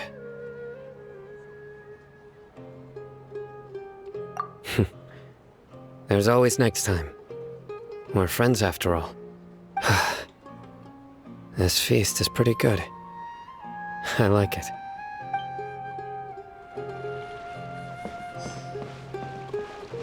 Ah, there you are, traveler. Well, how is it? Are you enjoying the feast today? That's good. It's the first time I've ever invited so many exceptional people to one place.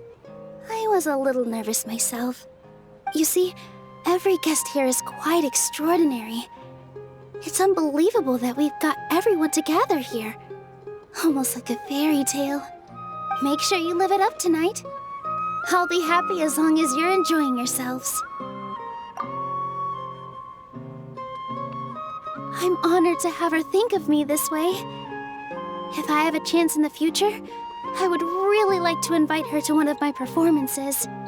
I can't explain why, but I just feel elated right now. Thank you.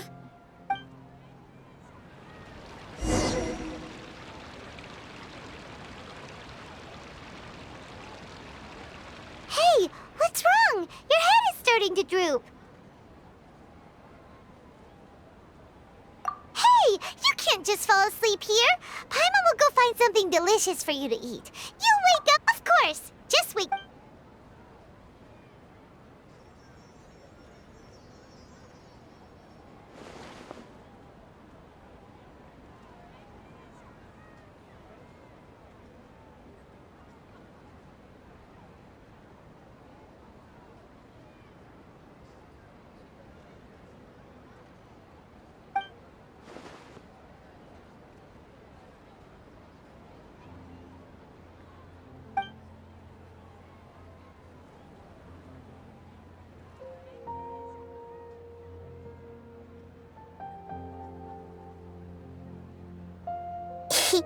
It's me.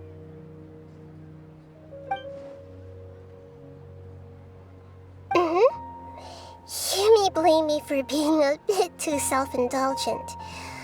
I was thinking about talking with you, and the next thing I knew, I had made a connection with you. The connection between us is amazing. It's like flora and the fence it grows upon.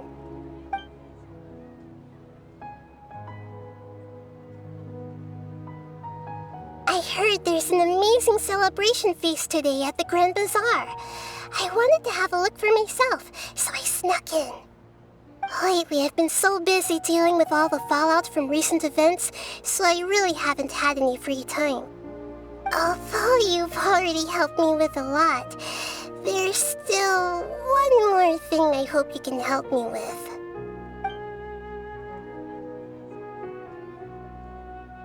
Please say thank you to everyone for me.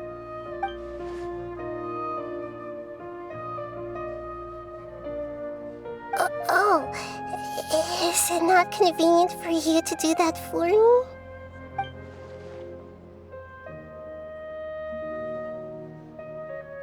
But if I just show up all of a sudden, people will become all quiet and stiff, won't they?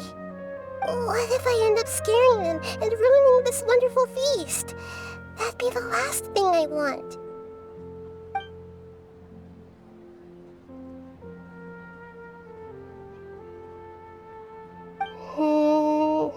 Let me think about it. Okay.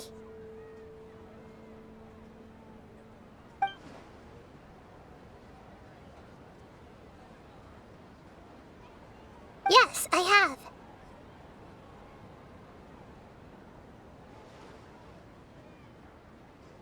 You said I should go thank everyone as myself, right? So... I've decided to borrow your body for the time being. Please don't blame me. The flora also climbs up to the fence to get closer to the sky.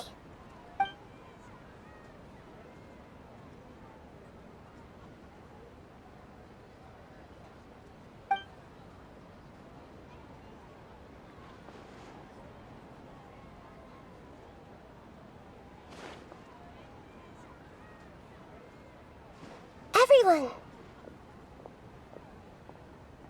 Are you awake now? Paimon was just about to bring you the food.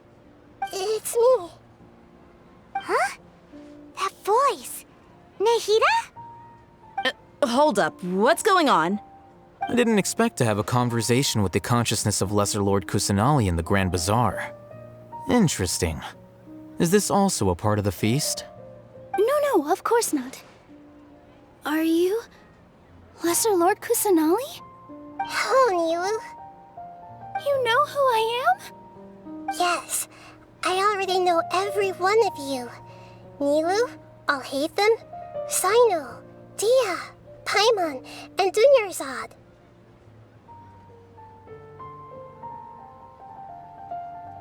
Lesser Lord Kusanali? I took the liberty of occupying the traveler's body so that I could thank all of you in person. Thank you so much for rescuing me, even if that meant placing your own safety in peril and taking the risk of becoming enemies with the Academia, the sages, the doctor, the balladeer, and even the entirety of Sumeru. Without you, without any of you, I would have been in a much more difficult situation.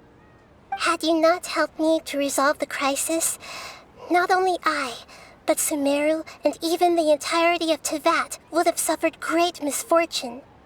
People refer to you as the heroes who managed to rescue a god. I'm quite fond of this name.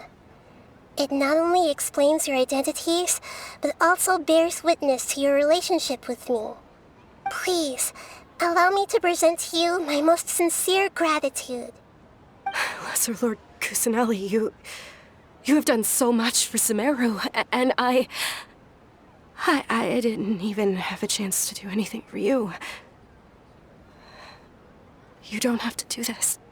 Dunyarzad, the suffering you endured during your illness is also proof of you being with me and praying for me. Thank you. You don't need to be so ceremonious. It's always been my duty to protect you. This is how the relationship between the Academia and Sumeru Archon should be. We just did what was necessary and set things back on the right path. You're an Archon, but you act so humble. You really don't need to be so polite with us. I'm honored to have been able to take part in this plan. I hoped you liked the dance I dedicated to you. Thank you, all of you. Thank you so much.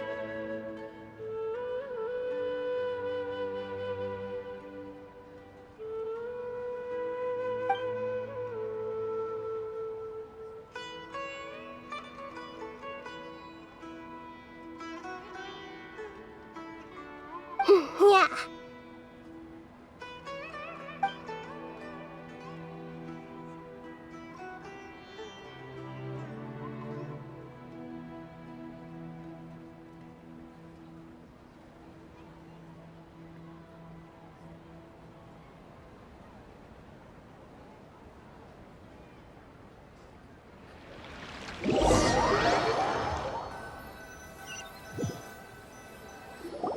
Are you awake? Did you rest well? After Nahida left, you ate a lot of food. You've become a glutton. That just means you still have a lot to learn from Master Paimon, the Sage of Gluttony. All right, since you're awake now, should we go and have a chat with Nahida? She should be in the Academia right about now. If you have any questions, now's your chance to ask.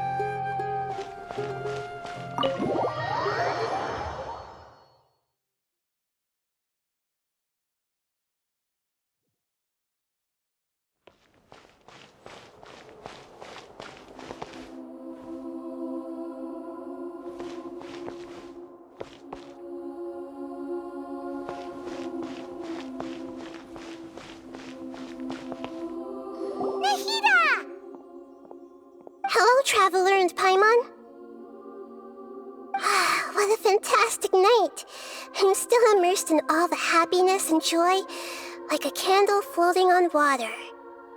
So are we, and that's why we're here to talk with you. Is there anything you want to know?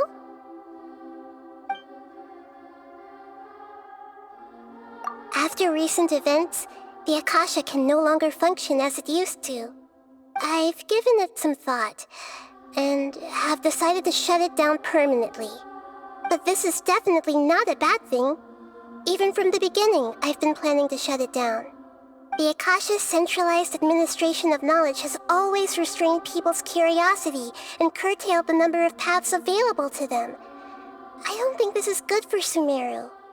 Although people may initially feel a little uncomfortable with the loss of the Akasha, they will soon understand that this life is more suitable for them. And as for the future of Sumeru, I'm preparing to regain control of the Academia. The former sages have received their punishment, but the new sages have yet to be selected. I will oversee the process personally. I hope that the new 6 great sages will be more focused on academics. Sumeru needs such leaders more than ever. The other big issue is the people of King Deshret. All the residents of the desert, in fact. They have been mistreated for far too long. I've already taken some measures to address this.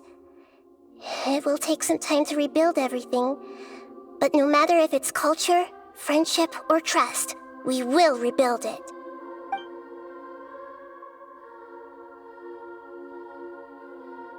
You mean, what happened after the doctor put you to sleep? You guessed correctly.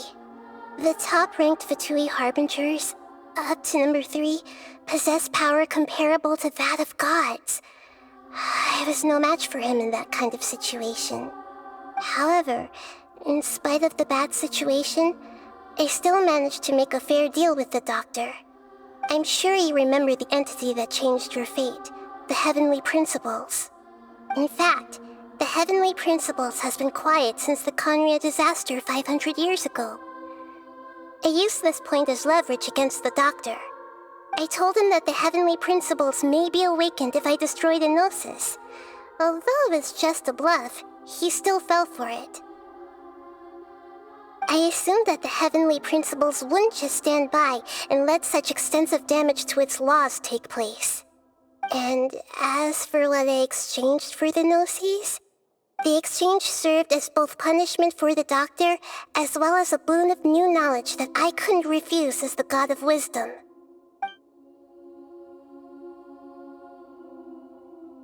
He's still in a coma. I've hidden him like how one would hide a feather. I know you have many misgivings about him, but as someone who had become a god, he has retained a number of very useful features. Don't worry, I'll keep an eye on him and make sure he doesn't do any evil. In addition, there are still some mysteries left in him. Some things may be very clear from my perspective, but he is still yet to understand them himself. His future will be determined by fate. Is that where you're headed next? Fontaine, the Nation of Justice? As far as I know, that nation operates in the judicial system. Does their Archon personally judge people? No, there's a Chief Justice in Fontaine. Generally speaking, the Hydra Archon, Focalor, won't preside over individual trials. However, even then, Focalor will still make herself present at just about every trial. It seems that she just likes to immerse herself in that sort of atmosphere. As Archon, she still reserves the right to influence the final verdict. Anyway, let's just say she's got, a very unique personality. Are you sure? Isn't there something else you haven't asked about yet? Huh? You mean... About your sister. While you were resting at Gandharvaville, I took some time to perform an Irminsul search for information on your sister. Yeah! Isn't Irminsul a repository for all the information and memories of Tevat? So there shouldn't be anything on him or his sister. This is true in your case. Irminsul indeed does not have any information on you. However, there must be something different about your sister. Because, as it turns out, the world has recorded information on her after all. What? There is only one possible explanation. She belongs to this world.